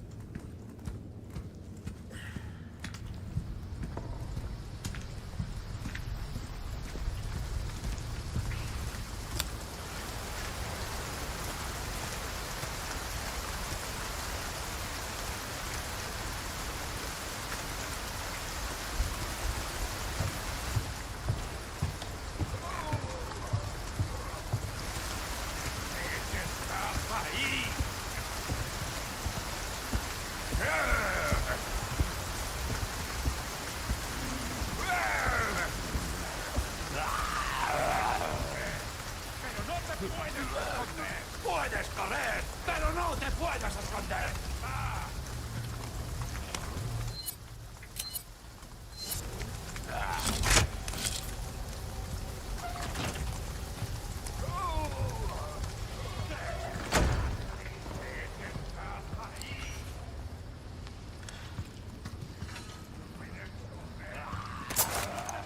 ¿Dónde está?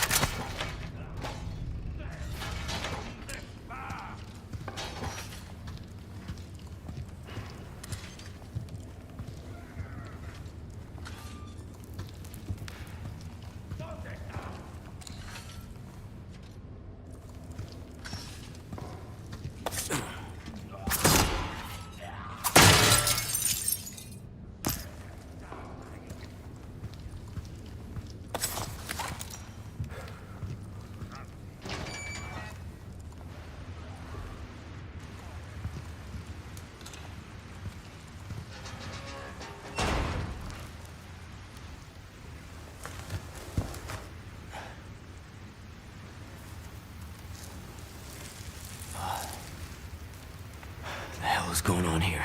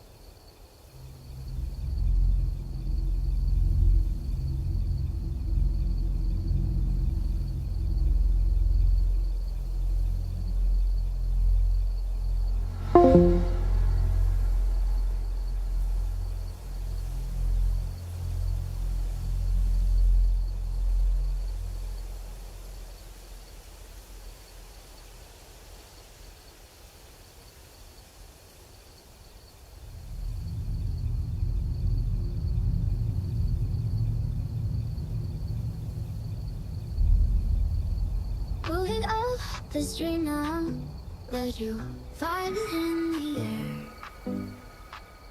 Take some dreams we're gonna